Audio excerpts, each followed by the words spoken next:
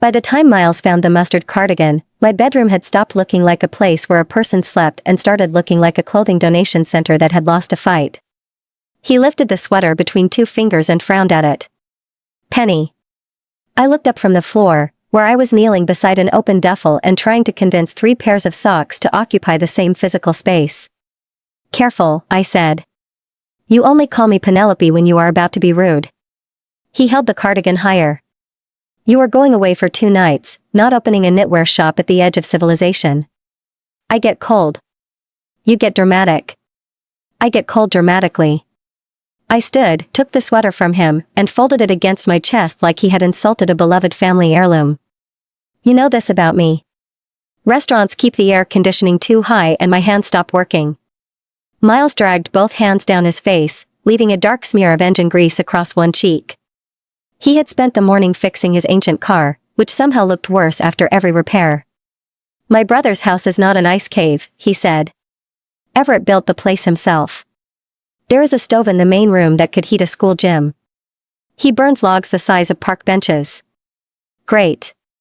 Then I will be cozy. You will be cooked. I ignored him and shoved the cardigan into the duffel. The zipper protested the second I tried to close it. I put one knee on the bag, leaned my whole weight into the fabric, and pulled until the teeth came together with a sound like metal begging for mercy. Miles glanced toward the closet, where my brand new hiking boots waited with the tag still attached. He pointed at them. Those are not going to survive real mud. They are waterproof. They are city waterproof. They can handle spilled iced coffee and emotional weather. We are going to an actual mountain. The reviews were excellent. The reviews were written by people who walked to brunch. I turned away from him before he could ruin another purchase. My tech backpack was open beside the bed, and that bag mattered more than any boot debate.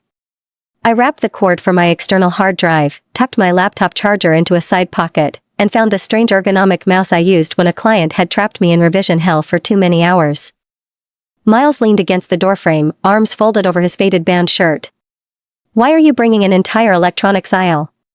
My job, I said. I have 2 client revisions due Monday.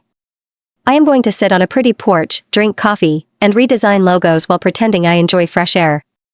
He laughed once, then picked up my backup battery. You know there is no Wi-Fi, right? My hand froze around the mouse. The mouse slipped from my fingers and hit the floor. Miles. He lifted both palms. Before you panic. I need internet. I have files to send. Vector files. Large ones. Grant is bringing his satellite hotspot. I stared at him. My older brother, he added quickly. The lawyer. He cannot go half a minute without checking emails, market updates, or whatever joyless people in suits check. You can use his signal. I let out a breath and picked up the mouse. Fine. But I am bringing every cable I own. In case you find a charging port growing out of a tree? Help me close the laptop sleeve. Between the 2 of us, we got the backpack zipped. My bedroom looked worse afterward. Empty hangers lay across the rug. A shoebox sat open under the desk. Sweaters, toiletries, and chargers had migrated into places where none of them belonged. Miles checked his phone. The screen had 2 separate cracks running through it, both old enough that he had started calling them design features. Grant says he is leaving his office now, he said. We need to move if we want to beat him through the pass. I went into the bathroom and grabbed my toothbrush. Tell me about Everett again. Miles went quiet. That made me pause. He scratched the back of his neck, a habit I recognized from our college dorm days, usually deployed right before he admitted he had made a bad plan and wanted me to pretend it was fine. Everett is. He searched for the word. Intense. That is not a reassuring start. He lives alone for a reason. You told me he makes furniture. He does. That sounds normal. He does not talk much, Miles said. He mostly communicates through staring and short noises. He is huge. He eats steak like it personally offended him. He chops wood when he is annoyed, which is often. I shoved my toiletry bag into the last available gap in the duffel. So he is grumpy and outdoorsy. I can handle that. I work with art directors who send 6-paragraph emails about the emotional meaning of beige. I am not easily intimidated by men with opinions. Everett does not send emails. Even better. Miles looked up from his phone, and the humor had thinned from his face. I am serious, Penny. He has this way of looking at people. Like he can see past whatever they are saying and into whatever they are trying to hide. That finally made me stop. Miles, are you taking me to a cabin or the first act of a thriller? No. He shook his head. He is not dangerous. He is just private. Very private. He hates unexpected guests. He hates noise. He hates when people touch his things. Then why are we going? His mood brightened with suspicious speed. Because it is my birthday weekend, and I want all my favorite people trapped together long enough to bond. Your favorite people include a brother who does not want visitors. He will adjust. Will he? Also, Grant needs to look over the property deed or something painfully legal. So this trip has purpose. I narrowed my eyes. Does Everett know I am coming? Miles became fascinated by the ceiling. Miles. I texted him. And what did you say? That I was bringing you. And what did he say? Miles cleared his throat. He replied with a period. I stared at him. A single period? Yes. That is not consent. That is a warning. You are reading too much into punctuation. In this century, a lone period at the end of a text is practically a threat. He is not great with phones, Miles said, bending to lift my duffel. The bag dragged his shoulder down at once. His hands are enormous. He probably meant to write something friendly and gave up. He typed one dot. Efficient. I grabbed my laptop backpack and slung my canvas tote over one shoulder. The strap dug into my collarbone at once. I am making a terrible decision, I said as I followed him into the hallway. I can feel it. The floorboards of my Brooklyn apartment building creaked under us as we headed for the stairs. From the restaurant downstairs, the familiar smell of garlic and hot oil floated up through the vents. I could still stay here, I said. I could order noodles. I could sit at my desk in sweatpants and stare at a blank Illustrator file until the weekend ends. You promised. I promise things under pressure. You need a break from the city. I like the city. You need trees. I have seen trees. Real trees, Miles said. One's not growing out of cracked sidewalk. I find sidewalk trees inspiring. They are doing their best. We are leaving. He pushed through the stairwell door backward, wrestling the duffel down one step at a time. It hit the metal railing with a heavy thud. I locked my apartment behind me and stood there for one last second, looking at the deadbolt like it might save me if I changed my mind. If your brother scares me to death, I called down the stairs, I am blaming you forever. Fair. I will also never forgive your car. My car has already survived worse judgment than yours. I started down after him. The new boots were stiff around my ankles. The laptop bag pulled up my shoulders. The idea of spending 3 days in a remote timber house with a silent mountain recluse, a corporate lawyer, and Miles as the only buffer between them made my chest tighten. I bit the inside of my cheek until it stung. By the time we reached the lobby, I was already sweating under the weight of my bags. Miles shoved open the glass door, and Brooklyn hit us all at once. Heat rose from the pavement. A truck blared its horn somewhere down the block. Someone shouted into a phone near the corner. Traffic crawled past in a long line of impatience and exhaust. His faded blue hatchback sat half on the curb, looking as if it had been abandoned there during a minor emergency. The hood paint had peeled in wide patches. One rear light was held together with tape. I had no idea how the thing was legally allowed to move. Miles popped the trunk. The hinges screeched. That sound is not normal, I said. That sound is character. He heaved the duffel into the trunk, then added my laptop bag with slightly more care after I made a sharp noise at him. The car sank under the weight. I opened the passenger door and found the seat covered in empty coffee cups. Miles. I was going to clean it. When? After the next presidential election? I swept the cups onto the floor with my foot and climbed in. The seatbelt was frayed near the buckle, but it clicked, which I chose to interpret as a good sign. Miles got in beside me and jammed the key into the ignition. The engine coughed. Then coughed again. Then, with a rough metallic shudder, it started. He grinned at me. Ready for the wild? I looked at the dashboard. The check engine light glowed bright orange. Start driving before I regain my survival instincts. He pulled away from the curb too fast, and the tire squealed. A cab honked. Miles honked back for no reason I could understand and merged into traffic with the confidence of a man who believed luck was a driving strategy. I leaned my forehead against the cool passenger window and watched the brick buildings slide past. I just think if we really consider the situation. Do not start thinking, Miles said immediately. A delivery truck blared at us as he cut in front of it. Your brain is going to ruin this trip before we even reach the bridge. Everett will be fine. Under the scowling and silence, he is probably decent. Decent people do not reply to weekend plans with threatening punctuation. It will be an adventure.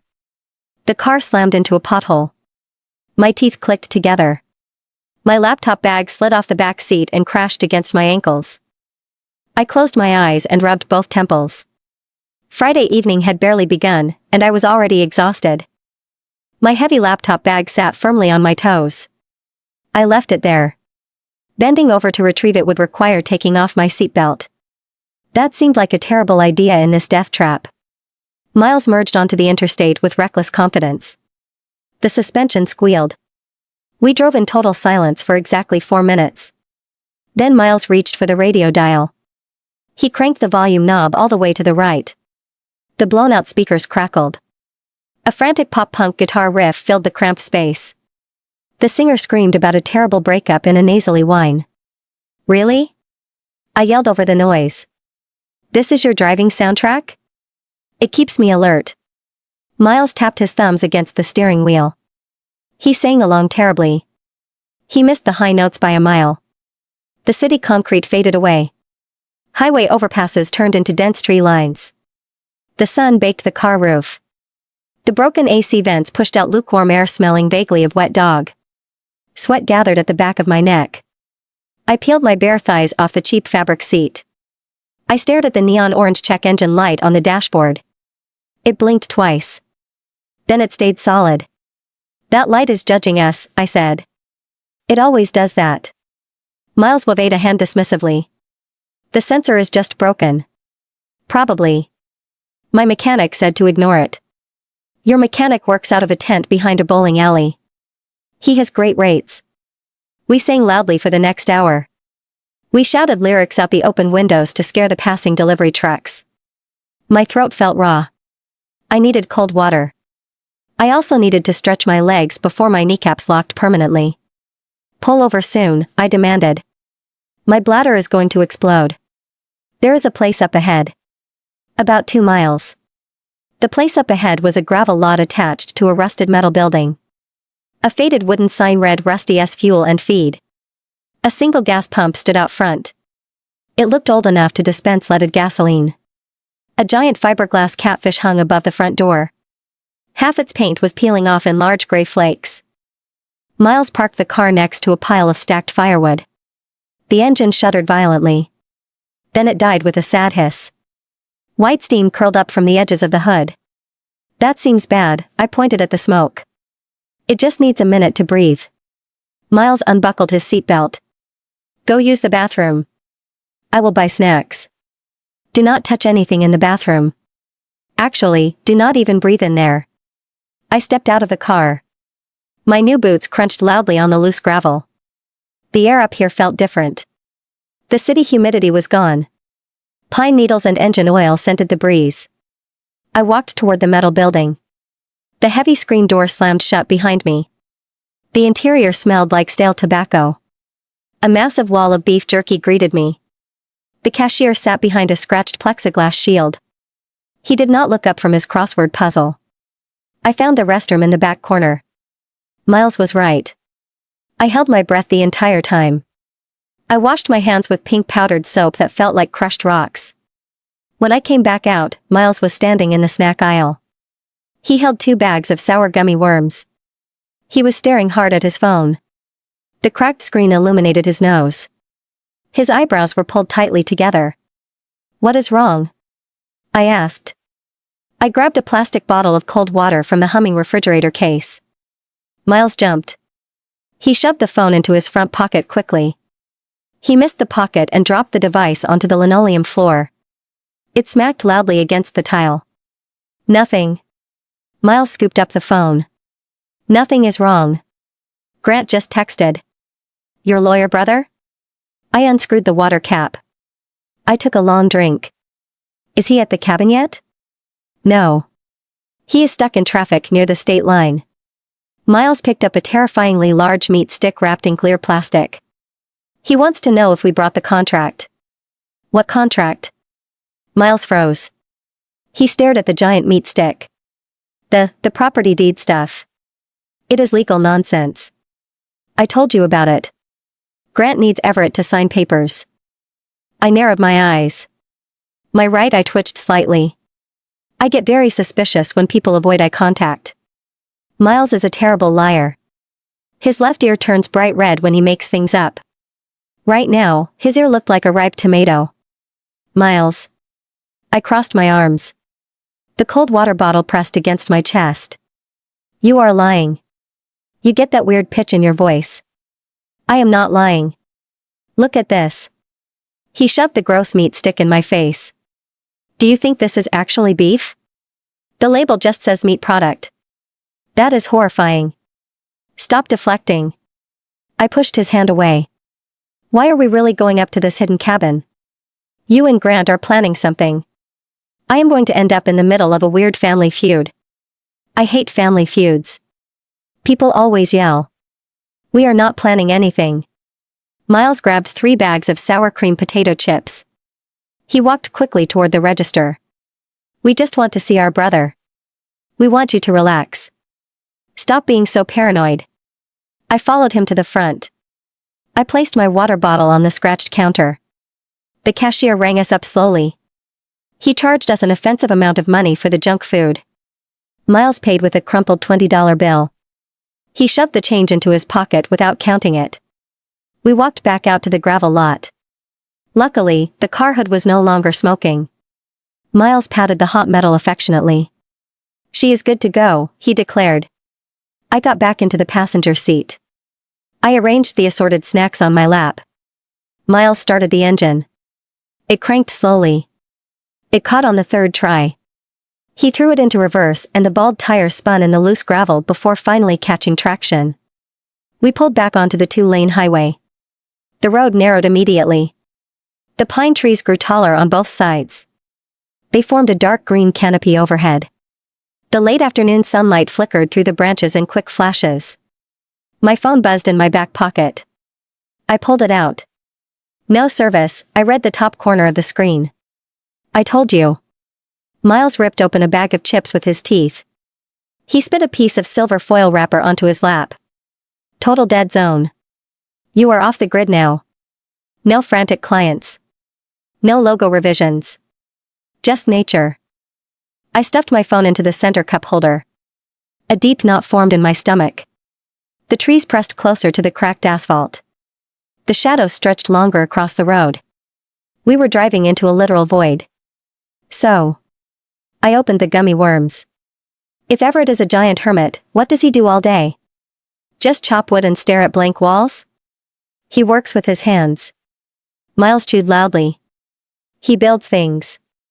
He actually sells a lot of custom furniture to rich people in the city. He just ships it out on freight trucks. He absolutely refuses to meet the buyers in person. He sounds delightful. He has a very bad temper. Miles glanced at me sideways. Just do not touch his stuff. I mean it. He is intensely territorial. If he leaves a coffee mug on the counter, leave it exactly there. If you move it an inch, he will lose his mind. Territorial. I rolled my eyes. Is he a feral dog? Miles choked on a potato chip. He coughed violently. He pounded his fist against his chest.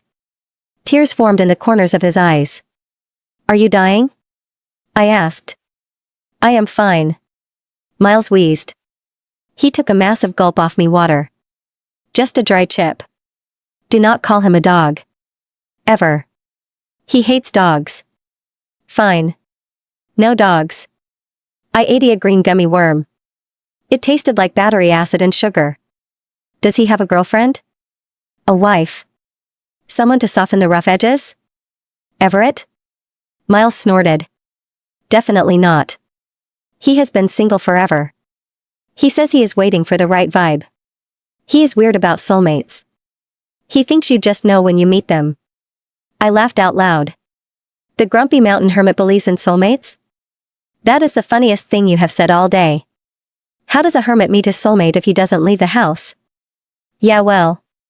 Miles gripped the steering wheel tighter. His knuckles turned white. Our family has a weird history with that stuff. We take it seriously. Grant is different. Grant dates corporate sharks. Everett is old school. The paved road turned sharply to the left. The asphalt ended abruptly. We hit a rutted dirt road. The car bounced hard. My head slammed into the fuzzy roof liner. I groaned and rubbed my sore scalp. Dust plumed thickly behind the rear window. The brown cloud blocked out the rest of the world. Almost there, Miles announced. He pointed through the dirty windshield. The trees opened up slightly. A massive wooden gate blocked the dirt road ahead. Thick iron chains wrapped tightly around the wooden posts. A large metal sign hung in the center. The red letters were painted in jagged strokes. Keep out. I read the sign aloud. Private property. Trespassers will be regretted. I looked at Miles. Regretted? Not prosecuted? Everett painted that himself. Miles stopped the car in front of the gate. He threw the gear shift into park. He feels legal threats are too impersonal. He prefers emotional damage. Miles opened his door. He stepped out into the swirling dust. He walked up to the heavy gate and grabbed the iron chains. The metal rattled loudly in the quiet woods. I sat in the passenger seat and watched him. My heart beat a little faster against my ribs. We were isolated. The cell service was gone. The loud city was a distant memory. I was about to spend 72 hours with a giant man who promises regret to visitors. I grabbed another sour gummy worm. I chewed it slowly. The sugar burned my tongue. Miles unhooked a massive brass padlock. He pushed the heavy wooden gate open. It swung wide on silent hinges. The dark path leading up to the timber fortress waited for us. Miles got back in the car. He smiled a very wide smile. Welcome to the den, he said. He hit the gas pedal hard. Welcome to the den, he said. He hit the gas pedal hard. The bald tires spit a shower of loose rocks against the undercarriage. The terrible sound echoed in the quiet woods. I gripped the plastic door handle. The car lurched forward up the steep dirt incline. Thick pine branches scraped the sides of the hatchback. The noise sounded like long claws trying to peel the faded blue paint off the metal doors. We bounced over a massive tree root. My teeth clicked together sharply. I glared at Miles. He just kept grinning like an absolute idiot. The forest canopy was dense up here. Sunlight only managed to poke through the dark green needles and tiny fragments. The air coming through the broken vents felt 10 degrees colder. You need better shocks, I muttered. I rubbed my sore jaw. Shocks are a scam. Miles wrestled the steering wheel around a sharp bend. Mechanics invent parts to bill you for. That is literally the dumbest thing you have ever said. Wait until you see this place. Miles ignored me entirely. He pointed a greasy finger through the dusty windshield. The trees suddenly broke apart. We entered a massive clearing. The dirt road ended in a wide circle of crushed graystone. I stopped breathing for a second. The building in front of us was not a cabin. It was a giant timber fortress. Thick black logs stacked high to form the walls. A steep metal roof angled sharply toward the sky. The windows were huge square panels of dark glass. A wraparound porch built from raw cedar planks circled the entire first floor. Smoke drifted lazily from a massive stone chimney on the left side. The custom iron brackets holding the roof beams together looked like they belonged on a medieval castle. It looked like a villain lair from a high-budget action movie. He built this? I asked. I stared at the giant wooden support beams. Mostly. Miles killed the engine. The car shuddered violently. It finally went quiet. He hired a crew to pour the concrete foundation. He did the timber framing himself. I unbuckled my seatbelt. My hands felt sweaty. The scale of the place was intimidating. I reached for the door handle. A loud cracking sound echoed across the clearing. It sounded like a gunshot. I flinched hard. My right shoulder slammed into the window glass. What was that? I hissed. I shrank down in my seat. Relax. Miles laughed. He pulled the keys from the ignition. That is just the welcoming committee. I peeked over the plastic dashboard. The cracking sound hit the air again. Wood splintered loudly. I looked toward the side of the house. A large pile of chopped logs sat near a wooden storage shed. A man stood in front of a giant tree stump. It was Everett. He brought a heavy steel axe down with terrifying force. The thick log on the stump split clean in half. The two heavy pieces flew apart and hit the dirt. I stared. I literally could not blink. He was massive. Miles is tall. Everett was built like a brick wall. Broad shoulders sloped down into a remarkably thick chest. He was shirtless. Sweat glistened across his skin in the late afternoon sun. Tiny wood chips clung to his damp stomach. Dark hair covered his chest and trailed down a very defined stomach. A faded white scar cut across his left rib cage. He reached down. He grabbed another giant log with one hand. He tossed it onto the stump easily. The wood had to weigh 50 pounds. He treated it like a piece of hollow plastic. He swung the axe again. The heavy muscles in his back coiled tightly. The steel blade bit through the wood with a deafening crack. He chopped the logs with violent intensity. Every swing looked like he wanted to murder the stump underneath. He seems relaxed, I whispered. My throat felt dry. I told you he works out his feelings. Miles pushed his car door open. The rusted metal hinges squeaked loudly. Everett froze. The steel axe stopped mid-air. He did not turn around immediately. His broad shoulders went rigid. He stood perfectly still for 3 long seconds. Then he turned his head. He looked at the car. His eyes locked onto the windshield. The glass was covered in highway dust. He found me anyway. My stomach did a bizarre flip. His eyes were dark.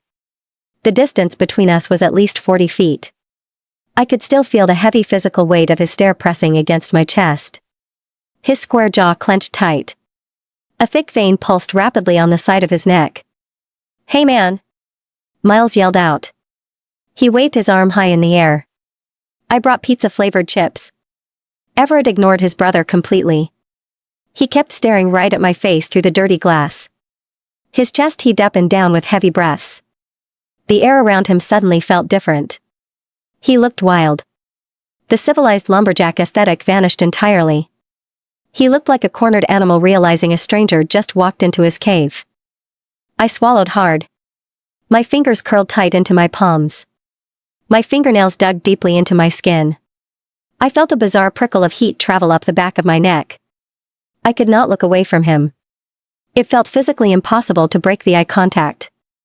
The intensity rolling off him was suffocating. He dropped the heavy axe. The steel head thudded deeply into the dirt. He took a half step toward the car.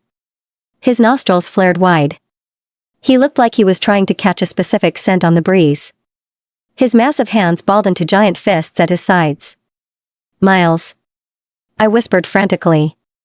I grabbed the door handle. I did not pull it. Get back in the car. Why? Miles leaned casually against the hood.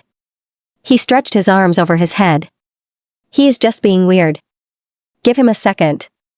I did not want to give him a single second. I wanted to lock the doors. Everett looked like he was about to rip the car door off its metal hinges with his bare hands. Instead of charging at us, Everett stepped backward. He stumbled slightly. He looked off balance. He dragged his eyes away from mine with visible effort. He turned around so fast his heavy boots kicked up a thick cloud of brown dust. He walked rapidly toward the porch stairs. He took the wooden steps 2 at a time. He reached the heavy front door not looking back. He grabbed the iron handle and pulled the thick door open, stepping inside. The heavy wooden door slammed shut behind him. The sound echoed sharply across the empty clearing. The loud bang startled a flock of black birds out of a nearby pine tree as they scattered into the sky with frantic wing flaps. Silence rushed back into the space. The only sound left was the metallic ticking of Miles's overheated car engine. I sat in the passenger seat. I stared blankly at the closed front door. My heart bumped wildly against my ribs. "Okay then," Miles said loudly. He walked around to my side of the car. He opened my door. "I guess he is not hungry for chips." I slowly swung my legs out of the car. My stiff new boots hit the crushed stone. My knees felt dangerously wobbly. I grabbed the metal door frame to steady myself. "You said he was a hermit." I glared at Miles. "You did not say he was a feral beast." "He is just surprised." Miles grabbed his canvas backpack from the back seat. "He hates unannounced guests." "I told you that back in the city." "You texted him." "Right."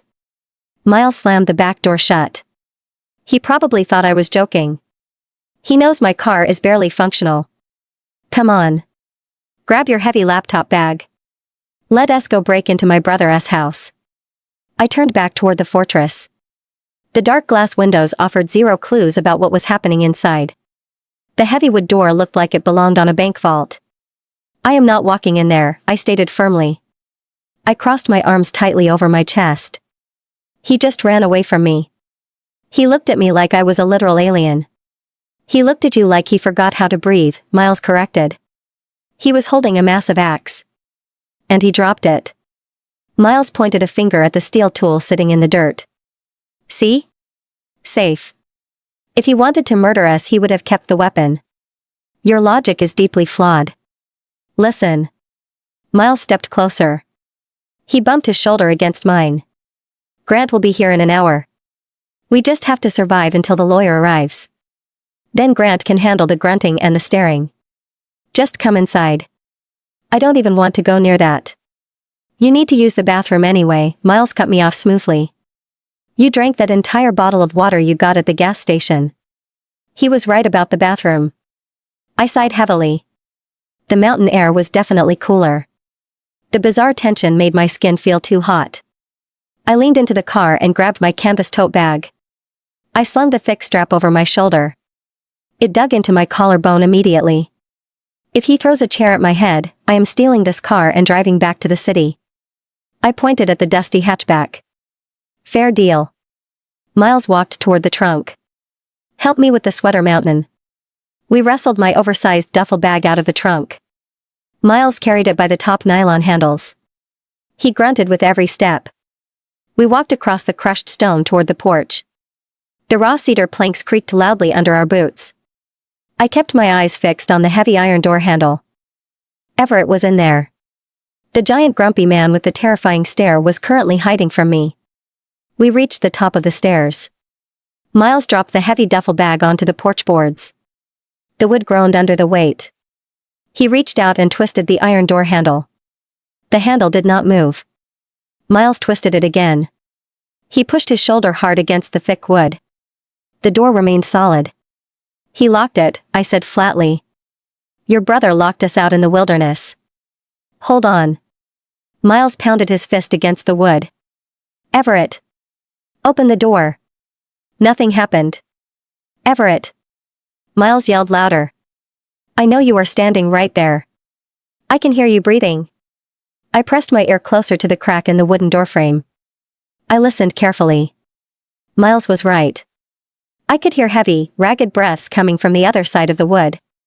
It sounded like a massive animal pacing back and forth inside a cage. "Let us in." Miles jiggled the handle violently.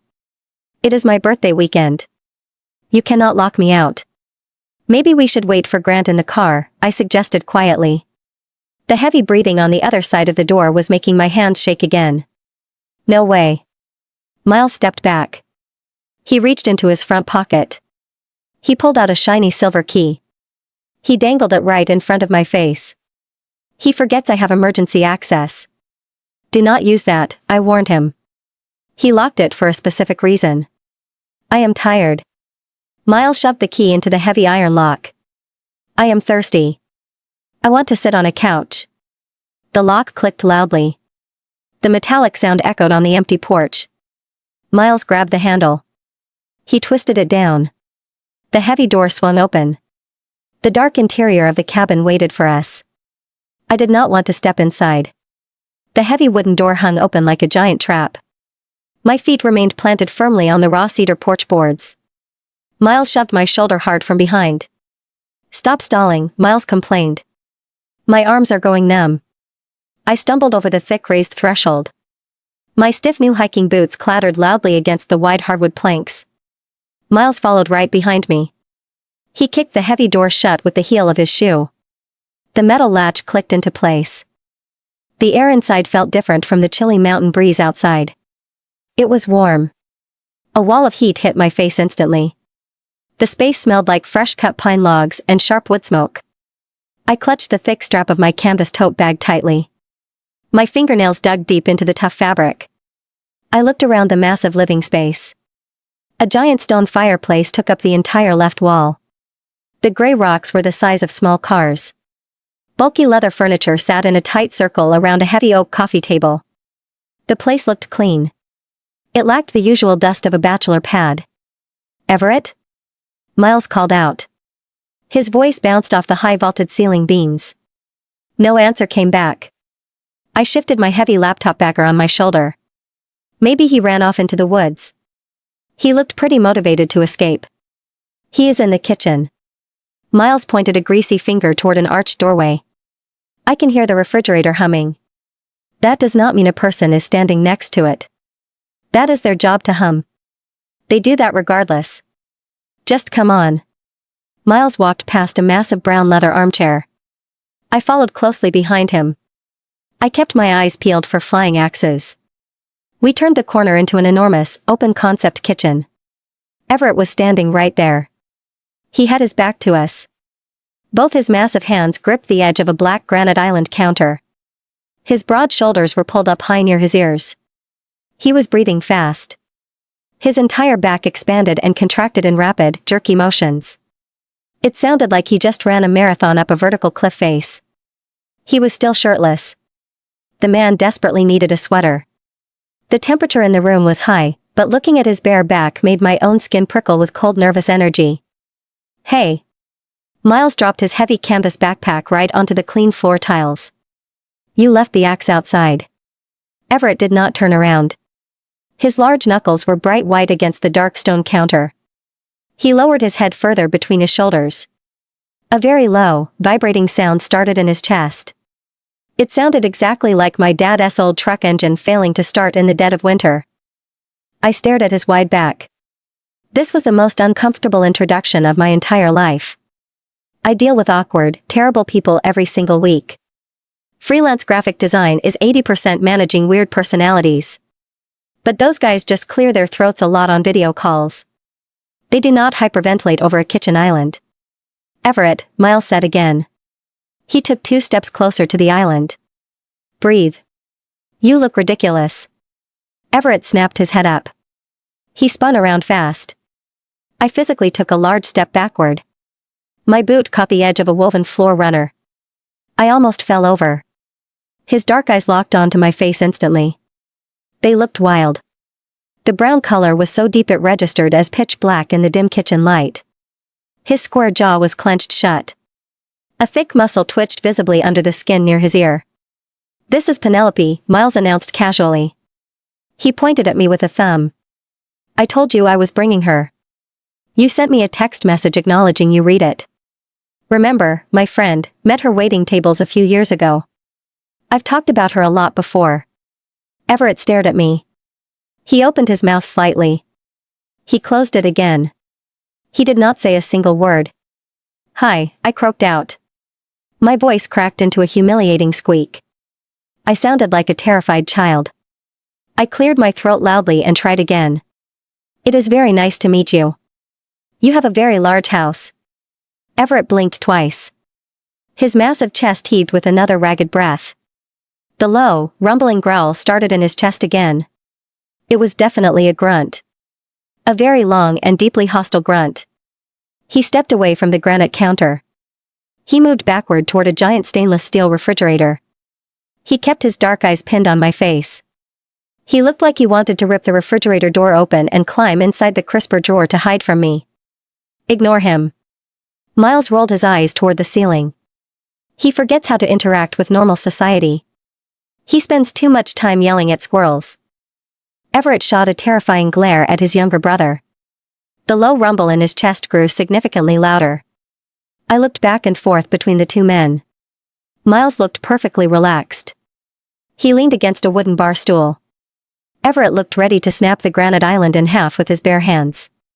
Is he having a panic attack? I whispered loudly to Miles. I leaned in close to his shoulder. Should we call for medical help? I am fine. The voice vibrated through the floorboards. It hit the soles of my new boots and shot straight up my spine. I whipped my head back toward Everett. His voice was deep. It sounded rusty. It sounded like he rarely used his vocal cords for actual words. See? Miles smiled a huge, goofy grin.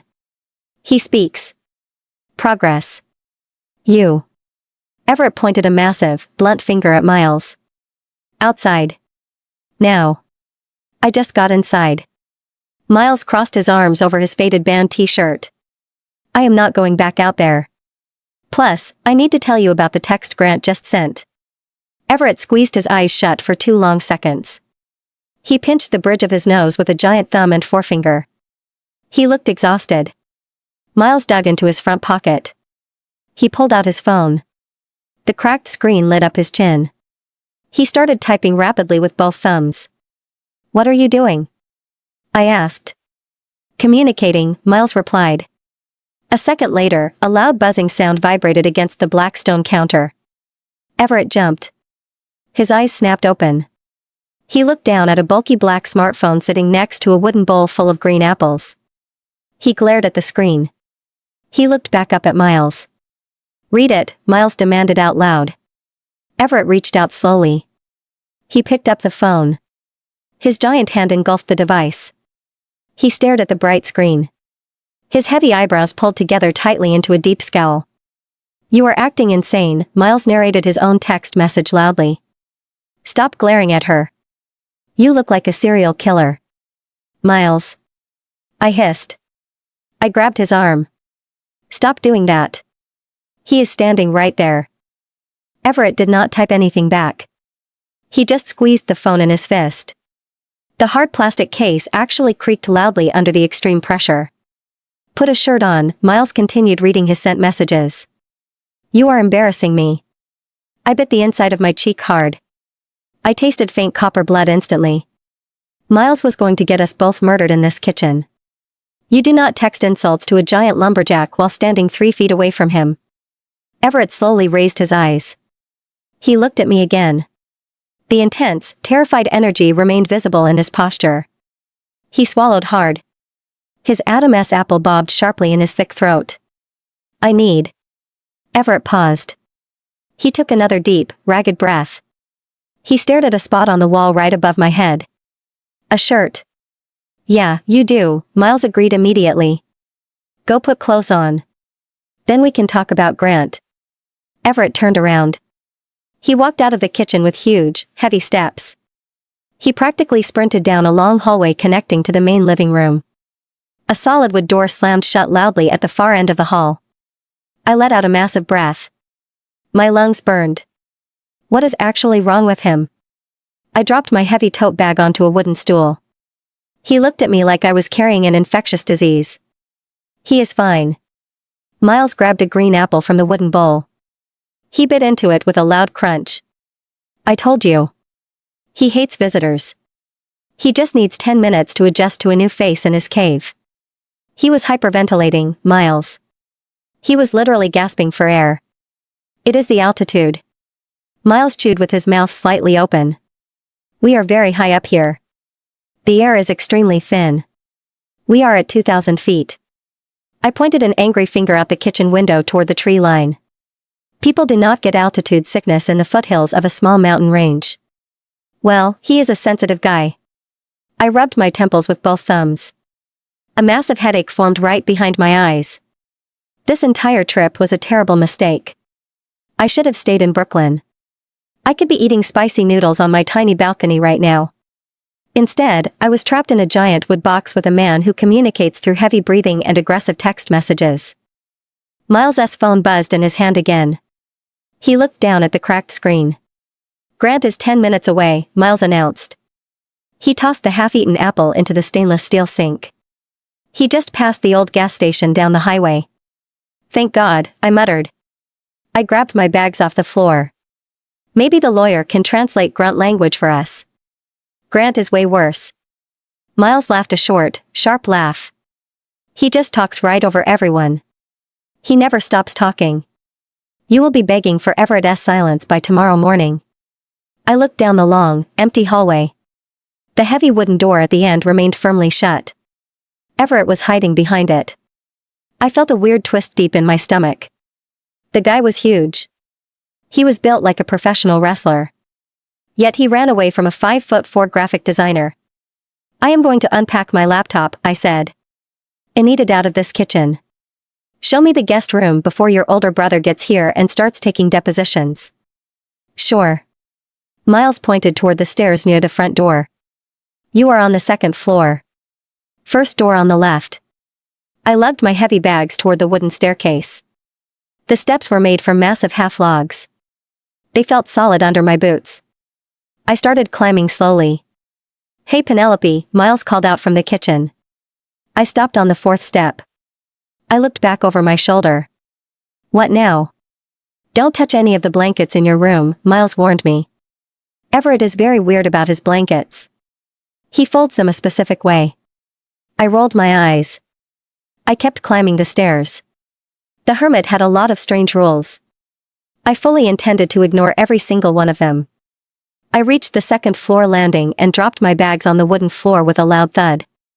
The sound echoed through the entire upper floor.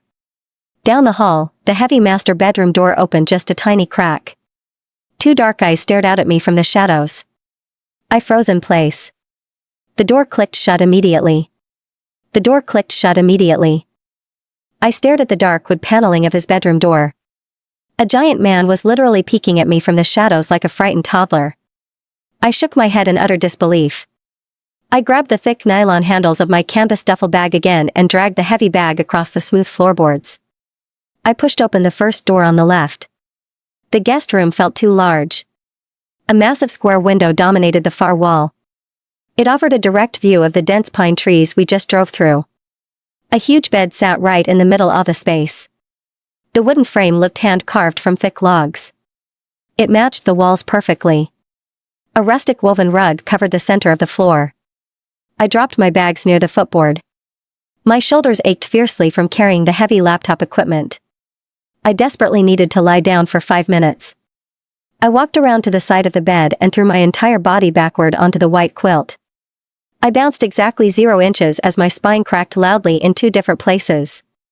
I groaned, rolling onto my side and immediately regretting it because who in their right mind buys a mattress this hard? It felt like a thin layer of cotton stretched over an actual concrete slab, completely unyielding against my ribs. Sitting up brought a sharp tweak right between my shoulder blades, the exact spot where 10 hours a day of leaning 6 inches from a glowing monitor usually takes its toll. 3 nights on this thing would permanently ruin me. Unzipping my black backpack, I dragged out the heavy laptop and started scanning the log walls for a power outlet. Nothing. I ended up on my hands and knees, crawling around the perimeter until I spotted a single socket shoved behind a massive wooden nightstand, so I jammed the charger in and prayed the breaker wouldn't blow. Leaving the bags in a chaotic pile on the floor, sneaking past the closed master bedroom door meant placing each boot right on the outer edges of the floorboards. Triggering a full-on panic attack from the resident hermit was not on today's schedule. Dust motes floated in the eerie quiet, every creak sounding like a gunshot until the log stairs finally offered an escape route downstairs. Miles's loud, irritated voice carried straight from the kitchen, already halfway through an argument with someone on his cracked phone screen. "You missed the turn," Miles yelled into the receiver. "I told you to look for the giant fiberglass catfish." "Yes, the ugly one with the peeling paint. Turn around right now." Dodging Miles altogether meant slipping straight into the main living room, which somehow felt twice as massive without his loud personality taking up air. Way overhead, thick iron brackets held the roof beams together, looking heavy enough to crush a minivan if the structural integrity ever gave out. A massive stone fireplace dominated the left wall, looking completely abandoned with a pile of dead gray ash sitting cold in the hearth. I looked around for a television. The space held 0 technology. Large wooden bookshelves covered the far wall instead of screens. Heavy hardcover books packed the shelves. Most of them looked old. The spines cracked and faded in the sunlight. I squinted at the titles. They were mostly thick reference manuals about tree species and architectural engineering. The man was a total nerd hiding inside a lumberjack body. I needed a place to sit down. My feet throbbed. These stiff new hiking boots were a massive mistake. I looked closely at the seating arrangement. A heavy oak coffee table sat in the exact center of the room. The wood grain felt perfectly smooth. Running a hand along the edge revealed zero metal nails anywhere, just seamlessly interlocked with joints that practically screamed someone spent way too many weekend hours obsessing over joinery. A massive brown leather armchair faced the dead fireplace. The chair looked very expensive. The leather had that rich caramel color you only see in high-end furniture showrooms. The stitching ran thick and perfectly even. Dropping into the middle cushion seemed safe enough, right up until my tailbone smashed straight into what felt like a solid block of concrete wrapped in microfiber. Too firm, I muttered out loud to the empty room. Like sitting on a rock. The leather felt freezing cold against the back of my bare thighs. I squirmed around trying to find a comfortable angle. The armrest sat way too high. The back cushion locked at a rigid 90-degree angle. It forced me to sit perfectly upright. It felt like sitting in a very stylish medieval torture device. I crossed my arms over my chest and shivered. The mountain air leaked through the giant glass windows and made my teeth chatter. The temperature inside this cabin felt unregulated. I stood up from the terrible chair and looked around the room for a heat source. The iron wood stove in the corner sat dark. A thick wool blanket caught my eye. It rested over the back of a large wooden chair. The material was a deep charcoal color. It looked warm. It also looked very carefully arranged. The edges lined up perfectly parallel to the chair's lines. The gray fringe hung down in a straight line. It looked like a museum display. I remembered Miles' specific warning on the stairs. He told me Everett folded his blankets a certain way. He told me not to touch anything. I looked at the freezing leather chair. I looked back at the warm wool. I ignored the warning. My need for basic human comfort outweighed my fear of the grumpy woodworker.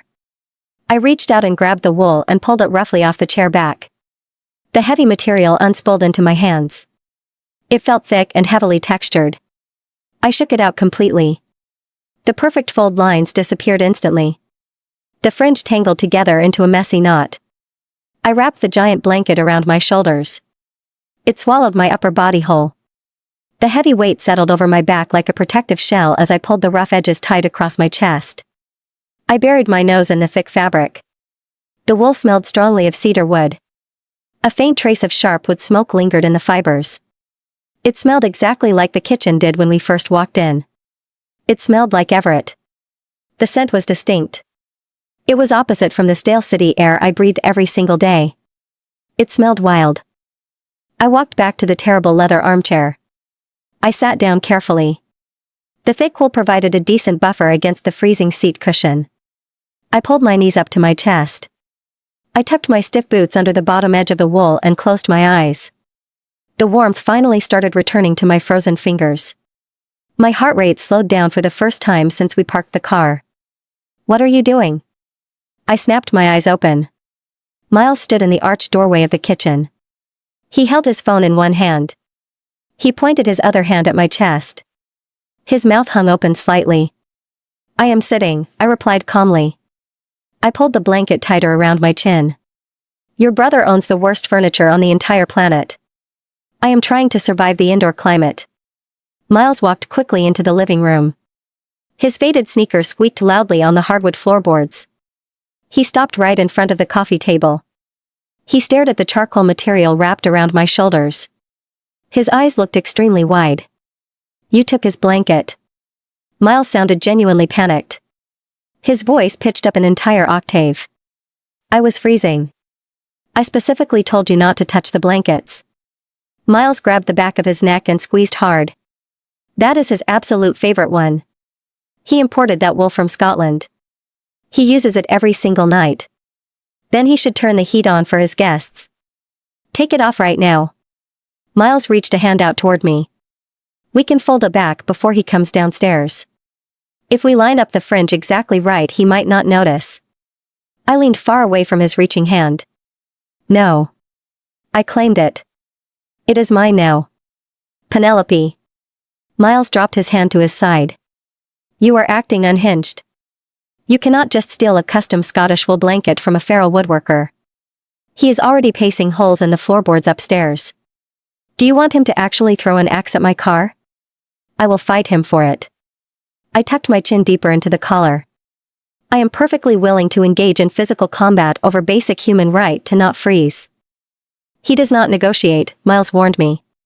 He just glares at you until you surrender. You have never experienced the Everett stare up close. He will melt your brain. I survived the stare through your dirty windshield, I reminded him. I am highly resilient. That was different. That was outside.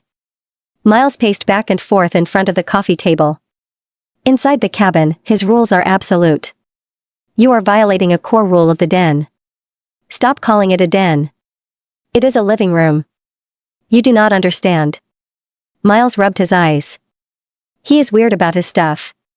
He is weird about his smells. If you wrap yourself in his favorite thing, he is going to lose his mind. He is very territorial.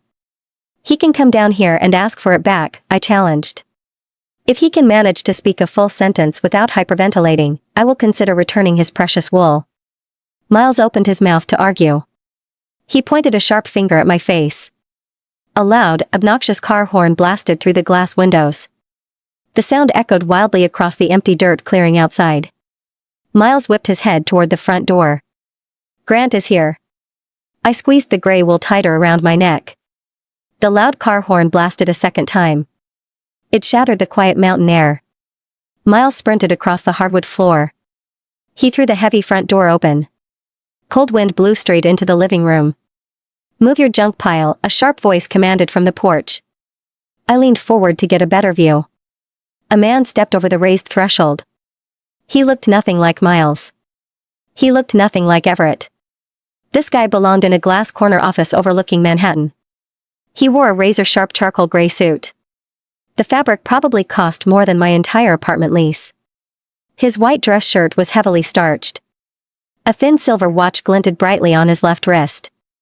Grant carried a glossy black leather briefcase. He stopped right in the middle of the woven entryway rug. He looked down at his shoes. His polished black Oxfords were covered in gray dust. He sighed heavily. You parked your rusted death trap right in the middle of the turnaround, Grant complained. He glared at Miles. I had to scrape my tires against the retaining wall to squeeze past you. I was eager to get inside, Miles deflected. He pushed the front door shut. You were eager to ruin my paint job. Grant brushed a speck of dirt off his suit lapel.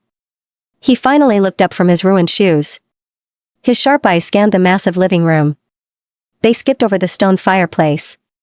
They bypassed the expensive oak coffee table. They locked onto me. Grant stopped breathing for one full second.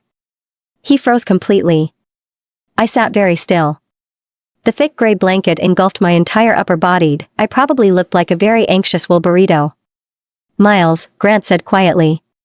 He did not take his eyes off my face. Who is occupying Everett's sacred reading chair? This is Penelope, Miles announced proudly. He pointed both index fingers at me. My best friend from the city. I texted you about her on the drive up. You texted me a single sentence. Grant took a slow step toward the coffee table. You said you brought a passenger to split gas money. You failed to mention she would be wearing the forbidden shroud. I was freezing, I stated firmly. I clutched the rough fabric tighter against my collarbone. Grant tilted his head. He studied my defensive posture. A slow smirk crept across his face. It was not a friendly smile. It was the smile of a corporate shark finding blood in the water. You took that off the chair, Grant observed. By yourself. Yes. And Everett did not immediately throw you through that plate glass window. We have not formally spoken yet, I admitted. I chewed hard on the inside of my cheek. We sort of just stared at each other in the kitchen. It was weird. Grant turned his head slightly. He looked at his younger brother. Explain this situation right now. It was wild, Miles laughed nervously. He rubbed the back of his neck. We walked in. Everett was shirtless by the island counter. He was basically hyperventilating. He looked at Penelope like she was an actual ghost. He grunted at me, I added for context. Then he ran away, Miles finished. He is hiding upstairs in the master bedroom right now. He slammed the door. Grant processed this new information in total silence. He placed his black briefcase on the smooth oak coffee table. The heavy leather slapped loudly against the wood. He popped the dual metal latches open. They clicked with sharp finality. Our brother ran away from a 5-foot-tall graphic designer, Grant summarized flatly. I am 5'4", I corrected him loudly. My boots add 2 extra inches. Grant ignored my height clarification entirely. He reached into the briefcase. He pulled out a thick stack of white legal paper and tapped the bottom edge of the stack against the table to straighten the pages perfectly. This is convenient, Grant announced. He looked at Miles. I assumed I would have to argue with Everett for 3 hours tonight. I brought 12 pages of property division documents. He hates signing legal forms. He usually threatens to feed my briefcase to a bear. He painted a threatening sign by the front gate, I offered. I saw it, Grant rolled his eyes. The grammar was atrocious. Grant flipped through the top pages of his contract. If Everett is already off balance, we have a massive tactical advantage. He cannot use his usual intimidation tactics if he is too busy hiding from a stranger in a sweater. It is a blanket, I said. Whatever it is. Grant waved a manicured hand in the air. It has short-circuited his brain. Everett does not tolerate people touching his personal items. The fact that you are currently wearing his favorite possession means his internal logic is broken. We strike right now. Strike? Miles asked. He shifted his weight nervously from foot to foot. What do you mean strike? We are just here for a birthday weekend. You are here for a birthday weekend. Grant clicked a silver pen. I am here to secure signatures on the Lower Valley deed transfer. Everett has been ignoring my calls for 6 weeks. I am not leaving this timber nightmare until he signs on the dotted line. Grant pointed the silver pen at Miles's chest. I need your full cooperation. You are going to help me corner him. He might punch me, Miles whined. I will pay your dental bills, Grant countered instantly. He did not hesitate. Go block the back staircase near the kitchen. I will take the main stairs. We box him in the master suite. This feels like a terrible idea, I spoke up loudly. I uncrossed my legs. You are planning an ambush on a man who owns a massive steel axe. I saw him chopping wood earlier. He has very aggressive shoulders. He is a pacifist, Grant scoffed. He buttoned the front of his tailored suit jacket. A very large grumpy pacifist. He just wants people to think he is dangerous. It keeps the annoying tourists away from his property line. He did not look like a pacifist, I mumbled into the wool collar. Grant walked around the heavy coffee table. He stopped right next to my leather chair. He looked down at me. Up close he smelled like expensive cologne and dry espresso. Penelope. Grant used my name for the first time. I need you to stay exactly right here.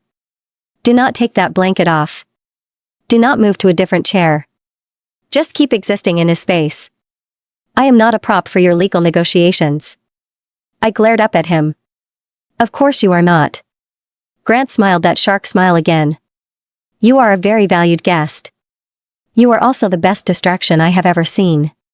If he comes downstairs he will see you wrapped in his scent. His brain will melt again. I will slide the pen into his hand while he is distracted. That is manipulative. I bill $800 an hour to be manipulative, Grant replied casually. He turned his back on me. He clapped his hands together once. Let us go, Miles. Operation Get Everett to sign his life away is officially starting. Miles groaned loudly. He grabbed his faded canvas backpack off the floor. He is going to hate this so much. That is the best part, Grant agreed. They walked out of the living room together. Grant took the main log staircase with loud, confident steps. Miles trudged toward the kitchen hallway to block the rear exit. I sat alone in the massive room. The silence rushed back in instantly. The wind howled against the large square windows. The heavy glass rattled slightly in the wooden frames. I pulled the charcoal blanket over my head. I created a tiny dark wool tent. I breathed in the sharp smell of cedar and wood smoke. My chest felt tight. I was stuck in the middle of nowhere. I had no internet connection. I thought about my 2 client revisions due on Monday morning. The files were sitting inside my heavy laptop bag upstairs. I needed vector graphics. I needed reliable Wi-Fi to send large attachments. I currently had a freezing leather chair and a stolen blanket. I was officially trapped with 3 brothers who clearly communicated through hostility and trickery. A loud thud echoed from the 2nd floor. It sounded like someone kicked a heavy piece of furniture. Sign the paper, Everett. Grant's voice carried easily through the floorboards. Stop acting like a toddler. A very deep vibrating growl answered him.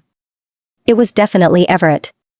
The sound rattled the dust in the ceiling beams right above my head. I am not signing that.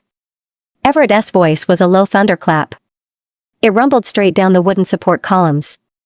You have to, Grant yelled back. It is legally binding. I will burn it in the stove. I printed 3 copies. I squeezed my eyes shut inside my dark wool tent. This was going to be a very long weekend. I sincerely hoped Miles's mechanic was wrong about those shocks. We might need to escape down that mountain very quickly. The heavy footsteps above my head stopped. The log ceiling beams stopped vibrating. The muffled shouting match in the master bedroom apparently reached a sudden conclusion. I peeked my head out of the thick gray wool collar. Grant marched down the wide log staircase first. He held his black leather briefcase flat against his ribs. He looked wildly smug. A sharp, victorious smile stretched across his face. Miles trailed right behind him. Miles looked exhausted. He rubbed his eyes with both fists. His faded band t-shirt hung loosely from his slouching shoulders. Then the mountain hermit appeared. Everett took the wooden stairs slowly. His heavy boots barely made a sound on the planks. He had thankfully put on a shirt. It was a faded gray long-sleeve Henley. The soft cotton stretched ridiculously tight across his massive chest. He glared down at the floorboards the entire descent. Dinner, Everett announced to the living room. His voice sounded like rocks grinding together at the bottom of a deep well. He did not look in my direction. He walked straight past my freezing leather chair and disappeared into the kitchen archway. I secured 2 initials on the lower valley addendum. Grant placed his expensive briefcase on the heavy oak coffee table.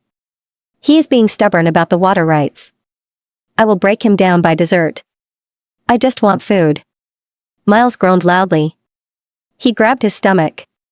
My body is literally digesting itself. You have the dietary habits of a desperate raccoon. Can we just talk about the— Miles started to complain. No, Grant cut him off instantly. We are eating red meat. We are pretending to be a functional family unit for exactly 1 hour. Grant turned around and walked toward the kitchen. Miles followed him like a sad puppy. I sat in the leather chair for another full minute. My stomach gave a loud, embarrassing growl. I clutched the stolen wool blanket tightly around my shoulders. I stood up and shuffled slowly toward the smell of roasting garlic. The kitchen felt significantly warmer than the living room. Heat radiated from a massive black iron stove in the corner.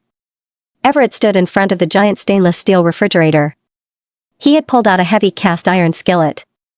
Sizzling chunks of dark meat crackled loudly in the pan. The smell made my mouth water instantly. I hopped up onto a tall wooden bar stool at the granite island. The stolen blanket pulled around my waist. I kept the top half wrapped securely over my arms. Everett felt me enter the room.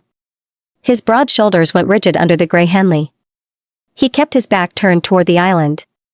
He stabbed a long metal fork into the hot skillet with terrifying force. Where are the wine glasses? Grant demanded. He opened a high wooden cabinet door. I am not drinking a $70 Cabernet out of a plastic cup. Bottom left, Everett grunted without turning around.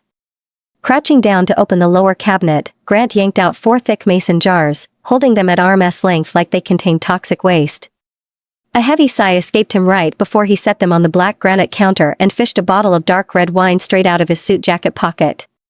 Using a silver corkscrew pulled from his briefcase, he uncorked the bottle and poured himself a miserly splash, completely ignoring Miles and me like we weren't even standing in the same room. Everett grabbed a massive wooden cutting board from the back counter. A giant round loaf of bread sat in the center.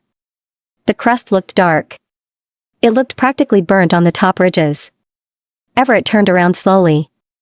He gripped the edges of the cutting board with both massive hands. His knuckles turned stark white against the wood. He walked toward me. My heart did a strange flutter against my ribs. He looked terrifying. His dark eyes locked onto my face. His jaw clamped shut so tightly a thick muscle ticked visibly near his earlobe. He breathed heavily through his nose.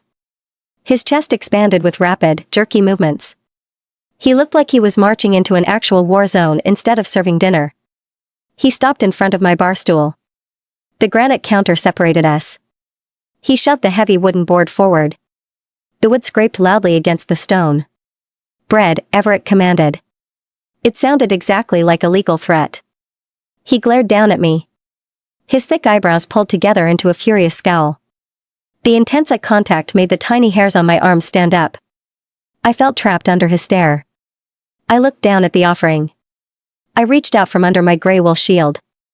I grabbed the edge of the round loaf and pulled slightly. The crust felt solid. I knocked my knuckles against the top of the bread. It made a loud hollow thumping sound. I looked back up at his furious face. My mouth engaged before my brain could stop it. I could use this to build a retaining wall. I tapped the crust again. It doubles as a solid brick. Miles dropped his mason jar. The heavy glass shattered loudly across the tile floor. His drink splashed in a huge puddle near the refrigerator. Everett froze completely. The terrifying glare vanished from his face. His dark eyes widened in absolute shock. He blinked twice in rapid succession. The thick muscle in his jaw stopped ticking instantly. He stared at the loaf of bread. He looked back up at my face. A weird, choked sound escaped his throat. It sounded like a cough caught sideways. He looked down at his massive hands resting on the counter. His chest hitched up sharply. A short, rusty bark burst out of his mouth. Then he actually laughed. It was a loud, booming laugh. The deep sound echoed wildly against the high kitchen ceiling. He threw his head back slightly. His broad shoulders shook with genuine amusement. The heavy scowl disappeared entirely. The tense lines around his mouth smoothed out.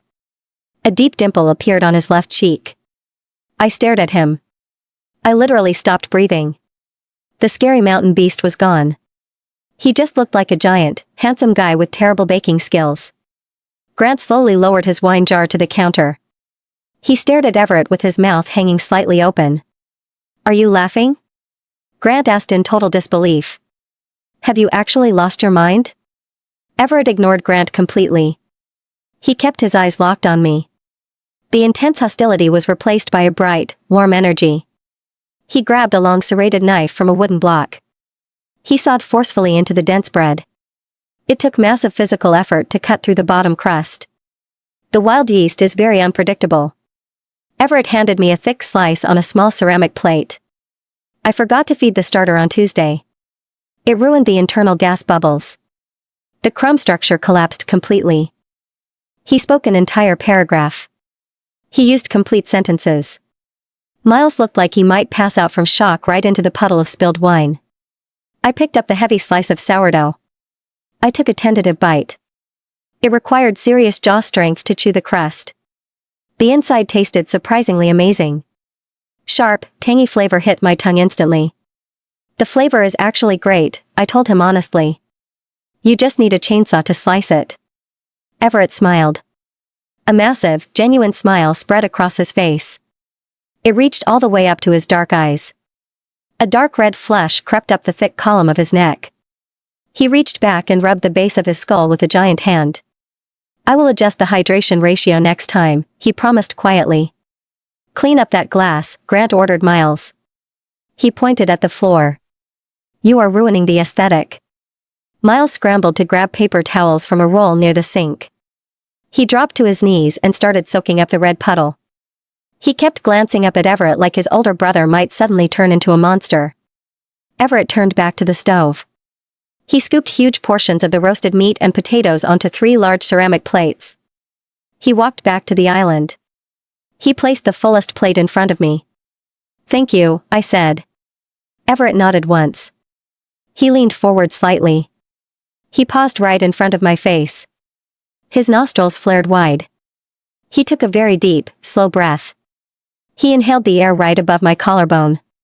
His dark eyes darted down to the charcoal wool blanket draped over my shoulders. He stared at his favorite possession for 3 long seconds. He did not yell. He did not demand I take it off. A low, vibrating hum started deep in his chest again. It did not sound angry this time. It sounded strange. It sounded almost pleased. He stepped back quickly and grabbed his own plate. He sat down on the bar stool right next to mine. He ignored the empty seats on the opposite side of the island. He sat so close his massive knee brushed accidentally against my leg. The heat radiating off his body was incredible. I suddenly did not need the wool blanket to stay warm. We need to discuss the timeline for the property survey. Grant took a dainty bite of meat. The county clerk is demanding updated boundary lines before the snow hits the access road. I am not paying a surveyor, Everett replied flatly. He cut his steak into perfectly square cubes. I know exactly where my property ends. It ends at the old creek bed. The county disagrees with your visual assessment. The county can come tell me that in person. Everett stabbed a piece of meat with his fork. They sent a guy last year. I stood by the gate with my axe. He drove away. That is technically a threat of violence, Grant pointed out. It was basic landscaping, Everett countered easily. I chewed my steak slowly. I watched the two brothers argue. The volume in the room was deafening. Miles threw his wet paper towels into a metal trash can. He grabbed his own plate and sat down on my left side. I was boxed in. I reached for another piece of the terrible sourdough bread. Everett watched my hand move. He pushed the wooden cutting board closer to my plate. Our fingers brushed against each other for a tiny fraction of a second. His skin felt hot. A weird static spark snapped against my thumb. I flinched and pulled my hand back quickly. Everett dropped his fork. It clattered loudly against his ceramic plate. He stared at my hand. He stared at his own fingers. He swallowed hard. The thick muscle in his jaw started ticking rapidly again. Did you feel that? Miles asked through a mouthful of potatoes. The air is super dry up here. Static electricity is everywhere. Yeah, I lied smoothly. Just static. Everett picked his fork back up. He did not say another word for the rest of the meal. He ate his food in total silence. He kept his dark eyes fixed firmly on the granite counter. Grant downed the rest of his wine, wiped his mouth with a cheap napkin, and immediately went back to scrolling on his phone like Miles didn't he even exist. So typical. After a solid 10 seconds of aggressive tapping, he finally looked up over the messy kitchen island, cocking his head with that stupidly smug expression that usually meant someone was about to get insulted. Miles nodded once in return. I watched the silent exchange. They were definitely plotting something terrible. Grant pulled his silver laptop out of the leather briefcase. He flipped the screen open right next to his empty plate. He started typing furiously. The master plan was officially starting. The screen of Grant's silver laptop glowed bright in the dim kitchen. He typed with rapid, violent force. His manicured fingers hammered the keys. He looked like a classical piano player destroying a keyboard. Everett stood up so fast his wooden stool shrieked against the tile floor. Before I could even swallow my last bite, he snagged my plate right out from under my nose, stacked it on top of his, and marched over to the sink without a single word. Talk about rude. He yanked the faucet handle, blasting water into the basin, and started savagely scrubbing a cast iron skillet with a wire brush. The guy's back muscles practically strained against the gray cotton of his shirt, totally ignoring the rest of us. I should go to sleep, I announced to the room. My spine needs to mentally prepare for that cobblestone mattress. Rest well, Grant replied. He didn't look up from his glowing screen. Tomorrow is a big day. I hopped off the bar stool. My stiff new boots hit the floor with a loud thud. I walked out of the kitchen. I climbed the heavy log stairs slowly. I could feel Everett's presence in the room even with my back turned. The weird static electricity from our hands touching still tingled slightly in my thumb. I pushed my bedroom door open. POV, Miles. Penelope's heavy boots finally stopped clomping around on the second floor. The old wooden ceiling board settled into silence. Everett still stood at the sink. He was washing the exact same metal pan for the 4th consecutive time. The iron seasoning was probably stripped bare by now. I leaned my elbows on the cold granite island. I squinted at Grant's laptop screen. The document was filled with dense legal jargon. The black text was tiny and unreadable. "What are you actually typing?" I whispered loudly. I checked over my shoulder to make sure Everett was distracted. "Drafting," Grant said calmly. He hit the spacebar twice. "I am saving our older brother from permanent social isolation." Everett shut the water off abruptly. He dropped the wire brush into the sink. It clattered loudly against the metal basin. He dried his massive hands on a blue dish towel. He threw the damp cloth onto the counter. He walked over to the island. He glared down at the silver laptop. "Close that machine," Everett demanded. "I am done talking to you tonight. I am going to bed." "Forget the Valley deed transfer," Grant lied smoothly. He turned the laptop screen just a fraction of an inch away from Everett's line of sight. "This is a standard temporary housing liability waiver." Everett frowned heavily. His thick eyebrows bunched together over his nose. "A what?" "A liability waiver." Grant adjusted his expensive silk tie. "Penelope is a private citizen from a highly litigious urban environment. She just tripped over a hand-woven rug in your hallway. She loudly complained about the structural integrity of your guest bed. If she breaks an ankle on your unpaved dirt driveway, her freelance graphic design business goes bankrupt. You will be held personally responsible for her lost wages." I bit my bottom lip to stop a massive laugh. I tasted faint salt. Grant was an absolute demon. He lied with zero hesitation. "She has terrible footwear," Everett grumbled. He crossed his massive arms over his chest. The faded gray Henley stretched dangerously tight across his huge biceps. "Those are city shoes. Impractical for this terrain." "Exactly my point." Grant typed another fast sentence. "She is a massive liability risk. I am acting as your legal counsel right now. I need to protect this timber fortress from a massive civil lawsuit. You need her to sign a formal waiver tomorrow morning." Everett rubbed the back of his thick neck. His face flushed a dark red color under the harsh kitchen lights. "She took my blanket." "She stole it," I chimed in cheerfully. I wanted to add some fuel to the fire. "She just dragged it right off the chair while you were hiding upstairs." "Shut up, Miles." Grant kicked my shin under the counter. His pointy leather Oxford shoe hurt a lot. I rubbed my leg and scowled at him. "Everett, you need to assert basic house boundaries. You are the homeowner. We are instituting a cabin occupancy agreement. Both you and Penelope will sign it at breakfast." Everett stared suspiciously at the glowing screen. He clearly hated official paperwork.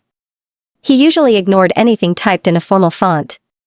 "Print it," Everett muttered. He rubbed his jaw with a giant hand. "I will make her read it while she eats." "Excellent." Grant hit the print command button. "The wireless printer is still set up in your office?" Everett nodded once. He turned around and walked out of the kitchen. His heavy boots thumped down the long hallway toward his woodworking shop. The heavy solid wood door shut with a loud click. I let out a huge breath. I started giggling uncontrollably. I slapped both hands over my mouth to muffle the terrible sound. "You are a terrifying person," I told my older brother. Grant ignored my compliment completely. He abruptly changed the subject. "Read section 4, he demanded. He turned the laptop screen toward me. I leaned in close to read the bright screen. The document looked authentic. It had a fake county seal at the very top. The title read Temporary Occupancy and Shared Resource Agreement in bold block letters. I skipped down past the legal definitions to the numbered clauses. Clause 4A, I read aloud quietly. The occupant agrees to accept mandatory guided supervision during all outdoor recreational activities. The host agrees to provide said supervision within a maximum physical proximity of 10 feet to ensure complete safety. I looked at Grant in total shock. You are legally forcing him to walk right next to her. He runs away when she breathes, Grant noted dryly. We have to mandate the physical proximity on paper. Keep reading the text. Clause 4B. The host assumes full responsibility for all caloric intake requirements of the occupant. All meals must be prepared and served exclusively by the host. I snorted loudly. Everett already cooked dinner tonight. But he almost threw the loaf of bread at her head. This specific clause requires a formal serving protocol. It forces direct hand-to-hand transactions. I scrolled down the page with a greasy finger. Clause 7. Thermal regulation. The occupant retains full rights to utilize any available textiles located on the premises, including but not limited to custom Scottish wool blankets. I laughed so hard my stomach cramped. He's going to lose his mind when he reads that. He won't read it. Grant closed the laptop with a sharp snap. He never reads the fine print. He just looks at the bold headings. He will see the words liability and risk. He will sign it to protect his property boundaries. Penelope will read it though. She seems like the type who reads everything. Will she sign it? Of course she will. Grant smirked. He looked proud of himself. She thinks this entire situation is a giant joke. She will sign it just to mess with his head. She has a very competitive personality. How do you know that? I asked. You met her exactly 2 hours ago. She argued with a feral lumberjack over a chair cushion while wrapped in his favorite blanket. Grant packed his silver laptop into the heavy leather briefcase. She is fearless. Everett needs someone who won't just politely nod at his defensive grunting. I grabbed a handful of sour cream potato chips from a crinkled plastic bag on the counter. I chewed them loudly. Did you see his face when she insulted his bread? I thought he was going to snap the cutting board in half. He laughed, Miles. Grant actually looked serious for a split second. I have not heard him laugh like that since we were teenagers. He usually just scowls and grinds his teeth at people. I swallowed the dry chips. The kitchen felt very quiet again. The wind howled against the large square windows. The mountain was isolated. We were miles away from normal society. My older brother built this giant timber house to hide from the entire world. He hid out here for years. He built beautiful furniture. He refused to talk to the actual people who bought it. Do you really think this stupid contract will work? I asked quietly. He is stubborn. If he figures out we are setting him up, he might literally throw my car off the cliff. He won't figure it out. Grant locked the metal briefcase latches. His brain is too flooded with basic survival panic. He stared at her collarbone for 3 whole seconds during dinner. The man is compromised. I thought about the weird static spark. I saw it happen with my own eyes. Everett bumped Penelope's hand on the wooden cutting board. He jumped back like he touched a live power line. We need to get them outside tomorrow, I suggested. The cabin is too small. He gets claustrophobic when people are in his space. Agreed. Grant picked up his briefcase by the handle. I will review the local trail maps tonight in my room. I need to find a hiking route with very narrow paths. Lots of dangerous tree roots. Areas that require physical assistance to cross safely. I can fake a stomach ache, I offered immediately. No, Grant adjusted his suit jacket. You are a terrible actor. Your left ear turns bright red when you lie. I will fake a sprained ankle. I have a much better pain grimace. You just want an excuse to sit on a rock. I pointed a finger at his chest. You just want to check your stock portfolio. That is a secondary benefit. Grant talked right over my sentence. He walked toward the arched doorway. Go to sleep, Miles. We have a lot of psychological manipulation to accomplish tomorrow morning. Grant walked out of the kitchen. His leather shoes clicked up the front stairs. I stayed in the kitchen alone. I looked at the broken wine glass pieces in the metal trash can. I looked at the leftover sourdough brick sitting on the wooden board. This was definitely the craziest birthday weekend ever. I grabbed the terrible bread and took a massive bite. It really did taste amazing. I chewed the tough crust very slowly as I turned off the bright overhead kitchen lights. I walked through the dark living room and headed for my room. Operation Master Plan was officially active. Sunlight stabbed through the giant square window of the guest room, landing right on my face with total disrespect. I groaned into the stiff white pillow. It smelled like high-strength bleach. Sitting up produced 2 distinct cracks from my spine. The cobblestone mattress officially won the battle. The thin white quilt ended up on the floor. Mountain air hit bare skin instantly, making my teeth click together. Sleeping in a tiny tank top and cotton shorts turned out to be a massive tactical error. Actual winter clothes were a necessity now. Tripping over the open canvas duffel bag revealed a total disaster zone inside. A quick dig through thin aesthetic sweaters yielded zero thermal value. The mustard yellow cardigan felt like literal tissue paper, so it joined the quilt on the floorboards. The wide hallway floor felt like ice cubes against bare feet. Rubbing my arms generated zero heat while tiptoeing past the master bedroom. The heavy wooden door sat wide open. Everett was already awake, leaving a tall woven laundry basket right outside his threshold. Heavy fabrics overflowed the sides.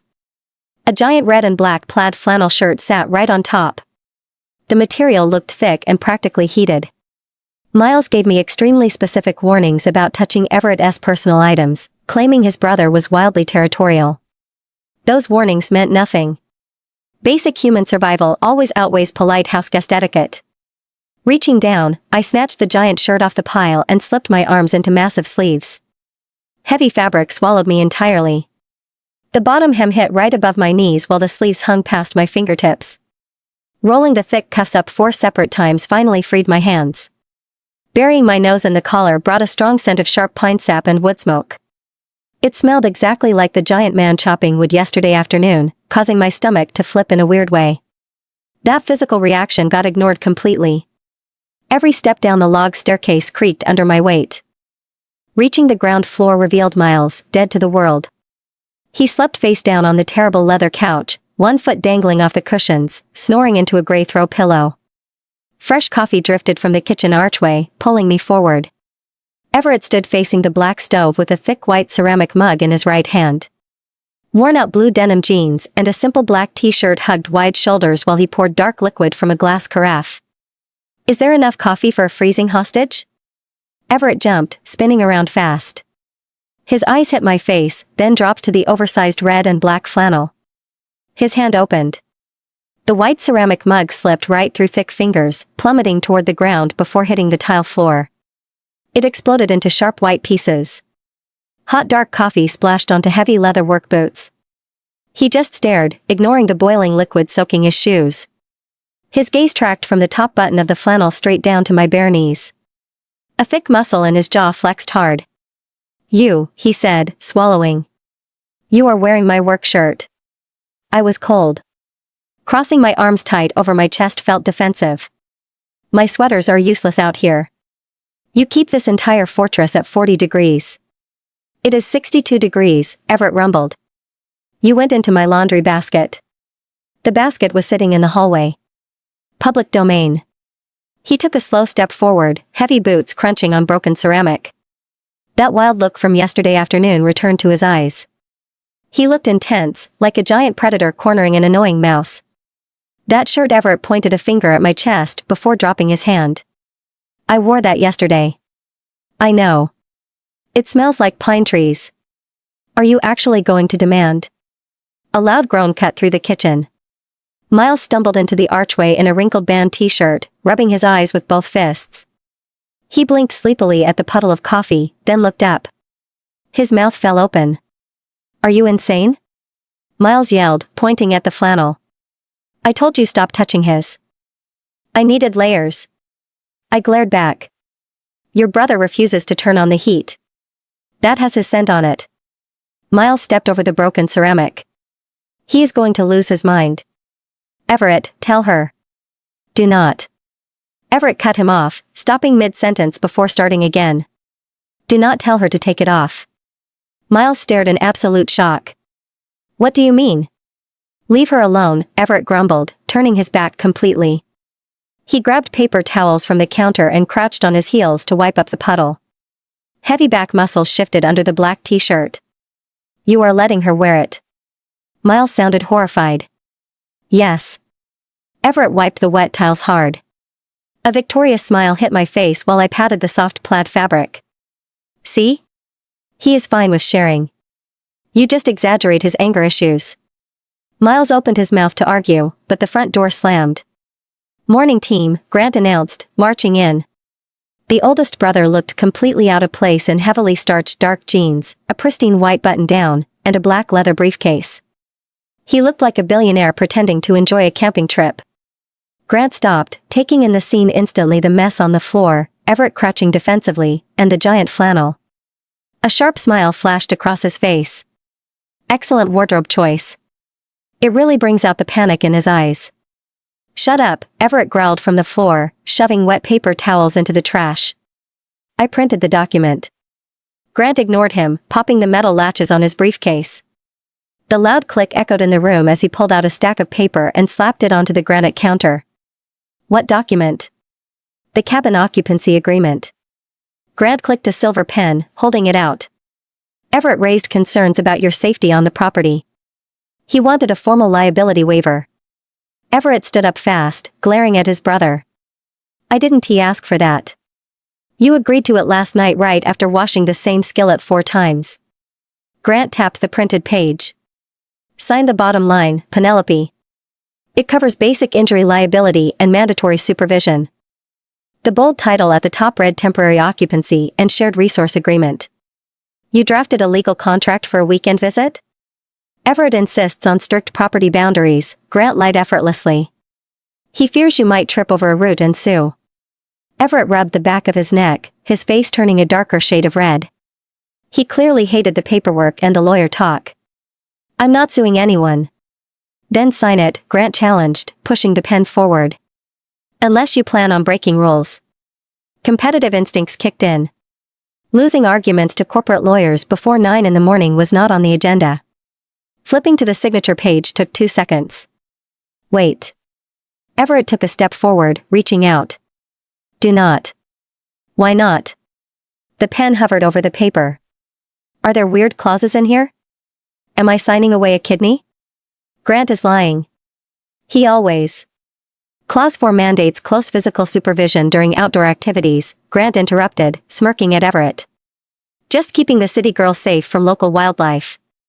My signature went onto the dotted line with quick strokes before the pen hit the counter. There. Legally binding. I am officially a temporary occupant, and you are legally required to supervise my every move outside. Everett stared at the signature like he was trapped. A low hum started deep in his chest, bouncing off the high ceiling. Perfect. Grant snatched the paper, sliding it into a plastic folder. Mandatory group hike after breakfast. I hate hiking, Miles complained. Eat your toast, Grant said, pointing at Miles. We leave in 30 minutes. Wrapping the oversized flannel tighter brought another drift of pine sap. Everett finally looked up from the contract, his eyes locking onto mine with an intensity that made the room feel suddenly warm. The cold mountain air completely disappeared. This was going to be a very strange hike. Grant slid the clear plastic folder into his black leather briefcase, snapping the metal clasps shut. The sharp metallic click echoed through the room like a small explosion. Everett didn't look away from me. His gaze stayed fixed on the red and black plaid fabric swamping my torso while he swallowed hard, his throat moving in a tight jerk. So. Miles clapped his hands together, stepping into the middle of the room. Breakfast. I am literally wasting away over here. Blinking rapidly, Everett finally broke eye contact with my collarbone and turned his massive shoulders toward the black iron stove. Pancakes, he announced, his voice sounding like gravel grinding inside a rusty blender. Pancakes? Miles sounded genuinely terrified. New Haven tea made pancakes since I broke my arm in 10th grade. I am making pancakes today. Everett yanked a massive stainless steel bowl from a lower cabinet, clearly trying to reclaim control of his own house. The legal paper had trapped him, so proving he still commanded the kitchen became an immediate priority. He slammed a bag of white flour onto the granite island, sending a cloud of white dust straight onto his dark leather boots. Hopping up onto my designated wooden bar stool, I pulled my knees tight to my chest, letting the heavy wool trap my body heat while the oversized shirt pulled around my legs. Make them blueberry. Everett froze with a metal whisk gripped tightly in his fist, looking over his shoulder at me. I do not have fresh blueberries, he grunted. Frozen works fine. The fake polite smile I gave him was pure evil. He squeezed the handle of the whisk until his fingers went pale, dropping the tool into the bowl with a loud clang before marching straight to the freezer. He ripped the door open, dug around behind stacks of butcher paper, and finally yanked out a frosty plastic bag. He dropped it onto the counter. Fine. Grant watched this whole display with intense interest, leaning his expensive suit jacket against the island like a scientist observing a chaotic laboratory experiment. Clause 4 requires you to handle all caloric intake, Grant said, tapping the granite with one finger. Do not disappoint your occupant. I will feed the occupant, Everett growled. He dumped flour into the bowl without measuring a single thing, cracking 3 eggs with one hand and crushing the shell so badly he had to fish tiny white fragments out of the batter with his thumb. Watching him work from the bar stool, I rested my chin on my knees. He poured milk straight from a glass jug and whisked the thick mixture so violently that yellow splatter flew over the edge of the bowl, landing right on the dark stone. You're spilling it, I pointed out. Everett stopped instantly, grabbing a rag to wipe the mess while a dark heat spread across the back of his neck. Watching a giant lumberjack panic over basic breakfast batter was honestly kind of great. He placed a heavy cast iron skillet over the gas burner and torched the flame to maximum, making blue fire roar under the pan. That is way too hot, Miles chimed in, leaning over the counter. I know how to cook, Everett snapped, grabbing a metal ladle. Go sit down. Miles ignored him completely, staying right beside my stool. Everett scooped a giant glob of batter and dumped it onto the smoking hot iron. It sizzled violently, popping hot grease all over the stovetop while he hovered over the pan, dumping frozen blueberries directly into the wet center. The berries hissed the second they touched the heat. He stepped back slightly, crossing his arms over his chest to stare at the pan, looking like he wanted to intimidate the food into cooking faster. Shifting my weight on the hard stool caused the oversized flannel to slide down my left shoulder. The freezing air hit bare skin, so I reached up to pull the thick fabric back into place. Everett caught the movement out of the corner of his eye. His head turned, his dark eyes locking onto my bare shoulder as he completely forgot about the stove. He just stood there, watching my fingers adjust the collar of his shirt while his jaw worked silently. He took a slow step toward the island, leaving the stove completely unattended. Does the shirt fit? It's a bit tight across the shoulders, I lied with a totally straight face, even though the shirt could easily double as a 2-person camping tent. Everett opened his mouth to reply, but a thick cloud of gray smoke billowed up from the skillet, filling the kitchen with the acrid smell of burnt flour. Everett! Miles yelled, pointing frantically at the stove. Everett whipped around, cursing under his breath as he lunged for the handle. He shoved a spatula under the first pancake, but the batter had fused completely to the iron. He shoved harder, scraping with his entire upper body until the pancake ripped free and flipped over. The bottom was solid black, resembling a hockey puck made of pure charcoal. Oh my God, Miles let out a sharp bark of a laugh. You ruined them. Everett ignored him, frantically hacking the other 3 pancakes off the hot surface. They were all identical black discs of absolute ruin, pouring thick gray smoke toward the high wooden ceiling. I started coughing as the bitter smell hit the back of my throat. Grant backed away from the island, waving a hand to clear the air. This violates basic safety parameters. You are actively trying to asphyxiate us. Ignoring the heat, Everett grabbed the iron handle with his bare hand and carried the smoking skillet to the sink. He dumped the 4 black rocks onto a white plate, tossed the pan under the faucet, and let it sizzle violently under the running water. He carried the plate over with both hands, stopping right in front of my stool before setting it down. We all stared at the collateral damage. The pancakes were completely rigid, with tiny wisps of gray smoke curling off the burned edges where the blueberries had melted into black craters. Eat, Everett said, putting on his best defensive face. Are you joking? Miles tapped a metal fork against the top of one, producing a sharp clinking sound like he was hitting a piece of actual granite. I will literally shatter a tooth. They are fine, Everett insisted, glaring down at the plate. They just have a heavy crust. Heavy crust? I pressed my lips together, trying to choke down the giant bubble of laughter rising in my throat. It's a specific cooking style, Everett lied, the dark color spreading all the way to his cheekbones now. They're rustic charcoal crisps. Rustic charcoal crisps, I repeated, refusing to give him the satisfaction of a smile. Yes. He gave a single, rigid nod. I looked over at Miles. Miles looked back at me. A loud snort escaped my nose before I could stop it, and I clamped both hands over my mouth, but the laughter exploded out of me anyway. Miles lost it a second later, doubling over the granite counter while holding his stomach. Everett just stood there, watching me laugh until the scowl melted off his face and that single deep dimple popped up on his left cheek. I threw my head back, laughing until my ribs ached and tears prickled the corners of my eyes, which I wiped away with the oversized flannel cuff. You burned them, I managed to squeak out, pointing at the plate. You completely destroyed them because you were staring at me. I was monitoring the occupant, Everett countered, leaning forward until his hands gripped the edge of the counter right next to my bare knees. I am legally required to provide supervision. You have to make actual food first. I picked up one of the discs, holding it like a tiny frisbee. I could skip this across the lake. Put that down. Everett reached out, snatching the burnt disc right out of my hand. His warm fingers brushed against my palm, sending a sudden spike of static heat humming across my skin.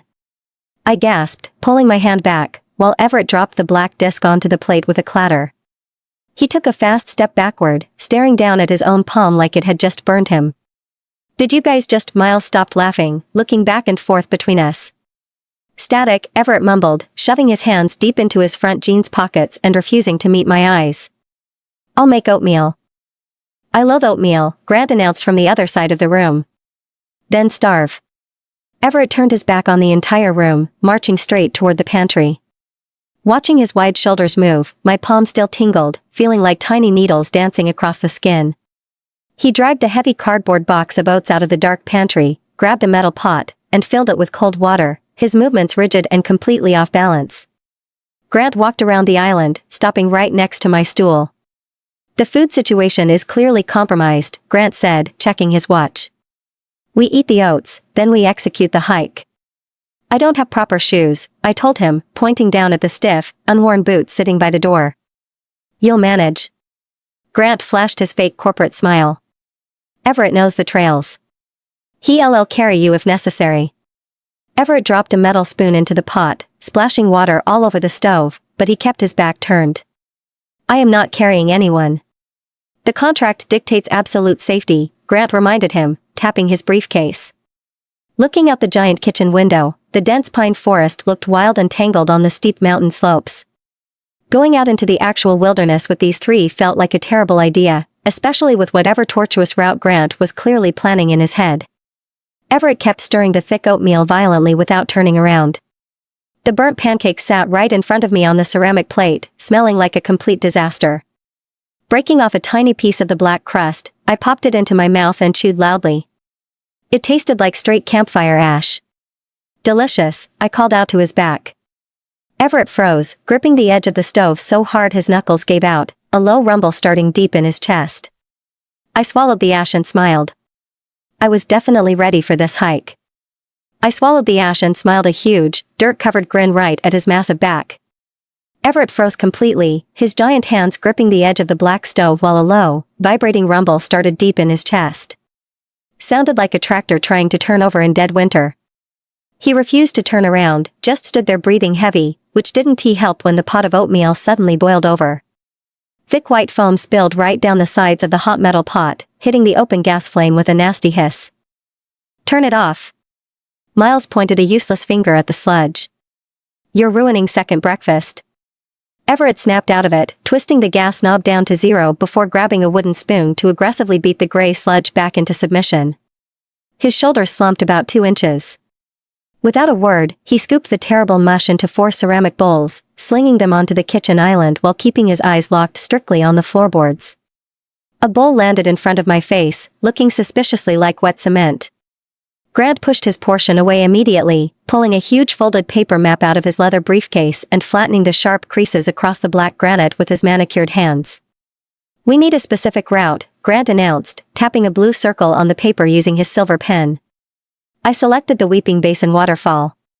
Leaning over the island to stare down at the topographical map, Everett squished his heavy eyebrows together over his nose. No, Everett said, voice completely flat. Trail S washed out. Spring thaw took half the dirt ridge right off the mountain. County website lists it as open. Grant tapped the blue circle again. County website is run by absolute morons. Everett slammed a thick thumb onto a squiggly elevation line. Right here. This section is a total death trap. Straight vertical drop on the left, path is maybe 12 inches wide, and we aren't taking her up. Are you implying I lack basic balance? I sat up straight on my wooden stool, crossing my arms tight. Everett's dark eyes finally flicked over to me, drifting down to my ridiculous, oversized flannel shirt. You lack footwear. Those boots are stiff cardboard and you'll slide right off the wet slate. I have fantastic lower body control, I lied, right to his face. Truthfully, I trip over perfectly flat sidewalks back in Brooklyn at least twice a week, but no way was I letting a grumpy mountain man destroy my dignity. Miles leaned over my shoulder, squinting at the paper map. Wait, is that the goat path? Grant nodded once. Highest scenic payout. I will literally die. Miles clutched his stomach. The lactic acid situation in my legs is dire. My hamstrings are already locked up from sleeping on your rock-hard leather couch. Drink some water, Grant advised, cold as ice. Everett crossed his arms, stretching his gray Henley dangerously tight across his chest. I veto the goat path. We take the lower logging road because it's flat. Grant smiled that terrifying corporate shark smile of his, reaching back into his briefcase for the clear plastic folder holding the cabin occupancy agreement. He slid it right across the granite counter. Clause 4, Grant reminded the room, pointing at the fine print. The host agrees to provide supervision within a maximum physical proximity of 10 feet to guarantee safety. The logging road is 12 feet wide, meaning she could wander off. The goat path forces a single file line, which guarantees close physical proximity and fulfills our strict legal requirements. Everett stared at Grant as the realization landed. Grant had deliberately picked the most dangerous trail on the mountain just to force Everett to stand glued to my side the entire afternoon. The corner of Everett's mouth twitched sideways, pulling his dark beard tight against his cheek as his chest expanded with a ragged breath. You're doing this on purpose, Everett grumbled. I am enforcing a binding contract, Grant countered smoothly. Penelope signed it. You agreed. I agreed to nothing. Your verbal consent set the legal precedent last night. Everett squeezed his eyes shut, pinching the bridge of his nose with a giant thumb and forefinger like he was trying to stop a massive migraine. He looked 2 seconds away from snapping Grant's silver pen in half. Dropping his hand back down, he looked back at me. Your boots are going to give you terrible blisters. He just sounded exhausted now. I'll deal with it later. I scooped a spoonful of the terrible oatmeal into my mouth, and yep, it tasted exactly like hot drywall paste. Eat fast, Grant ordered, folding the topographic map with crisp, sharp snaps. We leave in 15 minutes. I need to find a suitable wooden walking stick. Grant marched off toward the front door, Miles dragging his feet behind him while complaining loudly about the impending physical labor. So then it was just me and Everett sitting alone at the island. He stayed glued to the opposite side of the counter, staring down at his own bowl of cement oatmeal without taking a single bite. You hate him, I said softly. Everett looked up. Grant? No. He is just wildly painful to deal with. He treats you like a hostile witness. He treats everyone like a hostile witness. The man deposed our mother at Thanksgiving dinner 2 years ago over a missing pie recipe. Everett grabbed his ceramic bowl, walked over to the heavy stainless steel sink, and dumped the entire portion down the drain. He flipped the disposal switch, letting the machine grind the slop with a loud, gut-churning crunch. He shut the noise off, leaving the kitchen thick with quiet friction. Do not wear those boots bare inside, Everett said, leaning his hips back against the edge of the sink. What? Your boots. He pointed down at the floor near my stool. You wore them yesterday with tiny invisible socks and the leather is raw. It's going to skin your heels bare. I didn't pack heavy wool socks for a weekend trip. I crossed my ankles tightly. I bring normal ankle socks like a normal person. Everett let out a heavy sigh and walked straight out of the kitchen. His heavy work boots thumped down the long hallway toward his bedroom, returning 60 seconds later with a thick pair of gray wool socks in his giant hand. They were massive, looking like something meant for a very large yeti. He walked right up to my bar stool, stopping barely 2 feet away. The heat coming off him hit me instantly, smelling like sharp pine sap mixed with a faint trace of wood smoke. He held the socks out. Put these on, he commanded softly. Roll the tops down over the edge of the leather to create a buffer. Reaching out slowly, my fingers brushed against his wide knuckles as I took the wool. The static shock hit us again, way stronger this time. A sharp, bright snap of electricity jumped straight between our skin.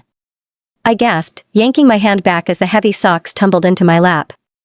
Everett took a rapid step backward, staring down at his own knuckles like they'd just sprouted extra fingers. He rubbed his thumb against his index finger, looking entirely thrown off. Stop doing that, I mumbled, my hands shaking just a little. I'm not doing anything. His voice dropped into that low, vibrating rumble again as he swallowed hard, his throat working against his collar. We stared at each other in awkward, agonizing silence. The weird electric tension in the air felt completely suffocating, and even though I desperately wanted to look away, my eyes were locked onto his. My pulse thudded right behind my ears so hard it blurred my vision. "Penelope," Everett said, using my name for the first time. The deep sound of it made my stomach do a bizarre, uncomfortable flip. "Yeah?" I whispered back. "Hey." Miles sauntered back into the kitchen, torpedoing the moment instantly while clutching a flat reusable water bottle. "Do we have a filtration system?" "I only drink alkaline water." Everett blinked rapidly, breaking eye contact so fast his neck made a loud popping sound. "Drink from the tap." Everett gestured wildly toward the sink. "We have a private well." "Water's fine. Groundwater is full of weird creepy minerals." Miles screwed his face up in pure disgust. "Drink the minerals." Everett practically sprinted past his brother toward the entryway. "I'm getting my boots." I snagged the thick gray socks from my lap and pulled them over my bare feet. They were absurdly large, the heels bunching up awkwardly around my ankles, but once I shoved my feet back into the stiff leather hiking boots, the thick wool actually provided a massive cushion. The tight leather felt totally manageable now. I hopped off the wooden stool, leaving the horrible oatmeal behind on the black granite counter, and walked into the main living area. Grant stood by the front door wearing a sleek black windbreaker over his expensive clothes, holding a smooth wooden walking stick like he was modeling for a high-end outdoor catalog. Miles stood next to him in his faded band shirt and flat skateboarding shoes, looking like a man marching toward his own execution. Everett sat on a low wooden bench near the door, yanking the laces of his heavy brown work boots tight with terrifying force. He stood up, towering over the rest of us, and grabbed a small canvas backpack from an iron hook on the wall before slinging it over one broad shoulder. "Stay behind me on the trail," Everett instructed the room, staring dead ahead at the peeling wallpaper. "Don't step on loose slate rock, and don't touch the green poison ivy vines near the creek." "I will mandate safe spacing," Grant agreed, tapping his wooden stick sharply against the hardwood floorboards. Everett opened the heavy front door, letting bright morning sunlight flood into the cabin alongside a blast of freezing mountain wind. I pulled the oversized red flannel shirt tighter across my chest as we stepped out onto the wide cedar porch. The dense pine forest waited for us, tall green trees looking completely menacing on the steep slope rising right behind the cabin. We were going to have to climb that massive wall of dirt and rock whether we liked it or not. Everett walked down the porch steps first, setting a painfully slow, deliberate pace to delay this torture as long as humanly possible. Grant fell into line right behind him, I tucked in behind Grant, and Miles dragged his feet at the very back of the pack. We crossed the wide crushed stone driveway and headed toward a narrow gap in the thick tree line where the goat path started. It was a tiny, miserable sliver of dirt cutting sharply up the side of a steep vertical rock face. "This looks awful," Miles whined from the back. "I'm going to break my collarbone." "I'll draft your wool tonight," Grant muttered without turning around. We stepped straight into the dark shadows of the giant pine trees, watching the bright sunlight disappear as the ground turned to slippery brown mud and jagged exposed roots. The mandatory group hike was officially underway, guided entirely by Grant's map of pure misery. The mud sucked loudly at my stiff leather boots. 5 minutes into the goat path, I was already praying for a meteor to end me. Everett walked point, his massive shoulders blocking half the scenery while he navigated the jagged roots with aggravating grace. Grant trailed right behind him, using his stupid wooden walking stick like a billionaire pointing out flaws in a fixer-upper. I dragged myself along behind the lawyer while Miles whined continuously at the rear. "My lungs are bleeding," Miles wheezed. "Breathe through your nose," Grant snapped without even turning around. I grabbed a slick gray rock to steady myself as the trail narrowed down to a terrifying ledge. A steep drop opened up on my left side, so I stared straight ahead. The massive gray wool socks bunched around my ankles served as thick protective barriers against the stiff boot leather. Sure, my heels felt fine, but my dignity took a massive hit considering the oversized red flannel shirt tangled around my knees every single time I lifted a leg. Everett stopped dead and turned around, glaring down the incline at our pathetic single-file line. "You are dragging your feet," he said, aiming the words right at my face. "I am adjusting to the altitude." I kicked a pine cone off the edge and watched it vanish into the trees. We went up 50 feet. Everett crossed his arms over his chest. Maybe we should, Miles started, already collapsing onto a rotting log. We are not stopping. Grant tapped his stick on a flat stone. We need to hit the waterfall by noon to maximize daylight exposure. We climbed for another hour while the air thinned out and my thighs burned like hot acid. I stubbornly kept my mouth shut, refusing to give Everett the satisfaction of a complaint. But he still checked on me every 2 minutes, his eyes flicking down to monitor my footing. The trail finally leveled out near a dense cluster of birches with white bark peeling off the trunks in long curly strips. Just as I caught my breath, Grant stepped onto a completely flat patch of dirt in his pristine black hiking shoes. He looked down at his feet, glanced at Miles, and threw his entire body sideways. He hit the dirt with a heavy thud, dropping his expensive stick and grabbing his right ankle. My leg! Grant yelled, rolling around in the mud. I froze, staring at the corporate lawyer squirming on the ground. Everett rushed down the narrow path and dropped to his knees right next to his brother. Don't touch it, Grant hissed, swatting Everett's giant hands away. The bone is definitely shattered. You tripped on flat ground. Everett squinted at the dirt. There aren't even any rocks, right? A micro fissure in the soil caught my heel. Grant winced, squeezing his eyes shut. The pain is blinding.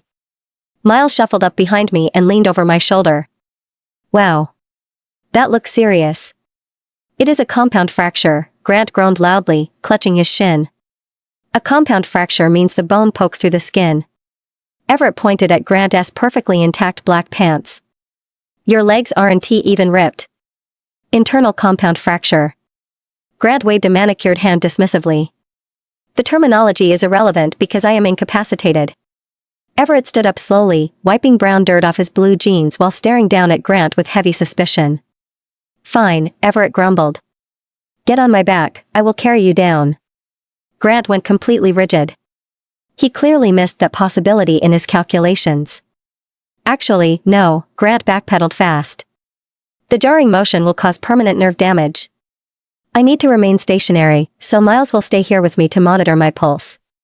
I am on pulse duty, Miles agreed instantly, sitting down right in the mud next to him. Everett looked back and forth between his brothers, pure defensive energy radiating off his shoulders as he realized the trap closing in on him. I am not leaving you two idiots on the side of a mountain. Grant reached into his windbreaker pocket and pulled out a clear plastic folder containing the printed cabin occupancy agreement. Clause 4, Grant read from the dirt. The host agrees to provide supervision within a maximum physical proximity of 10 feet. Stop quoting that fake paper, Everett growled. It is a binding verbal contract. Grant held the folder up like a trophy. Penelope is currently 3 miles into the wilderness in inappropriate footwear with 0 survival skills. You are obligated to escort her safely back to the property line while Miles and I wait for search and rescue. I have survival skills, I chimed in, crossing my arms. I watch documentaries. You thought a birch tree was a dead pine, Miles pointed out. The bark was confusing. Everett pinched the bridge of his nose, taking a long, shuddering breath while staring at the dirt path. I will walk her down, Everett said quietly. Then I am coming back up here, and if your ankle is miraculously healed, I am throwing you off the ridge. I accept those terms. Grant offered a sinister smile from the ground. Everett turned away from him and looked straight at me, his dark glare locking onto my face until a sudden warmth flared under my skin. He swallowed hard. Walk in front of me. I need to watch your footing on the steep sections. I turned around on the narrow path and started the descent. My heart hit my ribs in wild thuds because, let us be real, we were completely alone now that the 2 loudmouths were sitting safely in the dirt. The silence between us felt heavy while the wind rustled through high pine branches and small rocks crunched under my boots. I could feel his physical presence right behind my shoulders, staying exactly 2 steps back to follow those stupid contract rules to the letter. My oversized flannel shirt caught on a jagged thorn bush, and when I yanked my arm forward, the heavy red fabric tore. Stop. Everett grabbed my elbow. His massive hand wrapped around my arm, the heat from his palm transferring straight through the plaid material. A sudden static shock snapped between us. I sucked in a quiet breath and froze. Everett did not let go. He held my elbow tight. You are moving too fast. His deep voice vibrated right next to my ear. I looked over my shoulder, finding him way too close. His broad chest practically brushed my back, bringing along the sharp scent of pine sap radiating off his skin. "I want to get off this path," I whispered, my throat dry. "You are going to trip." He slowly released my elbow, his thick fingers dragging slightly across the flannel sleeve. "I have excellent balance." I turned my head away, staring down at the slippery brown mud. "You slipped 3 times on the way up." I was distracted. "By what?" "Your stupid brother's arguing." Total lie. I was actually distracted by watching his muscles move under that grey Henley, but he didn't need to know that. Everett let out a low rumble that sounded dangerously close to a chuckle before stepping back to give me space. "Go slow," he said, pointing at a steep drop-off ahead. "Put your weight on your heels." I stepped carefully down the rocky incline. Those giant grey wool socks saved my skin from terrible blisters, even if my toes jammed into the front of the boots. "Why did you let him do that?" I asked without turning around. "Do what?" "Grant." I hopped over a thick exposed root. "He faked that injury and you knew it. Why did you agree to walk me back?" Everett stayed silent for 30 seconds while our boots hit the dirt in rhythm. "He is stubborn," Everett finally answered. "He would sit in the mud until midnight just to prove a point." "You are stubborn too." "I am practical." "You burned 4 pancakes because you forgot how to use a stove." I smiled to myself, loving any excuse to bring that up. Everett groaned behind me. "I did not forget. The iron pan retained too much residual heat. Rustic charcoal crisps. Do not start that again." We reached a terrifyingly narrow ledge where the dirt path crumbled under my left boot. Tiny pebbles tumbled off the cliff face, and my knees locked up instantly. Sweaty palms, rising panic, the whole deal. I really hate heights, and the ground looked miles away. "Keep your eyes on the tree line." Everett stepped up right behind me, his chest bumping solidly against my shoulder blades. "Do not look down." "I am not looking down." I squeezed my eyes shut completely. "Open your eyes." His voice softened, losing its harsh gravel edge. "You cannot walk blindly." "I am stuck." Everett reached his arms around me without touching my skin at first, then placed his massive hands firmly on my waist over the thick flannel shirt. The heat from his palms anchored me instantly. "I have you," he promised quietly. "Just take one small step forward." I opened my eyes, locked onto the green pine needles on the opposite side, and took a tiny, shaky step. Everett moved right with me, keeping his hands securely on my waist while guiding me across the narrowest section of the goat path.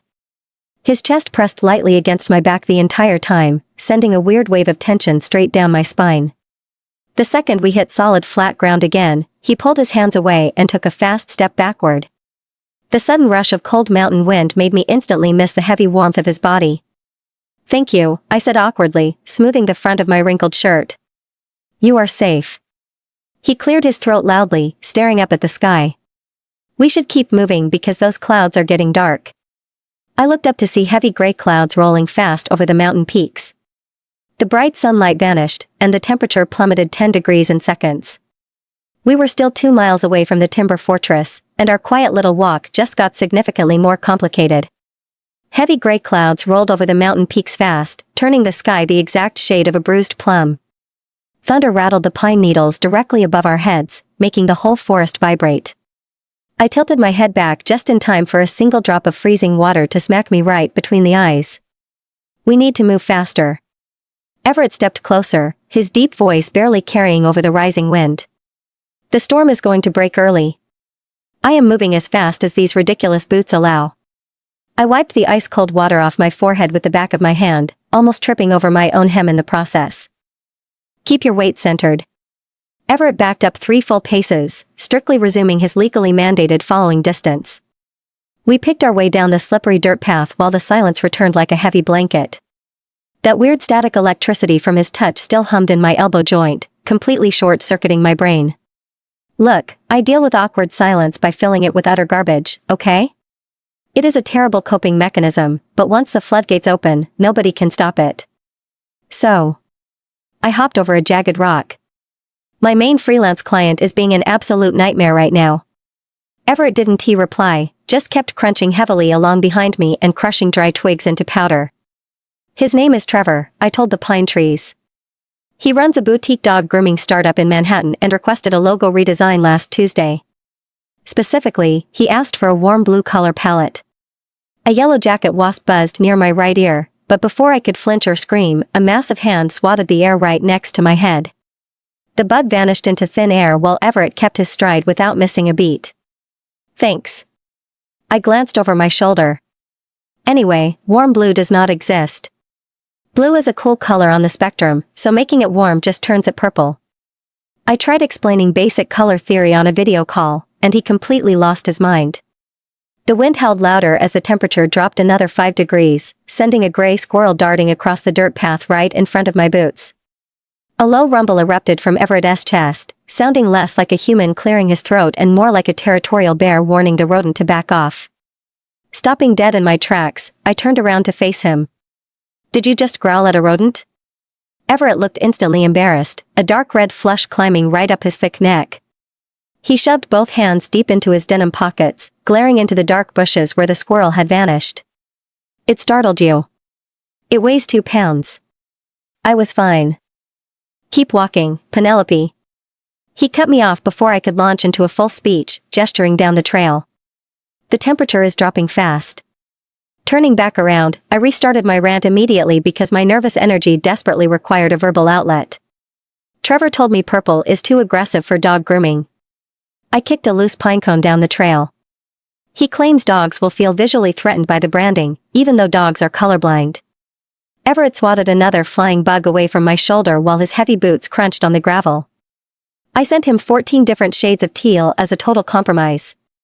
I kept up a rapid walking pace. He hated every single one and told me he wanted a color that smells like expensive shampoo. That makes 0 sense. Everett finally spoke up, sounding genuinely baffled. Exactly. I pointed a finger at the dark sky. You cannot smell a vector graphic. When I pointed that out, Trevor threatened to withhold my deposit, accused me of lacking creative vision, and asked me to use the papyrus font. Everett stepped over a fallen log. What is wrong with? Everything is wrong with it. I threw my hands up in the air. I told him I would rather throw my laptop straight into the East River because it looks completely unprofessional. I will talk to Trevor. My foot caught on a thick tree root, sending me stumbling forward before my knees could hit the mud. Everett's giant hands caught my waist instantly, his physical strength steadying my whole body while his heat bled straight through my thick flannel shirt. You are fine, he rumbled close to my ear. He let go instantly, taking his mandated 3 paces backward like a disciplined soldier. You cannot talk to Trevor. I brushed brown dirt off my jeans. You live in a hidden timber fortress and do not even own a computer. I own a phone. Everett snapped a low-hanging branch out of my way, tossing the thick piece of wood into the brush like a tiny twig. I can call him to explain the color spectrum. I actually laughed out loud. The mental image of this giant, grumpy lumberjack screaming at a yuppie dog groomer in Manhattan about the color purple was top-tier comedy. He would probably cry, I said, starting down a steep dirt incline. Trevor is very sensitive about loud noises. Good. We walked in total silence for another 10 minutes while the sky turned as dark as late evening. The pine trees groaned in the heavy wind, and the sudden drop in air pressure made my ears pop. I rubbed my arms through the oversized plaid sleeves. The flannel trapped my body heat well enough, but the wind still cut right through the thin denim of my jeans. My nose started running from the cold mountain air, forcing a loud sniffle out of me.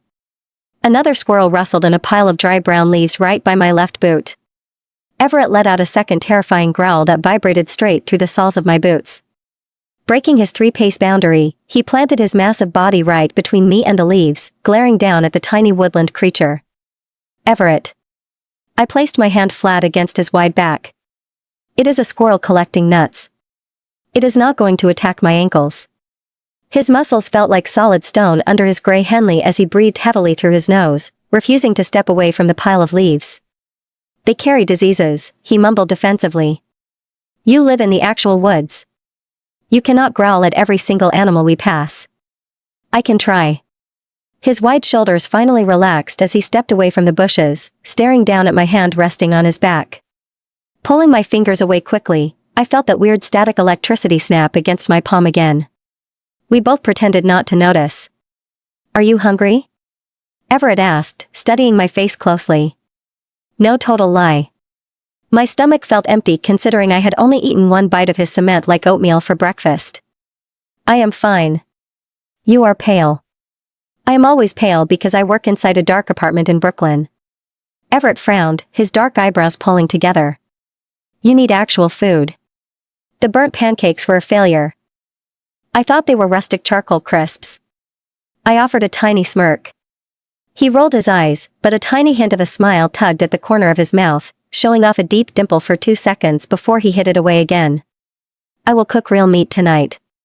Everett looked down the dirt trail. I have venison steaks in the deep freezer and I will not burn them. You better not. I started walking again. Clause 4 mandates adequate caloric intake, so I will file a formal grievance with your corporate brother. Grant is an idiot. Everett fell back into his trailing position. He is probably sitting in the mud right now checking his stock portfolio on his phone. You called his bluff. I hopped over a small puddle of brown water. He looked panicked when you offered to carry him. He hates being touched because he is a total germaphobe. Everett swatted a mosquito away from the back of my neck. That makes 2 of you. Everett stopped dead, his heavy boots grinding to a halt on the gravel. I turned around to look at him. I am not a germaphobe. He looked deeply offended. You hyperventilated in the kitchen when I walked through the front door. I crossed my arms tightly over my chest. You looked at me like I was carrying the bubonic plague. Everett rubbed the back of his thick neck, his face flushing red again as the wind whipped dark hair around his forehead. He opened his mouth to speak, closed it, and took a slow breath. I was not worried about germs, Everett admitted quietly. Then why did you look at me like that? He stared straight into my eyes, radiating heat like an open furnace door. Stepping toward me, he completely ignored the legal distance rules this time. I was surprised, Everett said, his voice dropping an octave. You surprised me. Thunder exploded right above the tree canopy, shattering the tense moment between us into a million pieces. The sky ripped open, dropping huge sheets of freezing rain that hit the dirt path with loud, heavy smacks. Run. Everett pointed a massive finger down the trail. The cabin is past that ridgeline. I didn't need to be told twice. Hoisting the front hem of the oversized flannel shirt to free my knees, I took off down the muddy path with Everett right on my heels as the real storm finally hit. The real storm broke with zero mercy, dropping solid gray sheets of rain that hit my scalp like icy bullets. Slipping on a slick wet tree root sent my arms flailing wildly, but Everett snatched the back of my oversized flannel collar to keep me upright before I could eat a face full of brown mud. He practically hauled me down the final steep incline while the wind whipped wet hair straight across my eyes, completely blinding me to the trail. Bursting through the dense tree line, we made a mad dash for the timber fortress standing like a blurry shadow in the downpour. Wet crushed stone chewed up the soles of my stiff leather boots while the cold seeped straight through those thick wool socks. I scrambled up the cedar porch stairs, gasping for air as my throat burned like copper. Everett took the wooden steps 2 at a time, slamming his heavy hand against the iron handle and shoving the front door open with violent force. We tumbled inside the dark living room together, and the second he kicked the heavy door shut, the howling wind vanished. The sudden quiet felt jarring, leaving only the sound of my rapid breathing. Water dripped fast off my nose, pooling on the hardwood floorboards around my boots. That giant red flannel shirt weighed at least 50 pounds now, having sucked up half the storm outside until the cold wet fabric felt disgusting against my skin. Yanking the heavy plaid material off my arms, I dropped the ruined shirt onto the floor, where it hit the wood with a loud wet slap. Standing there in a tiny white cotton tank top and thin leggings turned out to be a massive mistake. The mountain rain had soaked right through the cheap white cotton, making the transparent fabric cling like plastic wrap. Freezing air hit my bare chest, sending my teeth into a violent chatter. Everett turned around, wiping rainwater out of his dark eyes, and froze the exact second he looked at me. His massive chest went completely still while his eyes darkened. A low, territorial rumble vibrated out of his chest, rattling off the high log ceiling beams like a wild animal cornered in a trap. Crossing my arms tight across my chest, I tried desperately to hide myself while my fingernails dug deep into freezing bare shoulders. Are you okay? I managed to squeeze the words out through chattering teeth. Everett didn't answer, just stood there staring at my chest while the veins along his neck stood out in sharp relief. Breathing heavily through flared nostrils, he spun on his heel and marched toward the hallway bathroom with his heavy boots thudding against the floorboards. Stay right there, he ordered, his voice sounding like two rough stones grinding together. I shivered violently in the center of the room, my knees shaking uncontrollably while mud splatters dried on my bare legs. Everett burst back into the living room holding a massive white bath towel. Abandoning his usual slow lumberjack pace, he closed the distance between us in 2 huge strides. He unfolded the thick towel and wrapped it around my shoulders, pulling the fluffy edges tight across my collarbone. Instead of stepping back, he hovered right in my personal space, radiating a wall of heat that smelled like wet pine needles and dark rain. "You are freezing," Everett mumbled, staring intently at my blue lips. "I am fine." Total lie, considering my teeth clicked together loudly on the last word. "You are shivering." He rubbed his massive hands briskly up and down my towel-covered arms, using the friction to generate instant heat. "Your core temperature is dropping. It is just rain. It is mountain rain." He glared down at me. "The water is barely above freezing." Reaching up with one giant hand, he grabbed the top edge of the towel and started drying my wet hair with surprising gentleness, massaging my scalp through the terry cloth. "I can dry my own head," I mumbled, trying to wiggle out of his grip. "Hold still." He kept rubbing my hair, completely ignoring my protest. Looking up at his face, the angry hermit persona was totally gone, replaced by pure panic. His dark eyes scanned my face constantly, checking my cheeks for color before tracking down to my neck. "You are acting weird," I pointed out. "I am drying your hair." "You hate touching people." "I am holding a towel." He deflected the accusation instantly. "The towel is touching you. Your thumb is literally touching my jawline." Everett froze, looking down at his own hand where his large thumb rested against my cold skin. He swallowed hard, the thick column of his throat bobbing visibly, but he didn't pull his hand away. He just left it there. "Are you going to growl at me again?" I whispered. The space between us shrank down to nothing while that weird electric tension snapped back into the air. My brain completely short-circuited, forgetting about the freezing cold and the storm raging outside while I stared at his mouth. Everett opened his mouth to speak, but the heavy iron front door handle rattled violently, ruining the whole moment. Snapping his hand away from my face, Everett took a massive step backward just as the cold air rushed right back against my wet skin. I instantly missed his body heat. Miles threw the front door open with Grant right behind him, both looking like drowned rats. Grant's expensive corporate suit was completely ruined, the thin gray material clinging to his legs while mud splattered his white shirt. "I hate nature," Grant announced, marching into the living room and dropping his leather briefcase onto the floor. "The wilderness is a complete scam."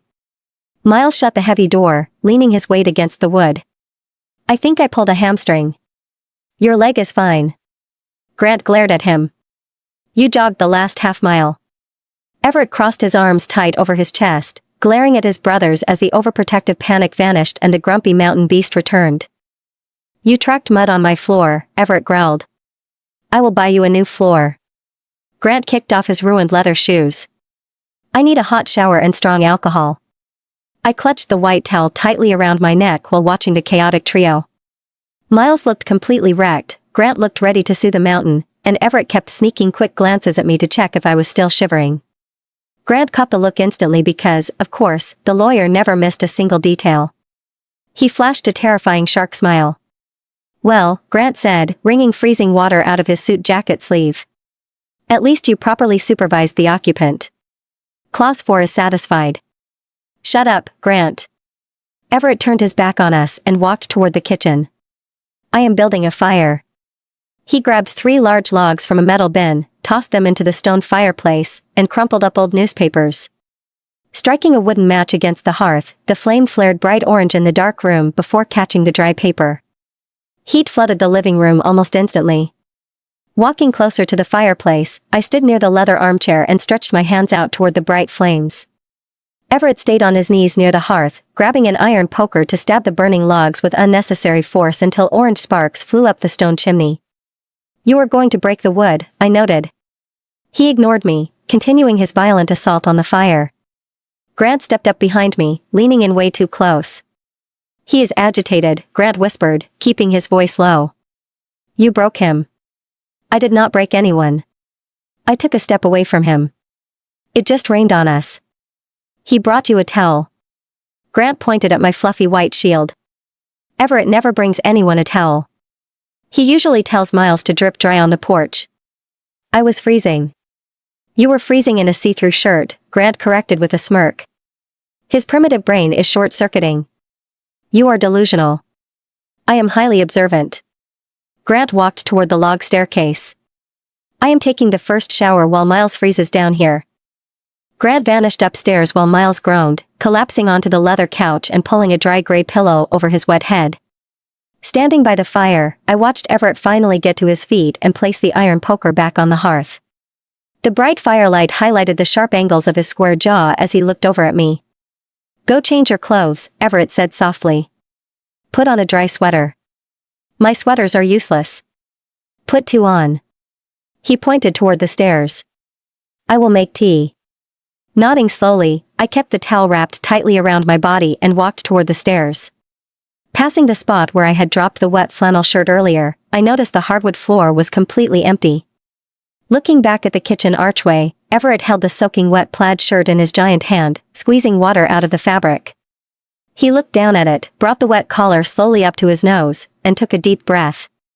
My stomach did a massive flip. He was literally smelling the shirt I had just worn for 3 solid hours. Lowering the fabric, he caught me watching him and froze in place, a dark red flush immediately spreading across his neck and cheeks. Turning around fast, I practically sprinted up the log stairs while electricity hummed under my skin. I pushed my bedroom door open, threw the towel onto the hard mattress, and dug through my canvas duffel bag. Pulling out my thickest gray sweatpants and an opaque black hoodie, I dressed as fast as my shaking fingers would allow. Grant was a manipulative jerk, but he wasn't wrong. The grumpy mountain hermit was losing his mind, and, let us be real, I was terrified to admit how much I actually liked it. Sitting on the edge of the bed, I pulled the giant gray wool socks onto my feet and stared out the square window. Rain pounded against the glass while heavy gray clouds blocked out the sun entirely. Saturday afternoon had barely begun, meaning I had to survive one more full day trapped in this timber box. A loud knock hit my bedroom door, making me jump. Yeah? The heavywood pushed open slowly, revealing Everett filling the doorframe with his massive shoulders while holding a steaming white ceramic mug.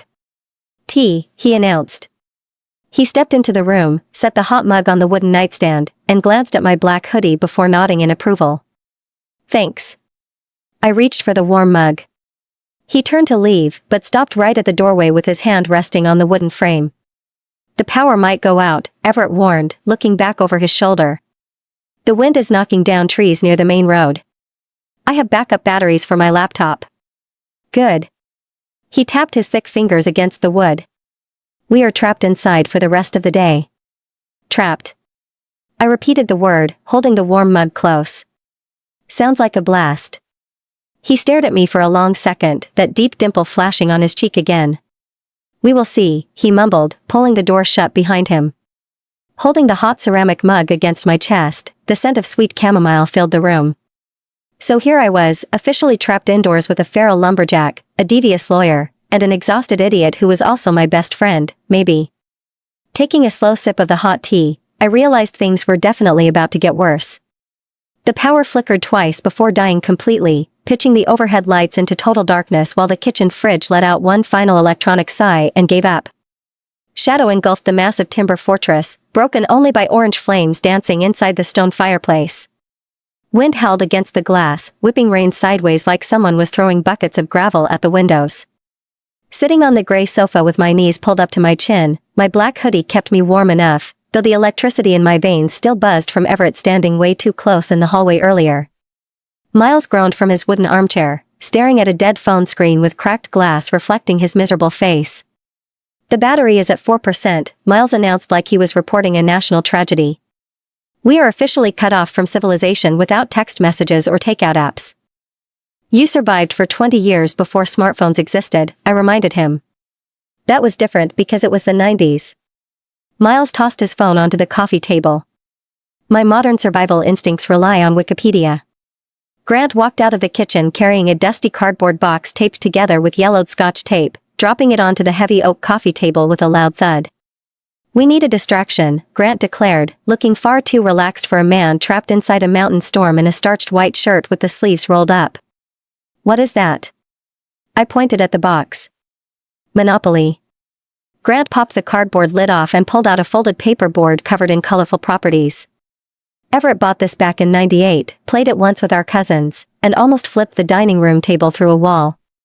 Everett stepped out of the shadows near the kitchen archway, crossing his arms over his chest while glaring down at the board like it personally insulted his ancestors. "I am not playing that capitalist trash," Everett rumbled, his voice vibrating across the floorboards. "You are playing because you are bored and trapped," Grant countered smoothly, sorting paper money into neat little stacks. "Unless you want to sit in silence and stare at the wall for 6 hours. I can stare at the wall." "Sit down, Everett." Grant pointed a manicured finger at the floor. "Be a host for once." Everett let out a heavy sigh that sounded like air rushing out of a flat tire, slowly lowering his massive frame onto the floorboards next to the coffee table. Stretching his long legs out, he looked like a caged grizzly bear forced to do circus tricks. Sliding off the sofa onto the rug next to the board, I sat across from Everett while firelight flickered across the sharp angles of his jaw. "Pick your token," Grant ordered, pushing a pile of tiny metal pieces toward us. Miles snatched the iron Scotty dog, I grabbed the tiny top hat, and Everett didn't touch a thing, just stared bitterly at the red plastic hotels. "Roll the dice," Grant said, tossing 2 white cubes. We played for 20 minutes with Grant enforcing strict time limits on every turn. Miles went bankrupt on Baltic Avenue within 3 rounds and immediately threw his plastic houses across the rug in deep betrayal. "This game is rigged by big real estate," Miles complained, leaning his head back against the sofa cushions to close his eyes. Everett had an absurd stack of cash in front of him, rolling the dice with a quick flick of his wrist to buy every single railroad and utility without hesitation. Playing with cold, mechanical precision, he didn't talk, just stared at the little plastic houses like enemy targets. Landing on Marvin Gardens, I paid him rent with my last remaining $50 bill. "Your turn," Everett said. Rolling a 7, my little top hat token skipped past luxury tax and landed squarely on Boardwalk. I smiled, looking at the board where the dark blue property card sat alone on the opposite side. "I will buy Boardwalk," I announced cheerfully. Reaching across the board, my hand went for the blue property card. A low growl ripped out of Everett's chest, a deep rumble that shook the coffee table as he slammed both giant palms flat onto the wood, scattering paper money across the rug. "No," Everett said. "No?" I stopped with my fingers wrapped around the blue card. "I landed on it, and I have the money. That property belongs in the upper cluster." Everett leaned forward, his dark eyes locking onto my face. "You cannot buy Boardwalk because it ruins my layout. That is the entire point of the game." I pulled the card toward my side of the table. "You try to ruin other people's layouts."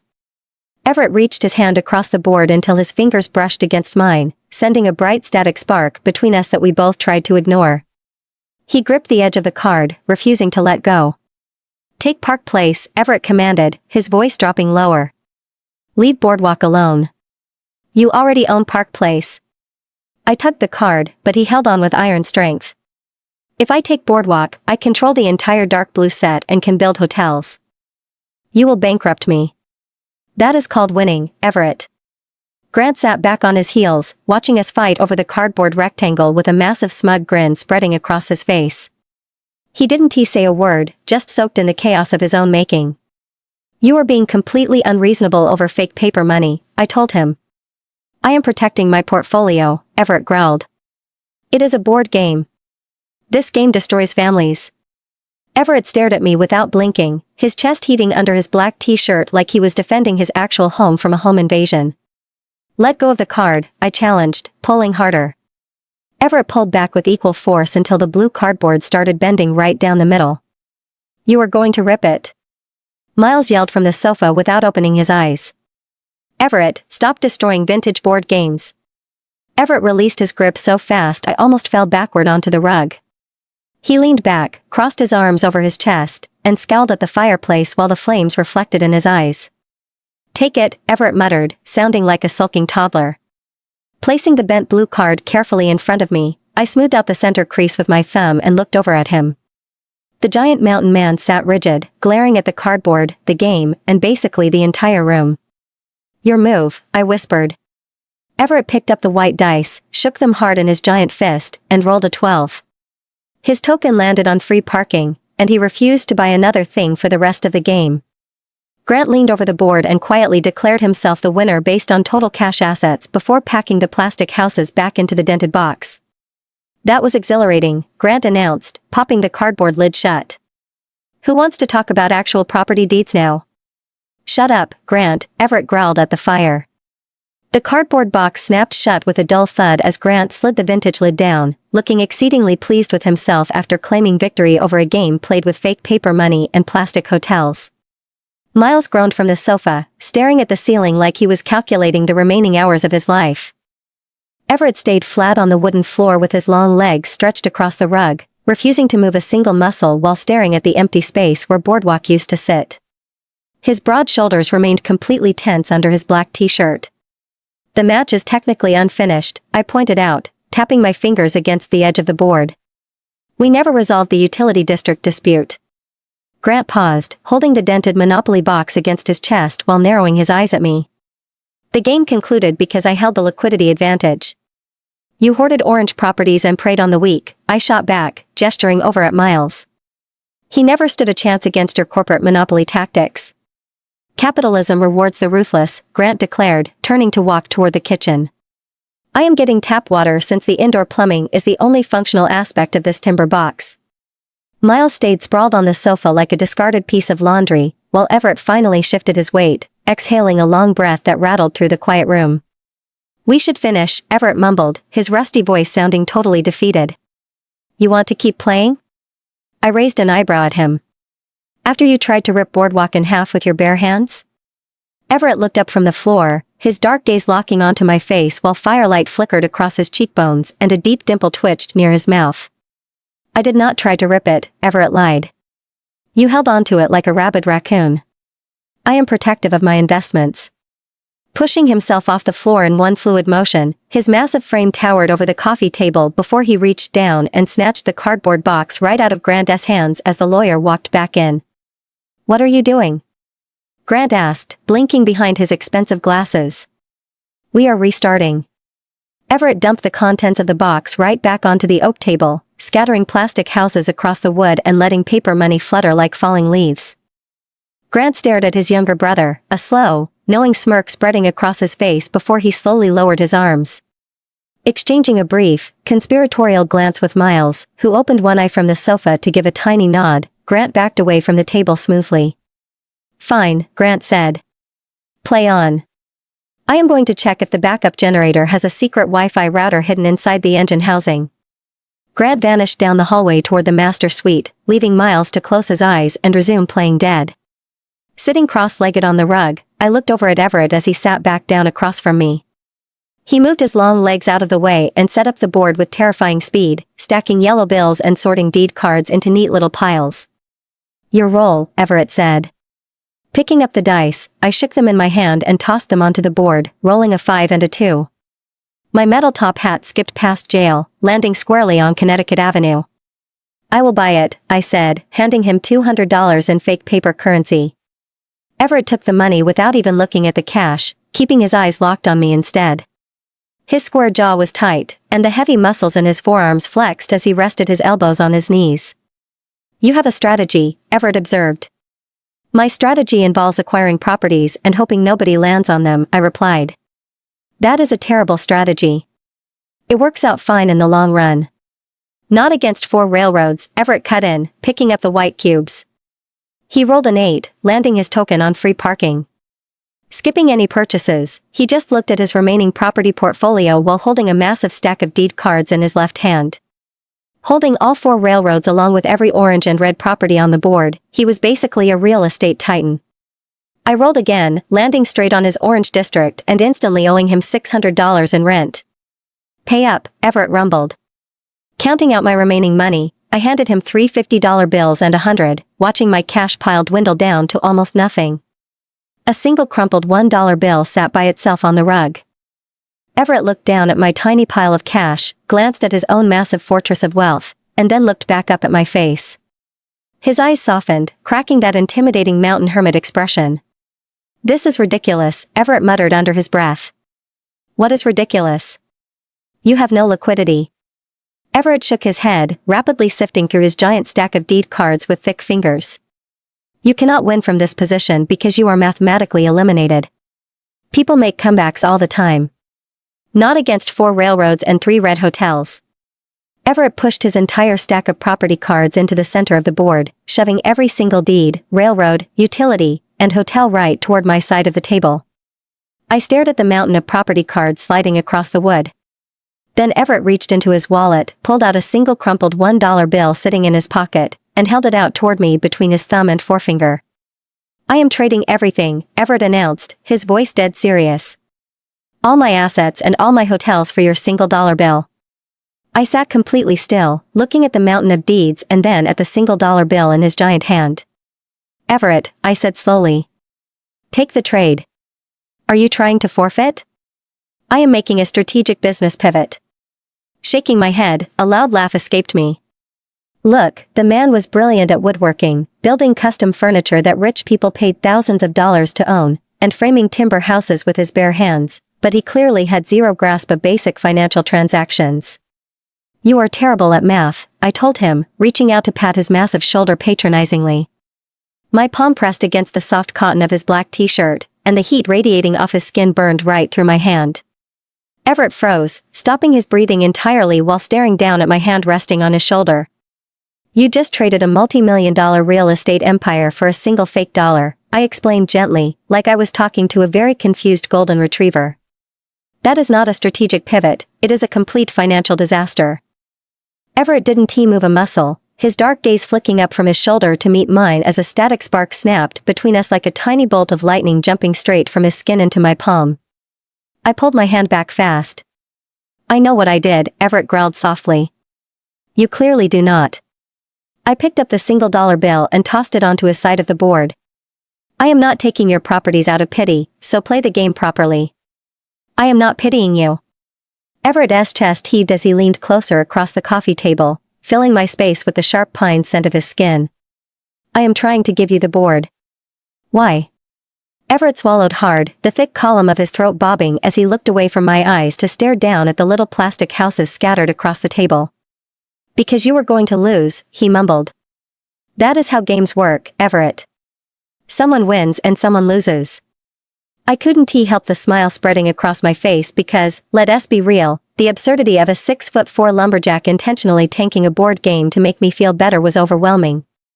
"You really are a giant softy underneath all the scowling." Everett snapped his head back up, his eyes narrowing as the dangerous edge returned to his face. "Do not call me soft," he warned, his voice dropping to a low rumble that tickled my ribs. "You literally tried to hand me the entire game because you felt bad about my fake cash flow. I wanted you to win." He blurted it out, the words spilling out of his mouth before he could stop them. The living room went totally silent, leaving only the crackling fire in the stone hearth. I stared at him, the teasing words dying in my throat while a wave of heat spiked in my chest. Everett looked just as shocked as I felt, pressing his lips together in a hard line and shoving both hands deep into his front jeans pockets while staring hard at the stone fireplace. "Everett," I whispered. "Roll the dice," he interrupted sharply, refusing to look back at my face. "It is your turn." The silence of a mountain cabin at 2 in the morning hits completely differently than the quiet of a city apartment. In Brooklyn, the night comes with a baseline hum of traffic, sirens, and neighbors shouting through thin drywall, but up here in the woods, the silence feels like thick wool pressed over your ears. It is the kind of quiet that makes your own heartbeat sound like a bass drum. My stomach decided to protest the lack of actual dinner, waking me up from a dead sleep. Eating burnt pancakes for breakfast and dry oatmeal that tasted like sheetrock led to a Monopoly standoff so tense nobody wanted to cook venison steaks, so now my body was paying the price for running on caffeine and adrenaline. Tossing off the thin quilt, I winced as my bare feet hit the cold floorboards before tiptoeing out of the guest room. Pitch black darkness filled the hallway since the storm outside had finally burned itself out, leaving the freezing night air dead still. Sliding my hand along the rough log wall helped me navigate the familiar corridor while carefully avoiding the spots that squeaked. Reaching the top of the stairs, a low, rhythmic thudding sound coming from the ground floor made me freeze halfway down the descent. Step, turn, turn. Heavy boots paced back and forth across the hardwood with the precision of a metronome set to panic. My hand gripped the wooden railing while my mind conjured every horror movie trope involving isolated cabins, masked intruders, and feral hermits snapping under cabin fever. Creeping back upstairs to hide under that terrible cobblestone mattress sounded great, but my empty stomach betrayed me, and hunger currently outweighed my fear of getting murdered by a mountain man. Descending the remaining steps with agonizing slowness, I crept around the corner of the living room, hugging the shadows of the stone fireplace where dead embers left the room in shadow. The noise was coming straight from the kitchen. Inching toward the arched doorway, I peeked around the frame into a kitchen illuminated by a pale shaft of moonlight cutting through the high window. Everett was pacing back and forth without a shirt on. Standing there in faded denim jeans, barefoot, his massive upper body bare, the moonlight caught the heavy muscles of his back and shoulders, mapping every shift as he marched from the refrigerator to the pantry and back again. He looked totally unhinged, dark hair sticking up in all directions from running his massive hands through it while his chest heaved with deep, ragged breaths that sounded like a caged animal. Watching him pivot near the stove, my eyes finally landed on the floor. Bright yellow cotton squares were scattered around the base of the granite island, and upon closer inspection, they turned out to be shredded kitchen potholders. Someone had taken industrial shears to them, tearing the fabric to absolute ribbons and leaving neat little piles of cotton stuffing everywhere. Everett stopped pacing, planted his hands flat on the granite counter, and dropped his head with a low, vibrating growl that rattled the coffee mugs hanging on the nearby rack. "If you keep destroying the oven mitts, you are going to burn your hands when you actually try to bake something," I said. Everett whipped around so fast his shoulder slammed right into the edge of the refrigerator. He stared across the room, dark eyes wild in the moonlight while his chest expanded and contracted with terrifying speed. "Penny," he rasped, using the nickname for the first time in a voice that sounded rough and low. "What are you doing out of bed?" "I am hungry," I said, stepping fully into the kitchen light and crossing my arms over my black hoodie to ward off the chill. "My stomach thinks I tried to poison it today with charcoal briquettes disguised as breakfast, so I came down looking for leftovers." Everett didn't answer, just stood there breathing heavily with his fists clenched so tight that the pale light highlighted his fingers. He looked like he was fighting an invisible war inside his own skin, every muscle coiled and trembling with suppressed energy. "Are you okay?" My tone lost its sarcastic edge as I took in the panic radiating off him. "Are you having another panic attack?" "No," he growled, the low, defensive sound vibrating straight through the floorboards. "You look like you are about to chew through the load-bearing pillars of this house," I pointed out, gesturing vaguely at the shredded potholders on the floor. "And you have a weird obsession with destroying kitchen textiles." "My bear," Everett whispered, cutting me off as the words dragged out of him like he was pulling them through broken glass. "You're what?" "My bear one sleep." He took a slow, heavy step away from the counter, then stopped himself instantly, gripping the edge of the island again to anchor his body. "He knows you are under this roof. He knows you are right down the hall, and he refuses to let me close my eyes while my maid is walking around unprotected."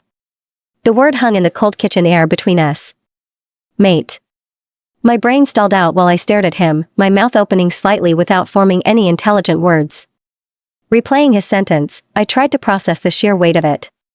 We had spent the last 24 hours bickering over blankets, burning pancakes, and fighting over Monopoly properties, and now he was standing in the moonlight without a shirt, blaming an imaginary bear for his insomnia while casually dropping words like mate.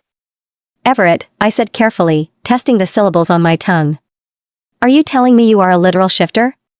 "Yes," he ground out, keeping his gaze locked on mine with zero hesitation left in him.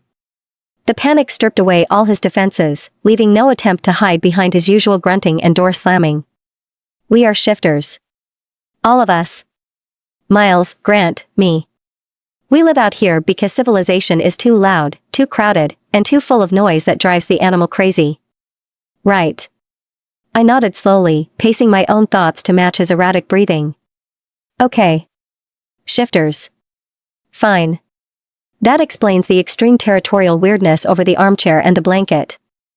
"My rut is close," Everett continued, completely ignoring my attempt at humor as he took another half step forward, his massive frame looming larger in the dim light. "The change cycle is coming and the animal is restless.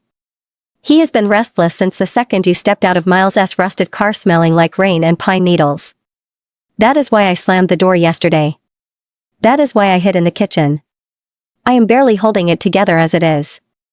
The confession hung there, raw and heavy. He wasn't just a grumpy woodworker who hated guests, he was a creature wired by instinct and biology, trapped in a house with a woman his entire internal system was screaming at him to claim.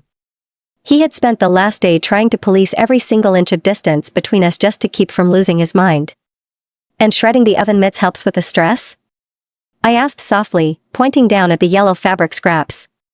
Everett let out a sharp breath that sounded half like a laugh and half like a growl. It keeps me from punching a hole through the stone fireplace.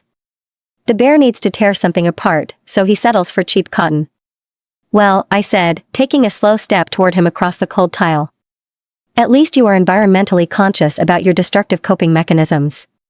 His eyes flared, his massive hand reaching out to hover inches from my arm as if he wanted to pull me against him while simultaneously terrified that touching me would break whatever fragile control he had left. You should not be down here, he growled, though his voice lacked any real bite. You should be locked in the guest room where it's safe. I told you, I whispered, closing the remaining distance between us until I could feel the intense heat pouring off his bare skin. I was hungry. My bare feet dangled a few inches off the floor because this kitchen island was clearly built for someone standing 6'4" with defensive lineman proportions. Holding a chipped ceramic plate in one hand and a cheap metal fork in the other, blackberry filling stained the side of my thumb because the pie crust disintegrated the second my fork touched it. Everett sat on the counter right across from me, taking up an obnoxious amount of space. Sitting with his bare knees spread wide, his massive hands wrapped around a slice of pie that looked like a postage stamp in his palms. He hadn't said a single word since I walked in 5 minutes ago, just chewing very slowly and staring at the dark window pane like he expected a bear to knock on the glass. If you stare at the bushes long enough, they turn into ghosts, I told him, shoving another bite of tart fruit into my mouth. My cousin told me that when we were 8, but it is totally false. They just turn into wet ferns. Everett blinked, looked down at his plate, and took another bite, chewing 10 times before swallowing. The oak table in the west corner of the shop took 4 months to season, he said. The words came out so abruptly I almost choked on a blackberry seed, coughing twice into my fist and slapping my chest. Everett flinched, his broad shoulders jerking upward. He looked like he wanted to dive across the kitchen to pat my back, but his arms stayed pinned to his sides like he was physically handcuffed to his own ribs. Excuse me? I managed to gasp out. Did you just speak a complete sentence about woodworking? Everett swallowed hard, his throat bobbing. The moisture content was too high. I had to let the board sit under cedar shavings until the winter air dried the grain evenly. You talked, I repeated, pointing my fork right at his chest. That is 2 whole sentences in a row. Are you feeling feverish, or should I check your forehead? I am fine, he grumbled, dropping his gaze to the dark fruit on his plate. The grain has to be uniform. If the wood shifts after you cut it, the joinery fails under pressure. You have to respect the material. You sound like my design professor. Swinging my legs back and forth, my heels hit the wooden cabinets underneath with a soft thud. He always yelled about vector alignment. Design is different, Everett cut in, shaking his head until dark hair brushed against the collar of his shirt. Wood remembers where it came from. You cannot force a piece of pine to act like walnut, so you have to work with what the tree gives you. That sounds pretentious. It is honest. Right. Sliding off the counter, the ice-cold tile floor made me hiss softly as the chill traveled straight up through my fuzzy socks. Walking around the corner of the island, I stood right next to him while he perched on the edge of the granite slab, towering over me even sitting down. Reaching out without really thinking about it, my fingers pressed against the warm skin of his right forearm. The muscles underneath felt hard like river stones, locking up under my touch. You did a good job on the table, I murmured, my thumb brushing over a faint white scar near his wrist. It looks sturdy. A sound started deep in his chest. It wasn't a grunt or a groan, but a resonant rumble that vibrated straight through my palm and up my arm like a heavy diesel engine idling in an empty garage. It rumbled louder and louder until it filled the entire kitchen. Everett froze, his eyes going wide as he dropped his metal fork, letting it clatter against the granite counter and bounce onto the floor. He covered his mouth with his giant hand, but the purr kept rumbling right through his fingers. It was loud, impossible to ignore, and completely accidental. Pulling my hand back fast, my cheeks heated up instantly while I stared at him in total shock. Did you just purr? My voice shot up an octave. Everett removed his hand very slowly, a dark red flush spreading all the way down his neck like he wanted the floor to swallow him whole. No, he lied, his voice sounding like a low gravel slide. You literally vibrated, Everett. You sounded like a lawnmower. I did not purr. Standing up from the counter, he was so big he practically blocked out the light from the stove hood. He backed away until his lower back hit the pantry door. That was chest congestion from the heavy mountain air. Chest congestion does not have a distinct musical pitch. Crossing my arms over my chest, I leaned my hip against the island, unable to stop a grin from spreading across my face. You purred because I touched your arm. You are basically a giant feral cat. I am not a cat, he growled. The purr tried to start up again, so he slapped a massive hand over his sternum like he was trying to physically beat his own biology into submission. I am a predator trying very hard to remain civilized. You are doing a terrible job at the civilized part. You are standing too close. I am standing 3 feet away. It feels like 0 feet. He dragged both hands down his face, fingers catching in his messy hair as he let out a long exhale.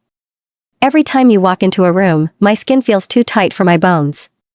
You wear my shirt, steal my blanket, and stand in my kitchen at 2 in the morning talking about graphic design clients. Dropping my arms, the teasing tone drained right out of the room as a heavy stillness settled between us. Is that a bad thing? I asked quietly. Everett stopped moving and dropped his hands, looking down from his towering height with wrecked eyes. The anger vanished, leaving only raw panic. It is a dangerous thing, he whispered. My red is coming. The animal inside wants to lock this cabin down and never let you leave, marking every surface with my scent so you never forget who you belong to. Electricity spiked straight to my toes at the specific detail of his words, my pulse jumping even though I held my ground, taking a half step closer to him. I am not a piece of furniture, Everett, I said, my voice steady even though my knees felt like warm pudding. You don't get to claim me like a custom bookshelf. I know. He clenched his fists until his knuckles popped. I know. That is why I am standing over here while you are over there. I am holding the line, but you are making it hard to keep my hands to myself. Maybe you should stop trying so hard. Everett's head snapped up, looking at me like I just suggested we jump off the roof together. His chest expanded in a massive breath as that low rumble started in his throat again, quiet this time, a deep hum that made my skin tingle. Penelope, he warned, his voice dropping into a lower register. Don't. I am just saying, I muttered, turning around to pick my ceramic plate off the counter and walking past him toward the stairs. You are allowed to speak in actual paragraphs, and you are allowed to stop running away. I didn't wait for him to answer, heading up the dark wooden stairs and leaving him standing in the moonlight with his ruined blackberries and his noisy chest. Morning sun hit the timber fortress, turning the dark logs a strange shade of burnt orange. Sitting at the kitchen island with a mug of actual drinkable coffee since Everett somehow managed a batch without setting the counter on fire, my bare feet tucked up onto the rungs of the wooden bar stool.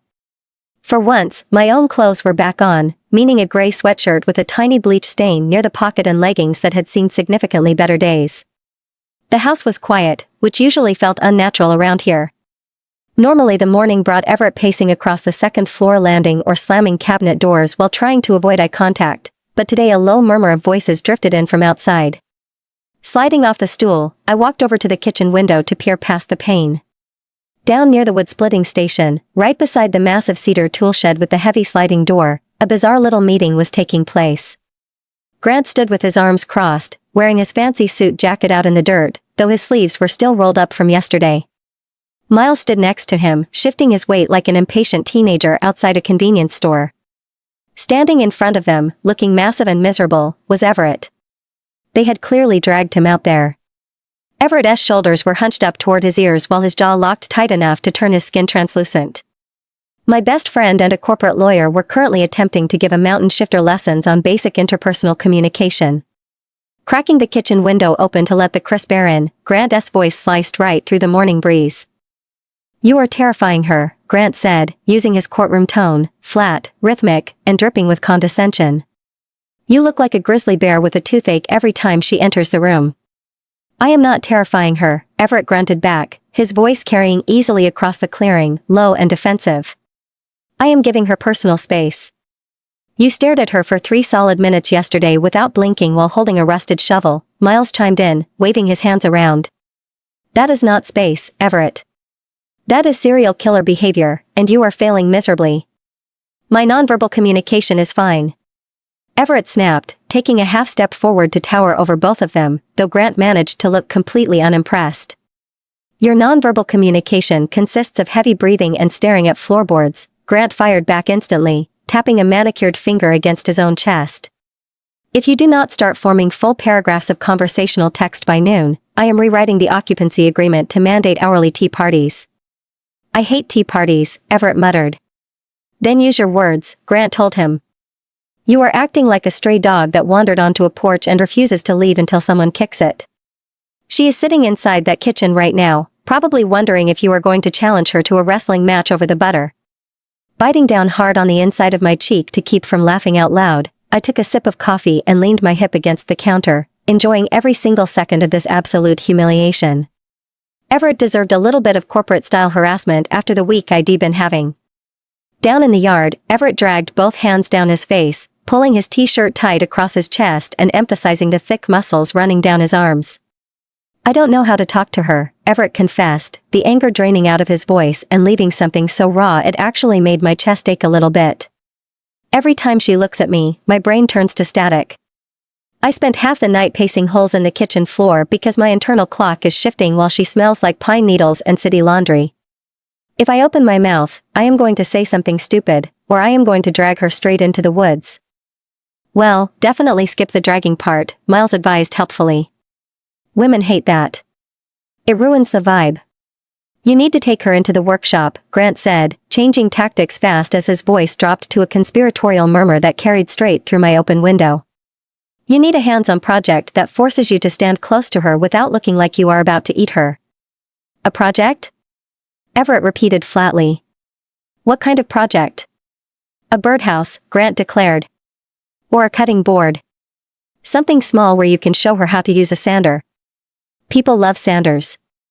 It involves friction and sawdust, which is tactile. She will ruin the joinery. She is a graphic designer, Everett. She understands grids better than you understand basic social cues, so let her help. Grant patted his older brother patronizingly on the arm. Go inside, apologize for acting like a caveman, and invite her to the workshop. Do not growl, do not stare, just use words. Everett let out a long, suffering sigh that sounded like a tire losing air all at once. Fine. Good. Grant straightened his tie. I am going to check my phone near the ridge where the signal bounces off the satellite. Miles, come help me look for cellular ghosts. I want to stay and watch him apologize. Miles whined. Move, Grant commanded, grabbing the back of Miles' t-shirt to drag him toward the back of the property line. Stepping away from the kitchen window, I grabbed my mug and hurried back over to the bar stool, crossing my legs and staring very intently at the bottom of my ceramic cup just as the heavy front door clicked open. Footsteps crossed the entryway, slow and heavy, until Everett entered the kitchen. Pausing in the archway, he cleared his throat with a loud, gravelly sound that made the air in the room vibrate. I looked up slowly. Everett stood there with his hands shoved deep into his front jeans pockets, dark hair messy on one side from the toolshed interrogation. He looked down at his boots before slowly raising his eyes to meet mine. Good morning, he said, the words stiff and awkward, sounding like he had rehearsed them 3 times in his head before letting them out. Morning, I replied, taking another sip of coffee. Did you and your brothers have a nice meeting out by the woodpile? Everett winced as a dark red flush crept up the sides of his neck and spread across his cheekbones. You heard that. Every single word. Grant gives terrible advice, by the way. Tea parties actually sound delightful compared to whatever else he was threatening you with. Everett shifted his weight, looking around the kitchen like he was searching for a convenient place to hide. Grant is an idiot, but he is occasionally correct about logistics. Is that so? Yes. Everett took 2 steps closer to the island, stopping right at the edge of the granite counter while keeping his hands in his pockets, which clearly required a massive amount of physical restraint. I came to apologize. For what part specifically? The staring, the growling, or the whole caveman routine? All of it, he admitted, his voice dropping into that deep register that rattled my ribs. I am not used to guests. Especially guests who steal my shirts and ignore my threat signs. Your threat signs have terrible grammar, Everett. You brought that part on yourself. A tiny twitch of a smile broke through the tension around his mouth, revealing that deep dimple on his left cheek for half a second before he forced his face back into a neutral mask. I know, he said quietly, reaching out to rest his fingers on the smooth wood of the counter without touching me. He kept his distance, following the rules Grant had drilled into him 5 minutes ago. I want to show you something in the workshop, if you are finished with your coffee. Tilting my head to study him, the panic was still there in his dark eyes, but it was mixed with something cautious and ridiculously hopeful. Are we building a cutting board? I asked. A birdhouse, Everett muttered, making it sound like he was offering me the keys to a kingdom. An overly engineered, completely unnecessary birdhouse, if you want to help. Sliding off the bar stool, I set my empty mug in the sink and walked right past him toward the hallway. Lead the way, lumberjack, I told him over my shoulder. Let us go build a mansion for sparrows. The workshop smelled like fresh sawdust and old grease. Standing by a massive workbench covered in clamps and heavy metal tools that looked like medieval torture devices, Everett stood across from me holding a cedar board in his giant hands like it weighed nothing. He stared at the wood grain with the focus of a surgeon performing open heart surgery on a very expensive patient. We need to cut the roof angles at a 45-degree pitch, Everett said, his voice dropping into that low gravel register that rattled the coffee mugs back in the kitchen. We are building a birdhouse, I pointed out, leaning against the workbench and folding my arms over my gray sweatshirt. A sparrow does not need architectural precision, Everett. A sparrow will literally shit on this thing 10 minutes after we finish it. Everett stopped inspecting the cedar, slowly raising his dark eyes to meet mine while a vein on his forehead throbbed. Birds appreciate structural integrity. Birds appreciate worms. They do not care about load-bearing wall joints. I care. Turning on a massive table saw parked in the corner of the room, the machine screamed to life with a deafening whine that made my teeth ache. Squeezing my eyes shut, I covered my ears while Everett fed the cedar board through the spinning blade with terrifying confidence. Sawdust exploded into the air like golden snow, settling over his dark hair and sticking to the sweat on his broad forehead. He switched off the saw, leaving a sudden silence that rang loudly in my ears. Your turn, Everett said, sliding a smaller piece of cedar across the table toward me. Looking at the wood, then over at the spinning blade that had just chopped through a thick plank like warm butter, I stepped back fast. Nope. I value my fingertips because I actually need them to manipulate mouse paths in Adobe Illustrator. I will help you, Everett said. Before I could even protest, he stepped up right behind me, getting so close his chest brushed against my back. The intense heat radiating off his massive body hit me instantly as he reached his arms around my sides, effectively caging me against the edge of the workbench. His hands covered mine where I gripped the small piece of cedar. My brain completely stopped working. Hold it steady, Everett murmured right next to my ear, his deep voice sending a physical tremor straight down to my toes. Do not push too hard against the fence. Let the blade do. Everett, wait, I interrupted, my fingers tingling where they pressed against his skin. Watch the pencil mark, he instructed, ignoring my panic entirely. He guided my hands forward until the cedar met the blade with a sharp screech, sending sawdust flying up to coat our arms. His chest pressed harder against my back with every inch we moved, letting me feel the heavy, erratic thumping of his heartbeat against my shoulder blades. It was beating twice as fast as normal. That weird static electricity from yesterday snapped back between us, bright and hot against our knuckles. We finished the cut and Everett killed the motor. Instead of stepping away, he kept his arms wrapped around my waist, burying his face in the space right beside my neck to take a long, slow, deep breath. His nose brushed straight against my skin. You smell like rain, he growled softly against my collarbone. That is just my shampoo, I managed to choke out, though my knees felt like wet cement. It smells like you, he corrected. The workshop door banged open against the exterior wall with a loud, violent crack. Everett ripped his arms away so fast I stumbled forward, barely catching myself against the workbench before he spun around to face the entrance. Grant stood in the doorway, holding his black leather briefcase in one hand and his phone in the other.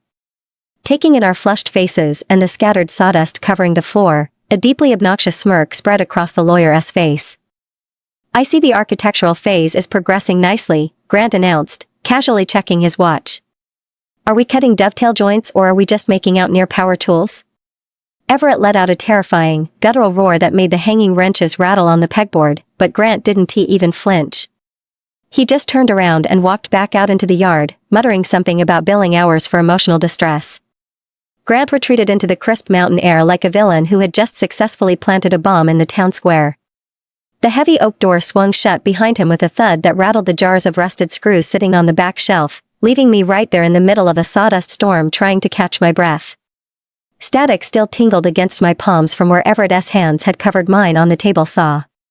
Everett stayed planted right beside the workbench, shoulders pulled up high toward his ears while dark hair sat dusted with golden pine shavings. He looked like a massive stone statue carved out of bad decisions and repressed biology.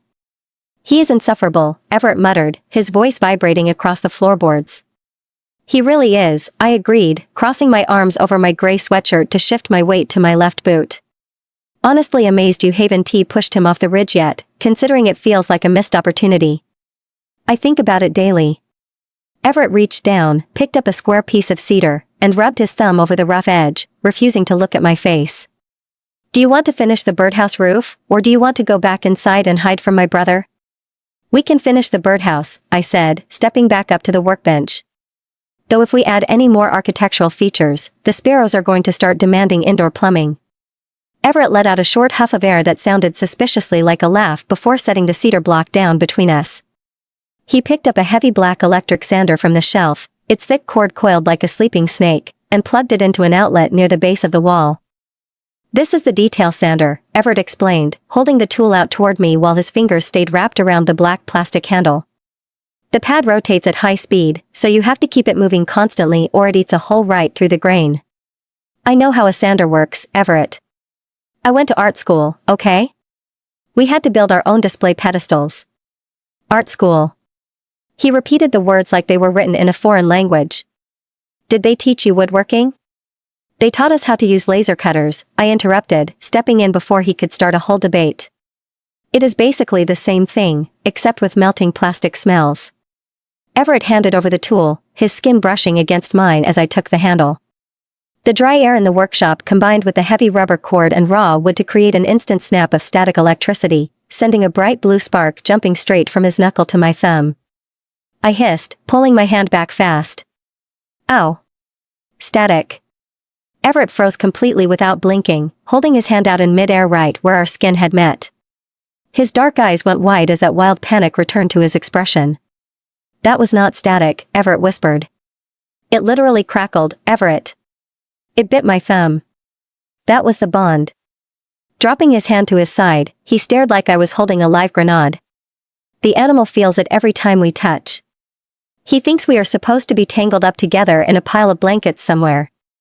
"We are standing in a dusty shed filled with power tools," I pointed out, trying and failing to keep my voice light while my pulse did backflips against my ribs. "The mood is slightly ruined by the smell of wood glue." "The mood does not matter." Everett took a slow step toward me, closing the distance until the workbench was the only thing separating our bodies. "The mating cycle is approaching. Every hour you stay under my roof, the resistance gets harder to maintain, and I am running out of ways to ignore it." "Then stop ignoring it." The words just tumbled out of my mouth without a plan or a pros and cons list, dropping into the open space between us like a ticking clock. Everett stopped dead, his chest expanding in a massive intake of air as he gripped the edge of the wooden workbench so hard the grain splinters groaned beneath his fingers. A low rumble started in his throat, building rapidly into that heavy engine purr from the kitchen until it shook the small tools hanging on the pegboard. "Penelope," he said, his voice dropping into a rough register. "You do not know what you are asking. I am standing right here telling you." I leaned over the table, grabbing the heavy plastic body of the sander out of his hand and deliberately brushing his palm this time. Another bright blue spark jumped between us, but I refused to flinch. "I am not fragile, Everett. You do not have to treat me like a glass ornament just because your internal animal is losing its mind." Everett let out a sharp breath and rounded the corner of the workbench with terrifying speed. Before I could take a step back, his massive hands were on my waist, lifting me up effortlessly to set me right on top of the clean wooden table among the sawdust and clamps. Gasping, my legs automatically wrapped around his hips to keep my balance as the oversized gray sweatshirt rode up, letting the cool workshop air hit my bare legs. Everett stepped right between my knees, caging me in with both arms planted firmly on the table on either side of my hips. Looking up from beneath his dark fringe, his chest heaved against mine. "If I touch you the way I want to touch you," Everett growled quietly, his face inches from mine, "we are not going back to the house for dinner, we are not playing Monopoly, and we are staying right here until my brothers get bored and drive back to the city without us." "Good," I whispered, tangling my fingers in the hair at the base of his neck. I hated that game anyway. Everett made a sound that was half a groan and half a surrender before pressing his mouth against mine. The kiss was desperate, clumsy, and fueled by 48 hours of forced proximity. His lips were warm and firm, tasting like black coffee and cedar wood as he pulled me tighter against his chest. Sliding his massive hands up my back, he arched me into his body like he was trying to absorb me straight through his skin. A static shock snapped right against my collarbone, sending a shower of tiny blue sparks dancing across the air between our shoulders as the friction of wool against cotton lit up the space around us. Everett pulled back for a fraction of a second, looking down at my shoulder where the sparks faded before letting out a rough laugh against my skin. "The universe agrees with me," he murmured. "Shut up and kiss me again," I told him. He obeyed instantly, covering my mouth with his while the workshop around us faded into total irrelevance. The sawdust, the tools, and the ridiculous birdhouse project vanished. There was only the heavy heat of his body, the rough slide of his hands, and the unmistakable realization that trespassing in a crazy lumberjack's house was officially the best mistake I had ever made in my life. Sparks from the fire pit floated up toward the dark pine canopy like tiny orange fireflies. I sat on a low cedar stump that was doing its absolute best to slice my spine in half while my gray hoodie smelled of wood smoke and old wool. Miles sat across from me on a folding camp chair that squeaked every single time he took a breath, holding a long metal skewer with a marshmallow charred to a crisp piece of black carbon. "The best part was the overalls," Miles announced, pointing his burnt marshmallow straight at Everett. He refused to take them off for 6 months straight, wearing them to formal family dinners. Everett sat on a massive flat boulder behind the fire pit in his heavy black work jacket with the zipper pulled all the way up to his chin, looking like a heavily armored mountain troll forced to participate in a backyard party. He didn't say a word, just stared into the burning logs like a man enduring a public execution. "They were denim," Everett muttered, his voice sounding like gravel sliding down a metal chute. "They had reinforced knees for work." "They were 2 sizes too small," Miles countered happily, turning over to me. He looked like an angry green bean, just a giant bearded green bean with tools jammed into every pocket. Taking a slow sip of lukewarm black coffee from a chipped tin mug that tasted like metal and soot, I looked over at Everett. Firelight flickered across his sharp cheekbones and the dark stubble coating his jaw, bringing back the memory of how his mouth felt 20 minutes ago in the dusty workshop when he kissed me like he was starving. Honestly, the image of him in tight childhood overalls did nothing to ruin the effect, making me want to laugh more than anything. "Practical is a generous word for denim rompers," I told Miles. Everett shot me a smoldering look from across the fire, though the corner of his mouth twitched upward because he knew he couldn't win this argument against his own family members. Grant sat on a folding stool to my left in his charcoal suit jacket, looking like a senior corporate partner who had accidentally stumbled into a scout troop meeting.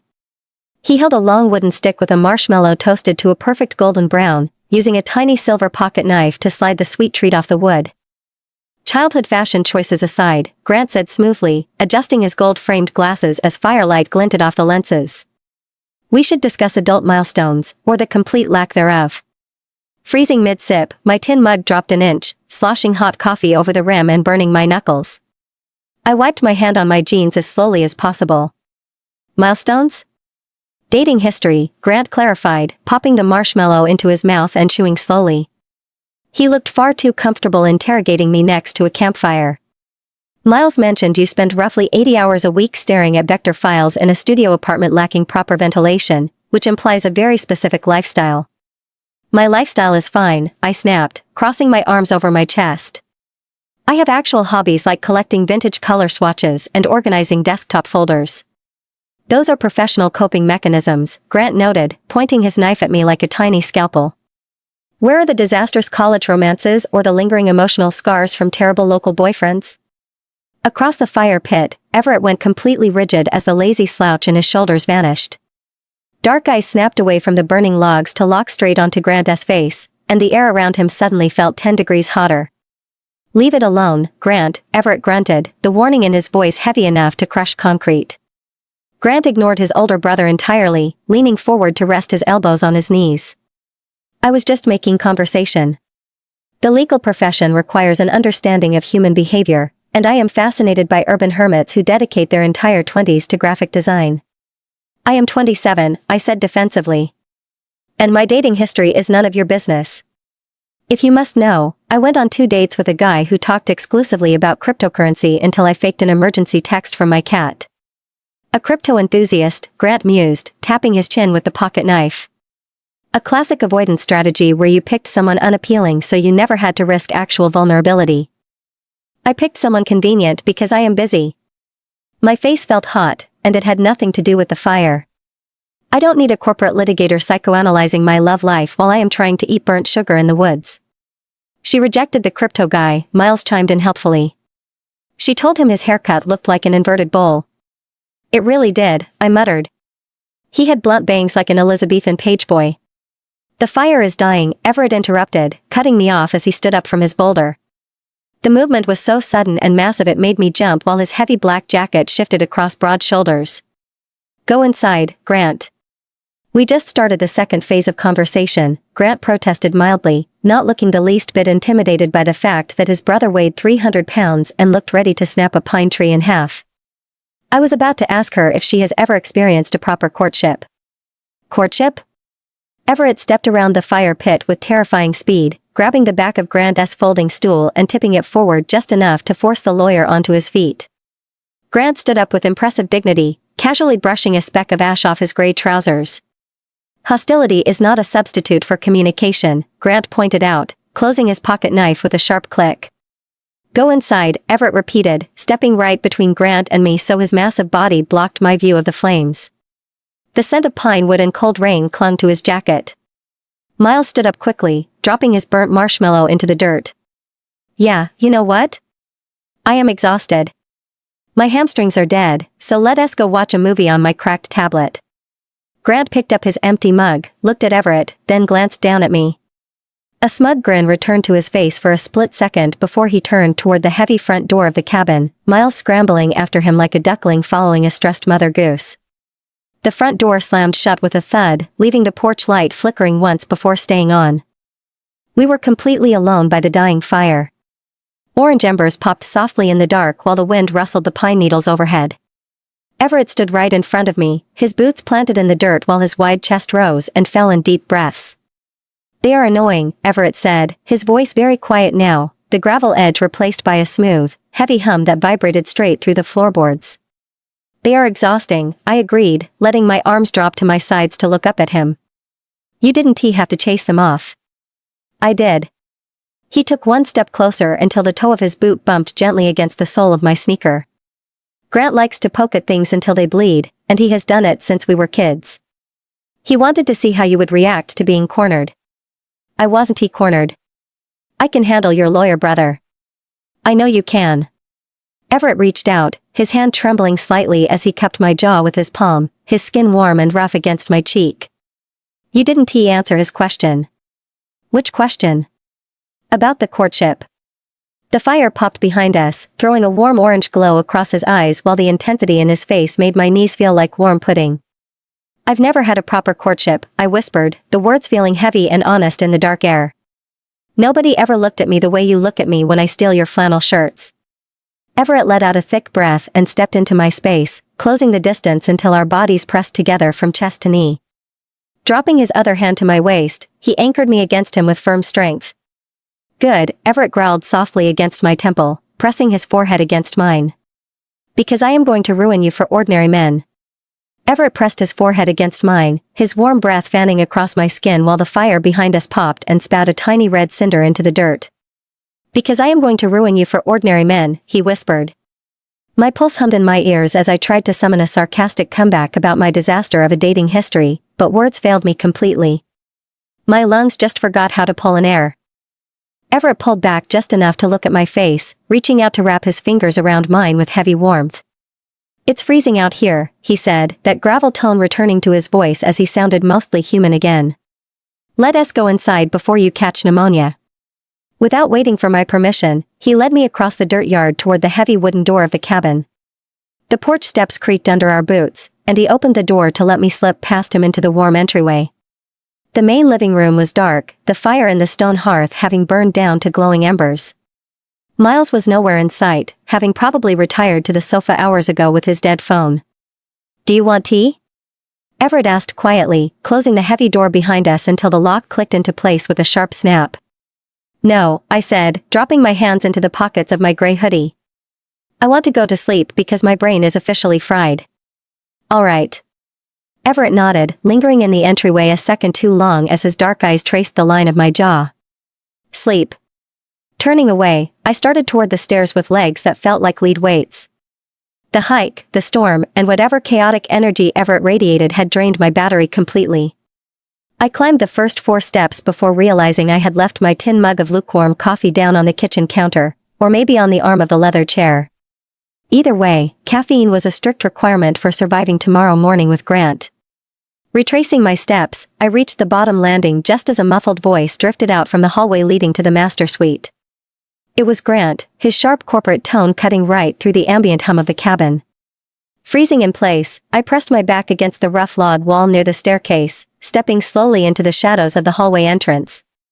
"You are rushing the timeline," Grant snapped. Everett answered immediately, his voice a low rumble vibrating through the floorboards. "I was not rushing anything. The cycle started yesterday, and you know how this works." "Of course I know how this works." Grant sounded irritated. "I read the family protocols, but you cannot ignore the legal framework we established. The human guest is not prepared for this." I narrowed my eyes. Human guest. They were literally talking about me like an exhibit at a weird museum. "She is not a guest," Everett growled, the rough edge in his voice spiking sharply. "She is my mate. The instinct doesn't care about your paperwork or your legal framework. Her mating instincts haven't even triggered yet." Grant argued back. "You are dealing with a civilian from Brooklyn who thinks foxes are cute and organic coffee is a personality trait. If you initiate scent marking before she understands the biological parameters, she will run screaming back down the mountain." Scent marking. My jaw locked tight as my teeth clicked together. Were they actually talking about rubbing things on me like a stray cat claiming a porch chair? "She won run," Everett insisted defensively. "She wore my flannel shirt this morning without hesitation, stole my blanket, and her scent is already all over the East Wing." "That was accidental exposure," Grant fired back. "That is not formal territory claiming. If you start active scent marking tonight, she is going to think you have a bizarre hygiene problem, so you need to pace yourself." Standing in the dark hallway, listening to 2 grown men debate my psychological readiness for a shifter mating ritual, my shock evaporated in about 3 seconds. It was immediately replaced by a massive wave of pure indignation. They were treating me like a biology project. Grant was drafting contracts while Everett worried about my civilian status, talking behind my back like I was a feral raccoon they trapped on the back porch. I gripped the edge of the log wall until my knuckles turned white, then intentionally tapped my boot against the floorboards, letting the sharp sound echo down the corridor. "I am standing right here," I called out. The hallway went dead silent. The abrupt cutoff was magnificent.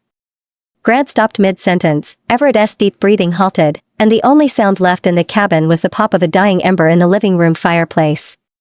Slowly, the door to the master suite opened an inch. Grant's face appeared in the gap, looking like an executive caught embezzling funds as his eyes widened behind his wire-rimmed glasses. Everett stepped up right behind him, his massive shoulders filling the width of the hallway as he looked down at me, the color draining from his face. "Penelope," Everett said, his voice coming out as a panicked squeak. Crossing my arms tightly over my chest, I tilted my chin up, ready to read them both the riot act. "Are you running a weird fraternity prank?" I demanded, stepping fully into the hallway light, "or did you decide to treat me like a lab rat?" "Penelope," Everett tried again, taking a massive step forward with his hands held out in a placating gesture. "It's not a prank. You were discussing scent marking like I am a piece of patio furniture." I pointed a finger at Grant's chest. "And you drafted a fake occupancy agreement just to trap us in the same zip code. What next? Are you going to test my reflexes with a laser pointer?" "That is a remarkably inefficient methodology," Grant replied smoothly, trying to recover his corporate poise even as his left eye twitched. "We were merely discussing logistical parameters." "You were discussing me," I yelled. "Behind my back." In hushed tones while I was standing 3 feet away eating leftover pie. "You weren't 3 feet away," Everett muttered. "You were in the kitchen." "You already told me what you are," I snapped.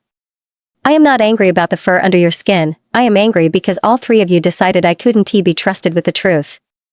"You knew?" Grant's dark eyes shifted into something heavy. "And you didn't run? Does it look like I am panicking?"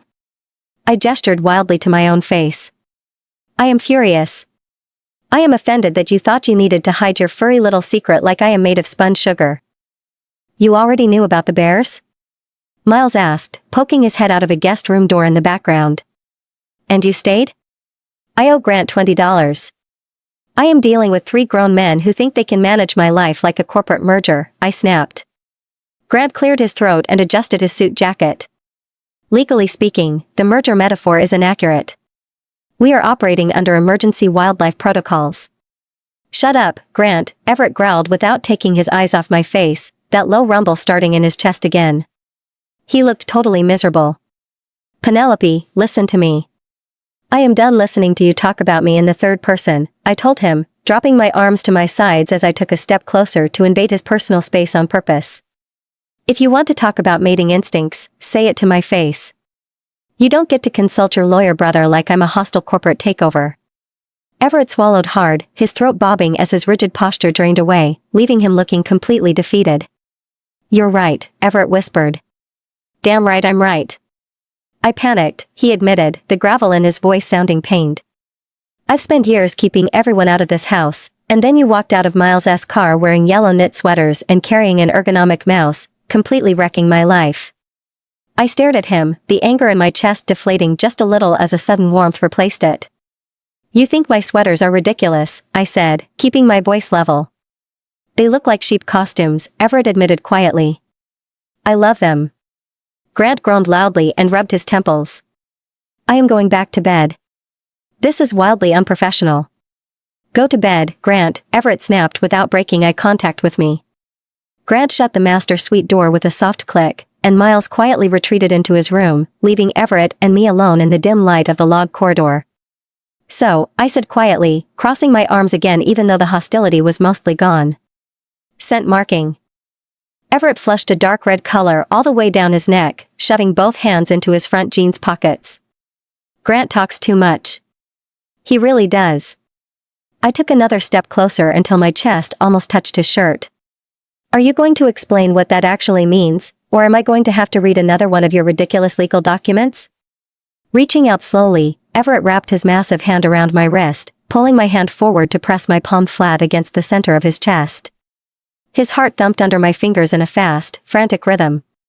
It means, Everett whispered, leaning down so his lips brushed my ear, I want to put my jacket on you and never let you leave this mountain. I pulled my hand back from his chest.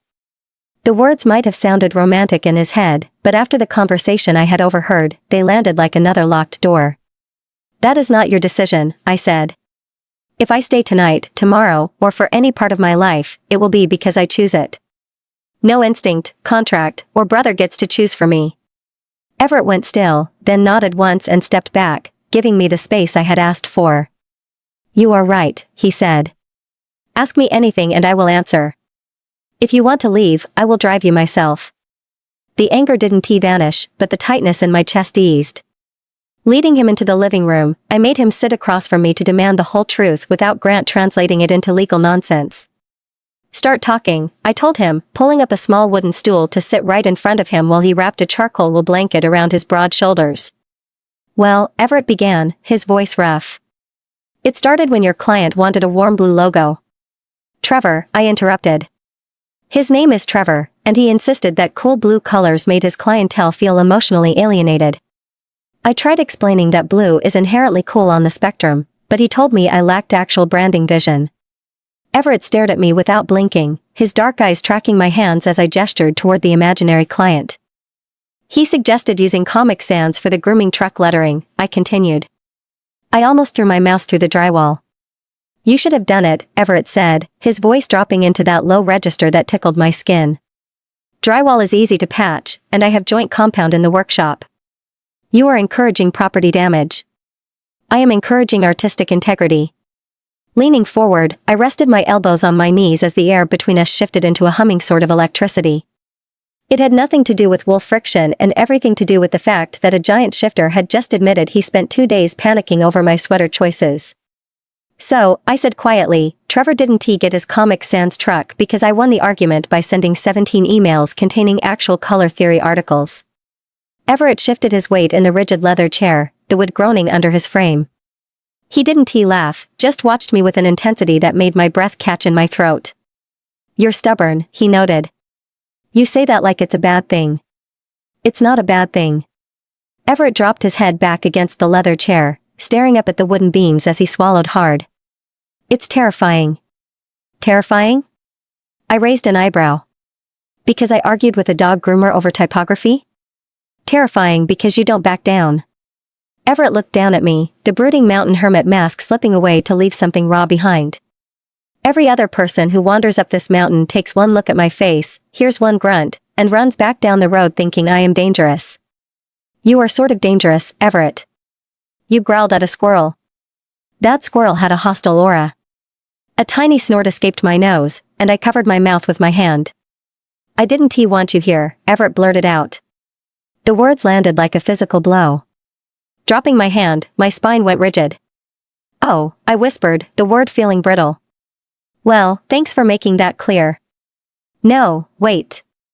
Everett sat straight up, leaning forward so fast the wooden stool wobbled beneath my feet as his massive hands shot out to grip the edges of my seat. "That came out wrong." "God, I'm terrible at this." "You're doing great so far," I said, my voice dripping with sarcasm to cover the sudden sting in my ribs. "Really selling the hospitable host vibe." "Penelope, listen to me." Everett's voice cracked, the raw sound stopping me dead as he towered over me with dark eyes wide with panic. "I didn't want you here because I knew the second you got out of that hatchback, I was finished." I stopped breathing. "What?" "The exact second," Everett continued, his words tumbling out in a desperate rush. "You stepped out of the passenger seat wearing that yellow sweater that looked like a fuzzy lemon and looked at my house with your chin stuck out like you were ready to fight me." My whole internal system lost its mind. Sitting frozen on the small stool, my fingers curled into the fabric of my gray sweatshirt. "I tried to hide," Everett confessed, his voice dropping into a rough whisper as his thumbs brushed against my knees. "I went into the kitchen and panicked over the counter because my bear was screaming at me to drag you inside and never let you go back to the city." "Everett." "It didn't work," he said, dark hair sweeping across his forehead as he shook his head. "Every time you complained about the mattress, I wanted to rebuild the bed with my bare hands. When you wore my work shirt, I forgot how to speak English. I am a 300-pound disaster who doesn't know how to exist around someone he actually cares about." "You're rambling," I whispered. "I know I'm rambling." Everett released my stool and dragged both hands down his face. He looked down at me, his chest heaving. "I'm terrified I ruined it, and I'm terrified you're going to pack your 16 different charging cables, get back in that dying hatchback with my brother, and drive away forever." The silence in the room stretched thin and tight while the fire popped softly in the hearth. I looked at the man who built custom furniture, hoarded Scottish wool blankets, and had spent the last 2 days losing his mind over a graphic designer from Brooklyn. "You really thought I was going to leave?" I asked softly. "Every minute," Everett admitted, dropping his chin to stare at the floorboards between my boots. "Grant thought drafting a fake contract would keep you here, but contracts don't mean anything if you hate me." "I don't hate you, Everett." His head snapped up, his dark eyes locking onto mine with desperate intensity. "I think you're stubborn," I continued, ticking points off on my fingers. "I think your baking skills are a public health hazard, and I think your brother is a corporate sociopath." A tiny sound escaped Everett's throat, sounding almost like a laugh. "And," I added, leaning forward until my knees brushed against his shins, "I think you need to stop panicking." Everett reached out slowly, giving me plenty of time to pull away, but I didn't move an inch. His massive hand cupped the back of my neck, his thumb sweeping gently across my jawline as a static spark snapped warm against my skin. "Stay through Monday," Everett whispered, making it a request rather than a command. "Use the hotspot, finish your work, and then decide what you want after you have slept and yelled at me again." "Through Monday," I agreed. "After that, I go home, handle my lease, and make a decision without 3 bears hovering over me." Everett let out a rough breath against my temple, closing the remaining distance between us. "Agreed," he said. "And I will buy 100 more potholders." Then he kissed me. There was no awkward distance left in him as he pulled me off the small wooden stool and straight into his lap, wrapping his massive arms around my waist to hold me close. The fire crackled behind us, the cabin settled into the quiet heart of the night, and for once, I didn't care about client revisions, vector files, or missing Wi-Fi signals at all. The fire popped, dropping a stray spark onto the hearthstone where it died instantly. Everett held me against his chest like he expected me to evaporate if he loosened his grip by a fraction of an inch, his heavy breathing filling the quiet space between the stone fireplace and the wooden bookshelves. Sitting there in his lap, my brain tried to assemble a coherent thought. Knowing Everett was a shifter was one thing, but actually understanding how much instinct and family interference came attached to the word mate was a whole different story. My ordinary problems involved Pantone swatches and dog grooming logos, whereas this problem involved deciding whether Everett could respect a boundary when every instinct in him pushed the other way. Everett watched my face, his dark gaze darting from my eyebrows down to my mouth like a guy awaiting execution. "You're quiet," he whispered, clearing his throat until the low rumble vibrated against my ribs. "I'm processing," I said. "Processing what?" The sheer melodrama of this entire situation. Shifting my weight on his lap, the denim of his jeans felt hot against my legs. "So let me get this straight. You and your brothers are shifters living out here because society lacks personal space, and some force decided we belonged together the minute I got carsick outside your front gate." Everett winced without denying a word, just tightening his grip on my waist. "It wasn't fate, it was biology." "Then explain the rules in plain English," I said. "What does a mate bond actually require from me?" "Nothing without your consent." Everett kept his hands loose at my waist. "Recognition is instinct, but a bond is a choice. Scent can calm the animal, though I will not mark you or ask you to stay unless you want it." "And the rut?" "A few restless days where I can shift, run the ridge, and keep my distance. It is my responsibility, not yours." That answer mattered more than any romantic speech. Biology usually involves petri dishes in middle school science class, not guys growling at squirrels and stealing flannel. I didn't steal the flannel, it was mine. Technically, you stole it. I just retrieved it. It was in the public domain of the laundry basket. Everett let out a heavy breath, a tiny smile breaking through the tension around his mouth as that deep dimple appeared on his left cheek. He looked relieved, probably thinking I was going to pack my bags and demand Grant drive me back to Brooklyn right this second. Instead, a slow, thrilled sensation spread through my chest. Excitement wasn't the same thing as certainty, though. I liked him far more than was sensible, but liking him didn't erase my clients, my apartment, or my right to change my mind. Everett looked at me as if my answer mattered more than his instincts, waiting for the first time all night without reaching for me. The situation was absurd, but I didn't have to solve my whole future before sunrise. "So," I said, resting my hands against the front of his black t-shirt. "Does this mean I get free custom furniture for the rest of my life?" Everett blinked, clearly expecting me to scream or ask for a lawyer. "What?" "Furniture. I want a custom coffee table with built-in cup holders and a bookshelf that doesn't wobble." "You can have whatever you want," Everett growled, his hand sliding up my back to press me closer to his chest.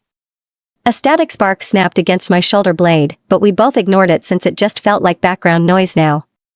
"You can have the whole house, including changing the upholstery on that terrible leather chair." "Oh, thank God. That chair is a total hate crime against my spine. I'll burn it tomorrow." "Don't burn it, just donate it to Grant since he loves suffering." Everett let out a low laugh that vibrated straight through my palms before leaning down to press his forehead against mine. His skin felt hot, smelling like wood smoke, cedar, and the expensive soap he probably ordered online in bulk because he refused to talk to cashiers. "You aren't scared," he said, stating it like a fact rather than a question. "Scared of what?" "Of me." "Everett, you cried over burnt pancakes and hid in the kitchen like a toddler. The scariest thing about you is your sourdough bread. It builds character. It builds dental bills." He groaned, wrapping his massive arms around my shoulders to bury his face in the crook of my neck. His lips brushed against my skin, sending a warm flush straight down my back as he held me without saying another word. The fire popped again, casting an orange glow across the wooden floorboards. Sitting there in his arms, thoughts of my apartment in Brooklyn, my client Trevor with his ridiculous dog grooming startup, and the vector file sitting in my backpack upstairs floated through my head. None of it mattered right now. Here I was, sitting in a giant timber fortress in the middle of nowhere while wearing an oversized gray sweatshirt smelling of bleach and wood smoke, wrapped in the arms of a bear shifter who considered me his soulmate. It was ridiculous and wonderfully dramatic. "You know," I murmured, running my fingers through his dark hair. Grant is going to be insufferable about this tomorrow morning. Everett groaned against my collarbone. He is going to draft a marriage contract on his laptop. Let him try, considering I'm better at redlining legal documents than he is. You're a graphic designer. I understand grid systems, so contracts are just text boxes with boring margins. I can ruin his formatting in 5 minutes. Everett chuckled, lifting his head to look at me as the dark hunger in his eyes softened into something steady. Reaching out, his fingers gently tucked a stray lock of hair behind my ear without shaking anymore. Come to bed, he said. The words hung in the air, simple and direct. Are we going to the guest room with the cobblestone mattress? I asked. No, Everett growled, standing up to lift me effortlessly into his arms. We are going to my room because the bed is big enough for both of us and I replaced the mattress last year. Why didn't you put the good mattress in the guest room?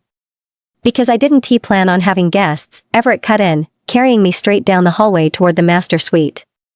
The room was massive, dominated by a giant wooden bed piled high with thick quilts while a cold stone fireplace sat against the far wall. Everett kicked the door shut with his heel and set me down on the edge of the mattress. The bed dipped under my weight, and unlike the guest room slab of concrete, this mattress actually yielded, feeling soft and smelling like him. Standing in front of me, he grabbed the hem of his black t-shirt and pulled it over his head in one smooth motion, tossing it onto the floorboards. My brain stalled out again. Scars across his ribs caught the pale moonlight coming through the side window while his broad chest, covered in dark hair, looked like a marble statue carved by someone with zero restraint. Everett stepped between my knees, placing his massive hands on either side of my hips to lean down until his face was inches from mine. No more running, he whispered. I wasn't running, I told him, reaching up to wrap my arms around his neck. I was taking a very scenic detour. Good. You smell like me, he growled against my neck, his teeth grazing my pulse point. That flannel shirt. My soap. You're covered in my scent. I stole your shampoo too, I admitted, tilting my head back to give him better access. And your deodorant.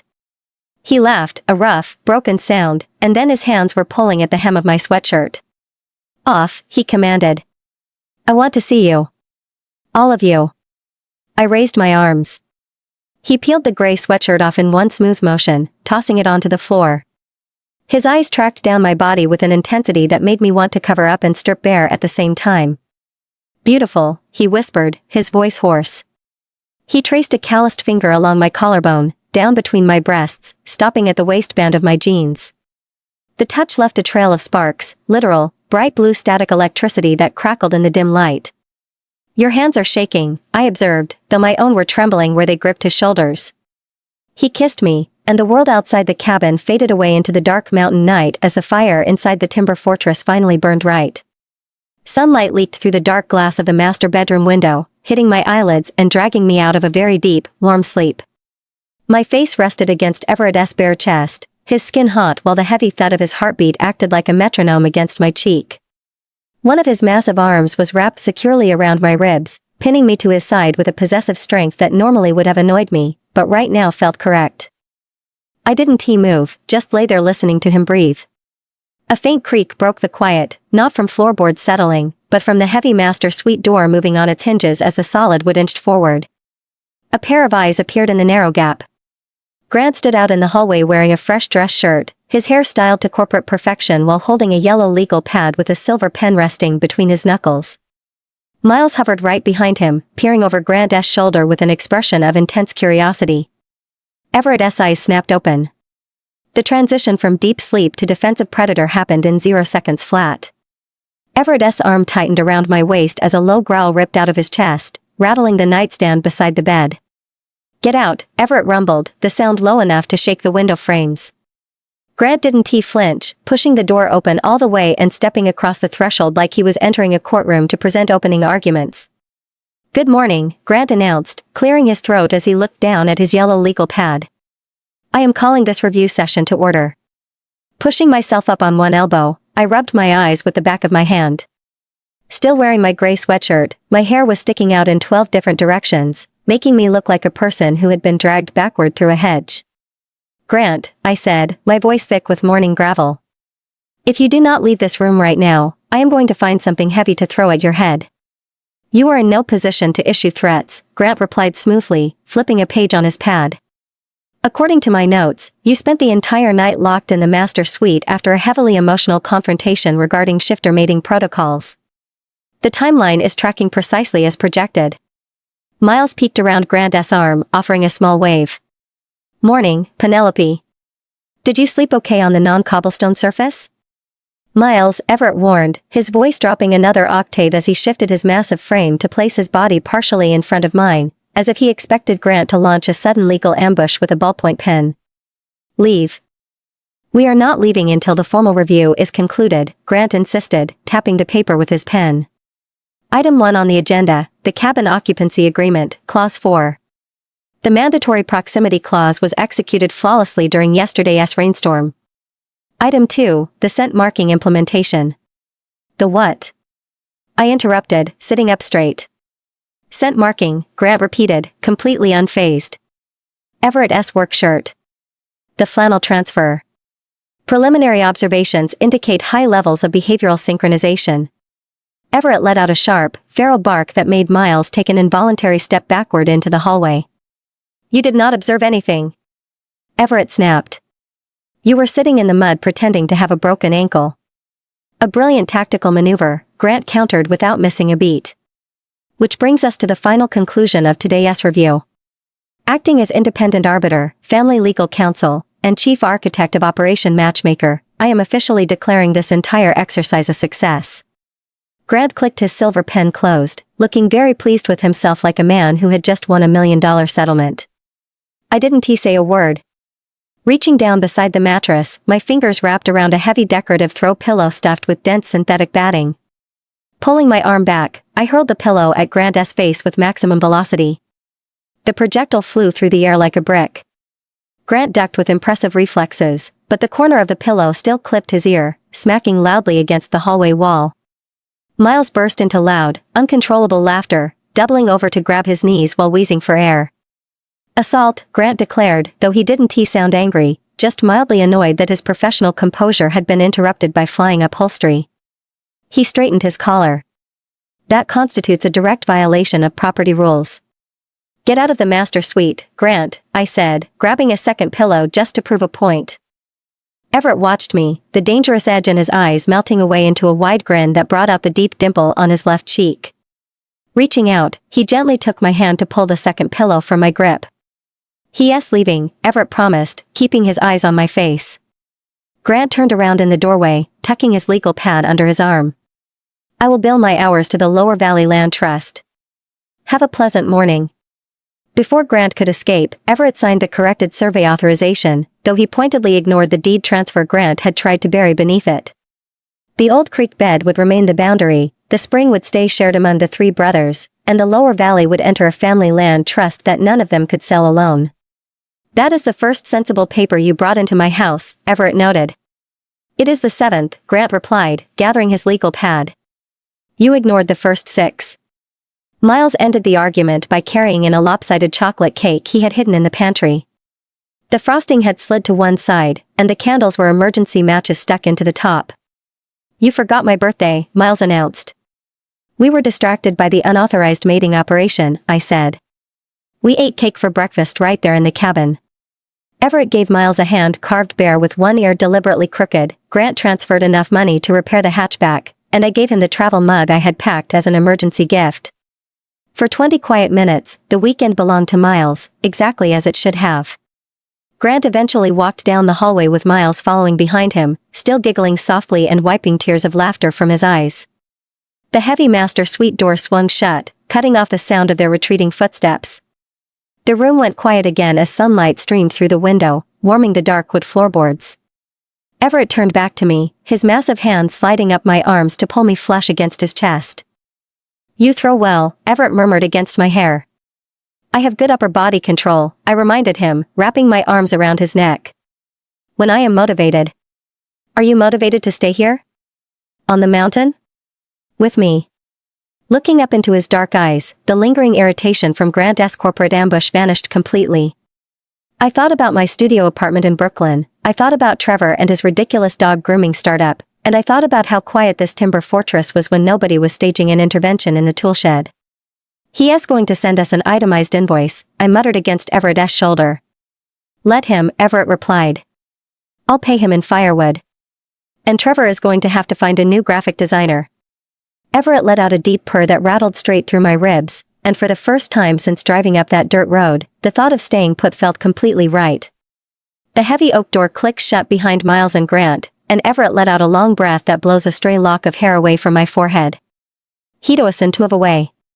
He stays propped on one elbow, his massive shoulder blocking out the square of bright morning sunlight pouring through the window.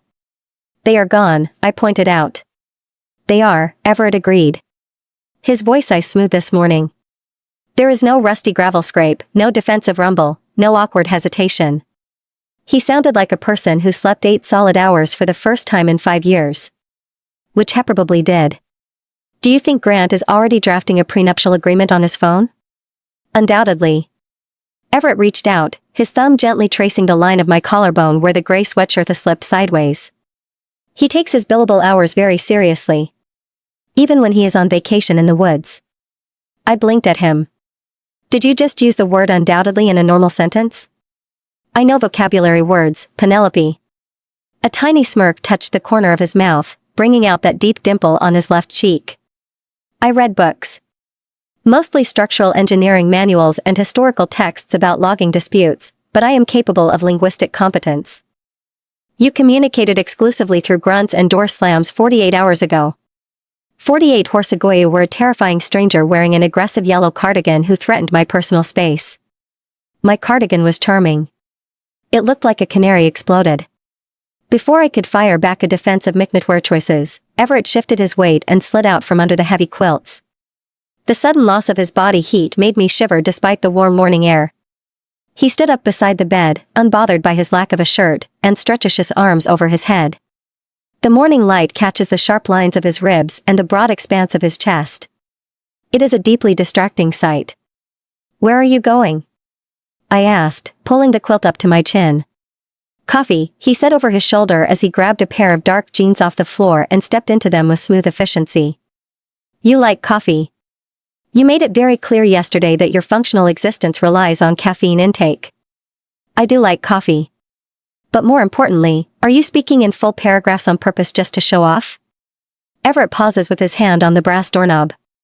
He turned his head, looking back at me with dark eyes that are unguarded. The fierce, feral panic from yesterday is gone, replaced by a steady, quiet devotion that made my stomach do a nervous, happy flip. I am speaking in paragraphs, Everett said slowly, because I spent 27 years hiding behind silence so people would leave me alone. And the moment you walked through my front door, I realized silence was a terrible strategy. I stared at him. My brain stalls out for a second. That is not a sentence a grumpy mountain hermit is supposed to deliver with a straight face before breakfast. You are being alarmingly articulate, I mutter, pulling the blanket higher. Get used to it, he replied, and then he slipped out of the master suite, pulling the heavy door closed behind him with barely a whisper of sound. I lie back against the pillows. The room smells like cedar and clean linen and him. My phone sat on the bedside table, dead, flashing a tiny black screen that reminds me I had no cellular service and zero connection to my frantic dog grooming client in Brooklyn. Trevor is probably having a full-blown existential crisis over a teal color palette right now. Let him panic. Let him stare at his blank monitor. I was currently living inside an absurd romantic fantasy novel, and irrefusito care about vector files before noon. 10 minutes later, the door opened again. Everett walked back into the room holding 2 heavy ceramic mugs. He wore a plain black t-shirt now, fitted loosely across his shoulders, and his dark hair is damp from cold water. He hands one of the mugs to me. The ceramic is warm against my palms. I took a careful sip. It is rich and dark, brewed strong enough to wake the dead, with just a tiny splash of cream. You remembered the cream, I said, genuinely impressed. I watched you put it in yesterday, he explains, sitting down on the edge of the mattress.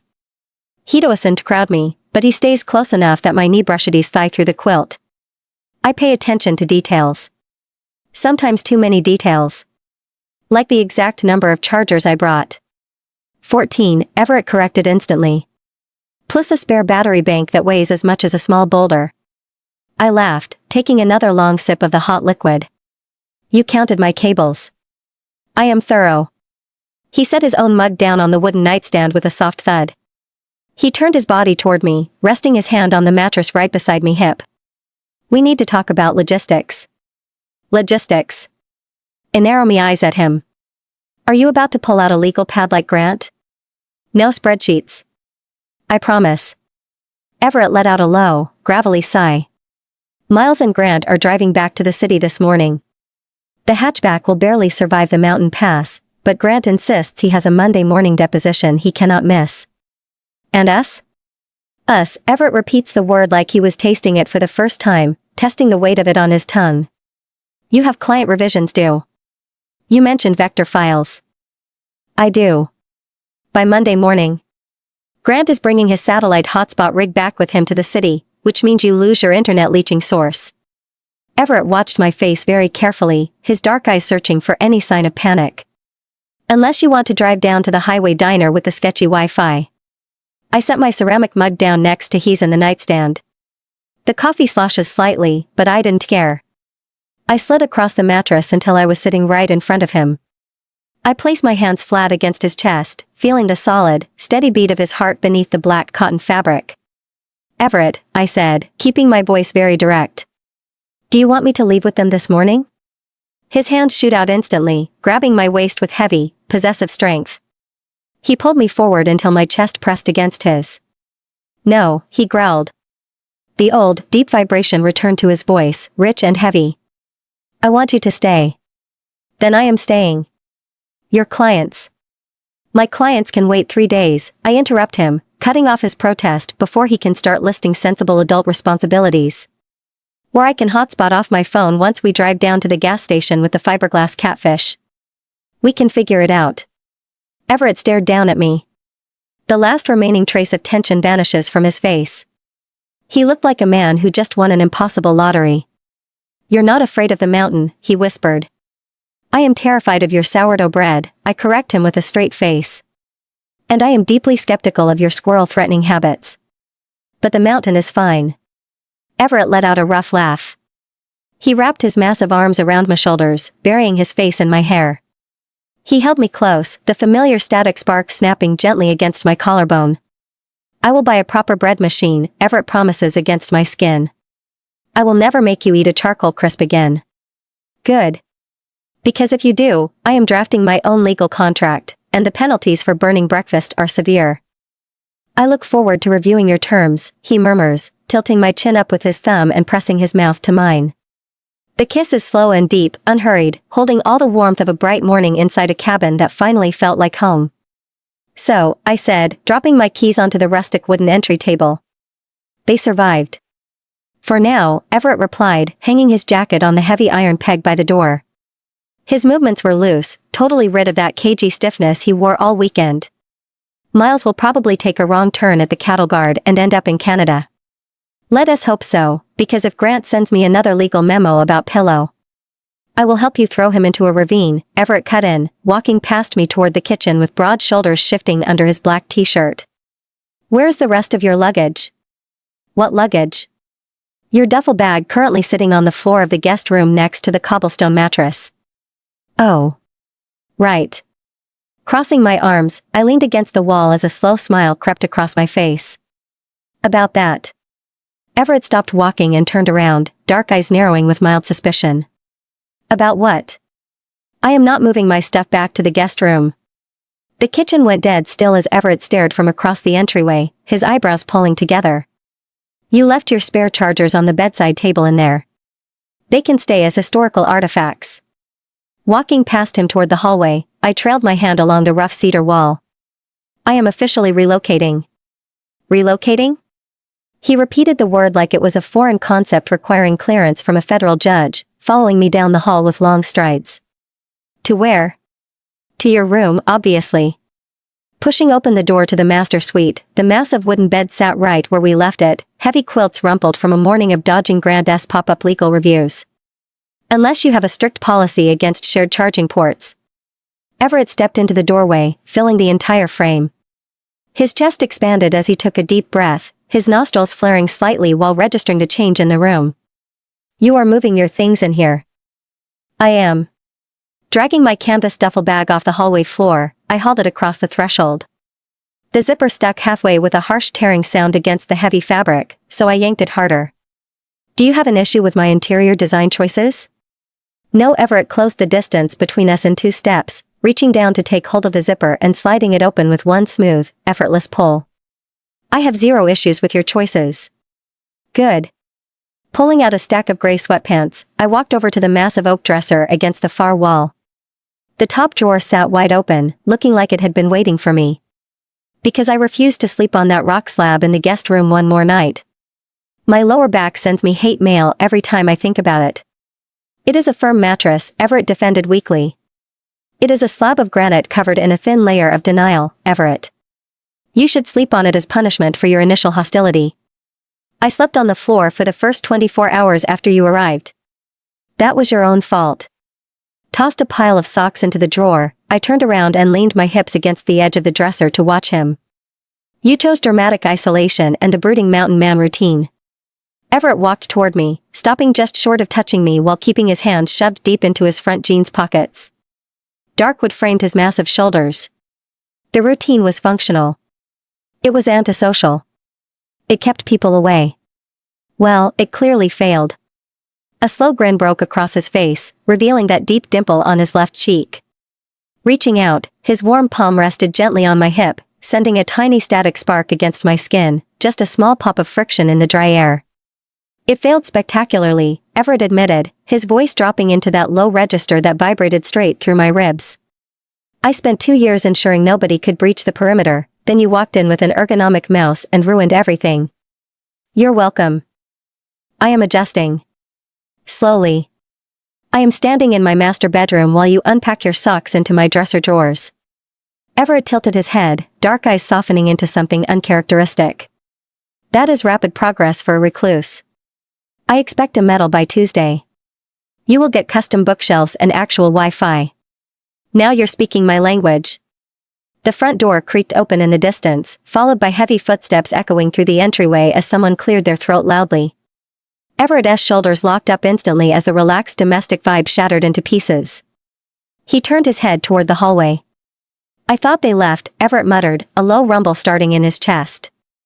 They did leave, I said, stepping away from the dresser. Unless Miles drove the hatchback into a tree at the end of the driveway and walked back to complain. Walking out of the master suite together, we rounded the corner into the main living room.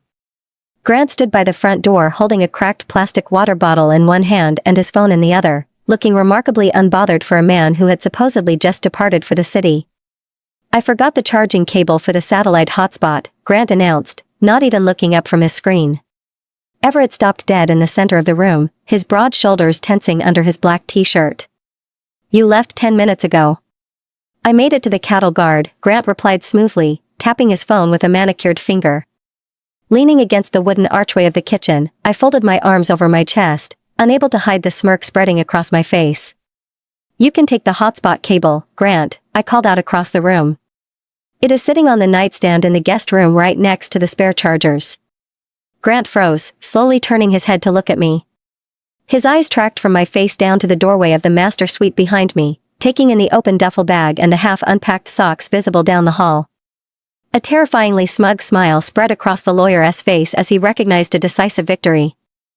Ah, Grant said, adjusting his glasses before slipping his phone into his pocket. I see the relocation phase of the occupancy agreement has been expedited. Shut up, Grant, Everett growled, taking a heavy step forward. I didn't say a word, Grant protested innocently, raising both hands in a placating gesture. I merely observed that the natural order of the timber fortress has adjusted accordingly. Get your cable and get out, Everett warned, his voice dropping into a dangerous register. Already on it. Grant hurried down the hallway toward the guest room with impressive athletic speed, eager to secure that toothbrush before Everett locked the front door. 2 minutes later, Grant reappeared in the hallway clutching a plastic travel case and a black cord, walking briskly toward the front door to dodge Everett's glare with impressive skill. Pleasure doing business with you all, Grant said cheerfully as he stepped out onto the cedar porch, pulling the heavy door shut behind him. The click of the latch echoed through the cabin. Everett let out a massive exhale, the tension in his shoulders finally releasing. He turned around to look at me, walking across the room with long strides. They are actually gone this time. Really gone. Good. Closing the distance between us, he wrapped his arms around my waist and pulled me flush against his chest. Now, where were we before my obnoxious brother interrupted our interior design consultation? We were discussing my medal for bravery, I reminded him, wrapping my arms around his neck. Everett chuckled, the low rumble vibrating straight against my ribs as he pressed his mouth to mine, completely ignoring the open front door and the unpacked duffel bag down the hall. 3 months passed in a blur of sawdust and train rides. Moving to the mountain didn't happen overnight after one wild weekend. Returning to Brooklyn allowed time to arrange a legal sublet through November, move equipment in stages, and spend 2 trial weeks at the cabin before making the final choice. Standing in the center of the living room, a floral throw pillow sat in my hands looking like a neon explosion of magenta and chartreuse.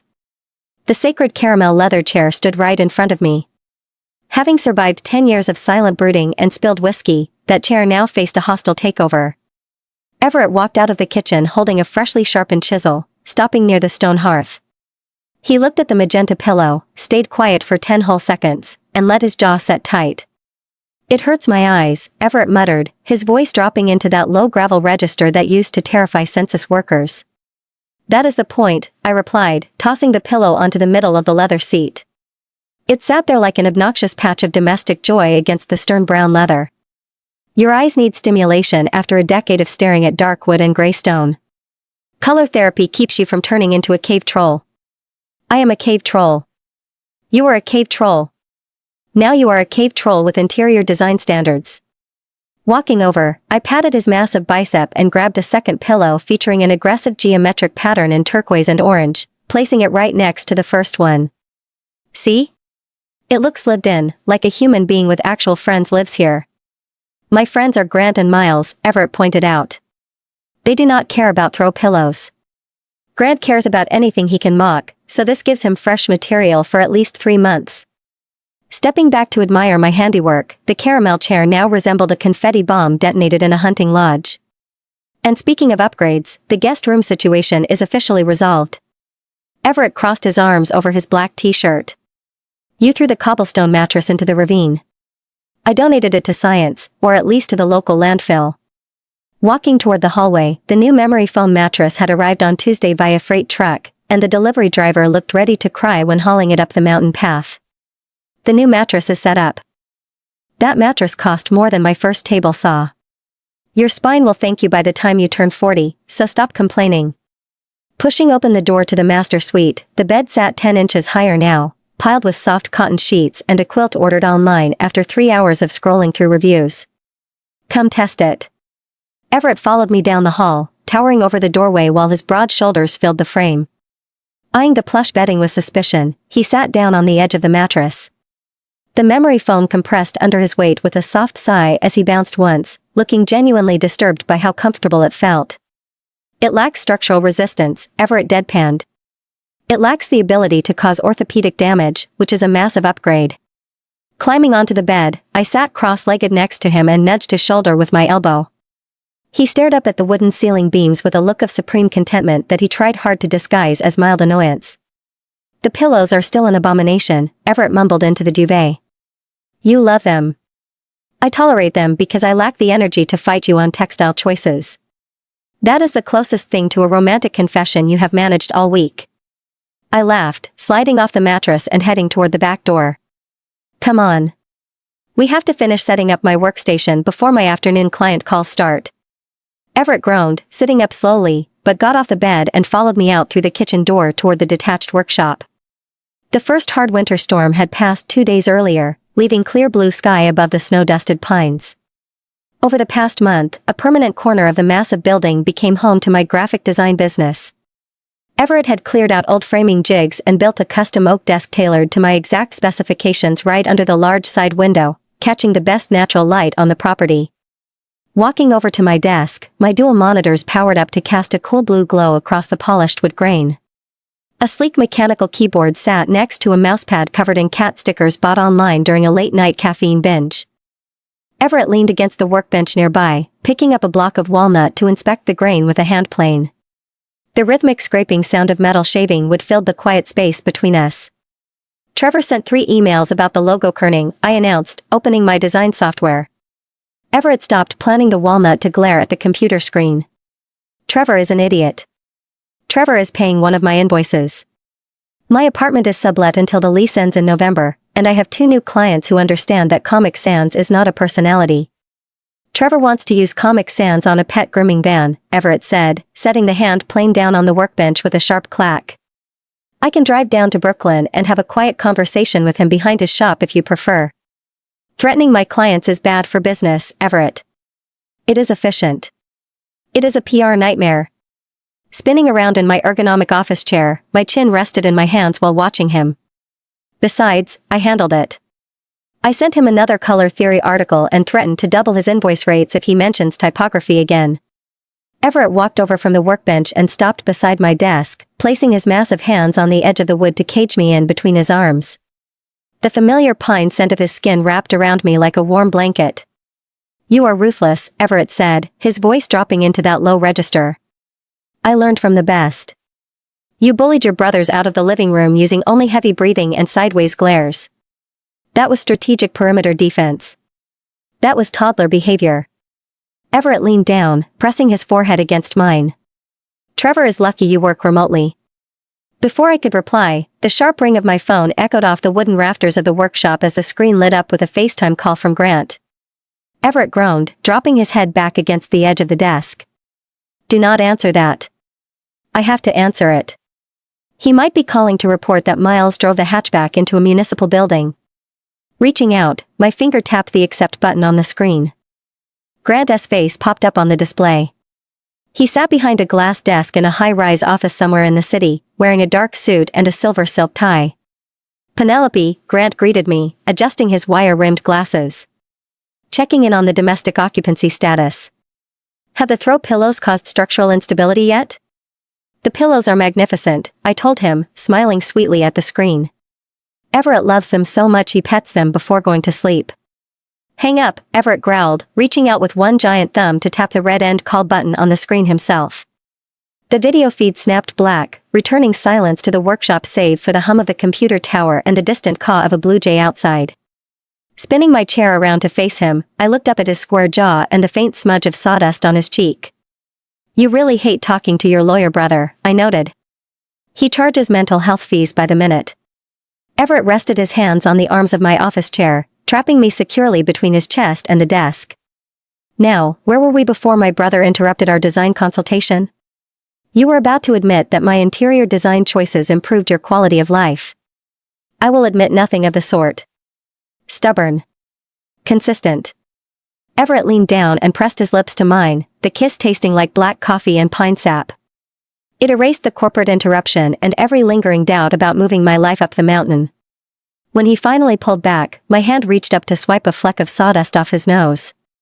Get back to work, lumberjack, I whispered, spinning my chair back toward my monitors. I have a logo to finish before Trevor has another existential crisis. Everett chuckled, picking up his hand plane and walking back to the workbench, content to spend the rest of the afternoon listening to the click of my keyboard and the quiet rhythm of the forest outside.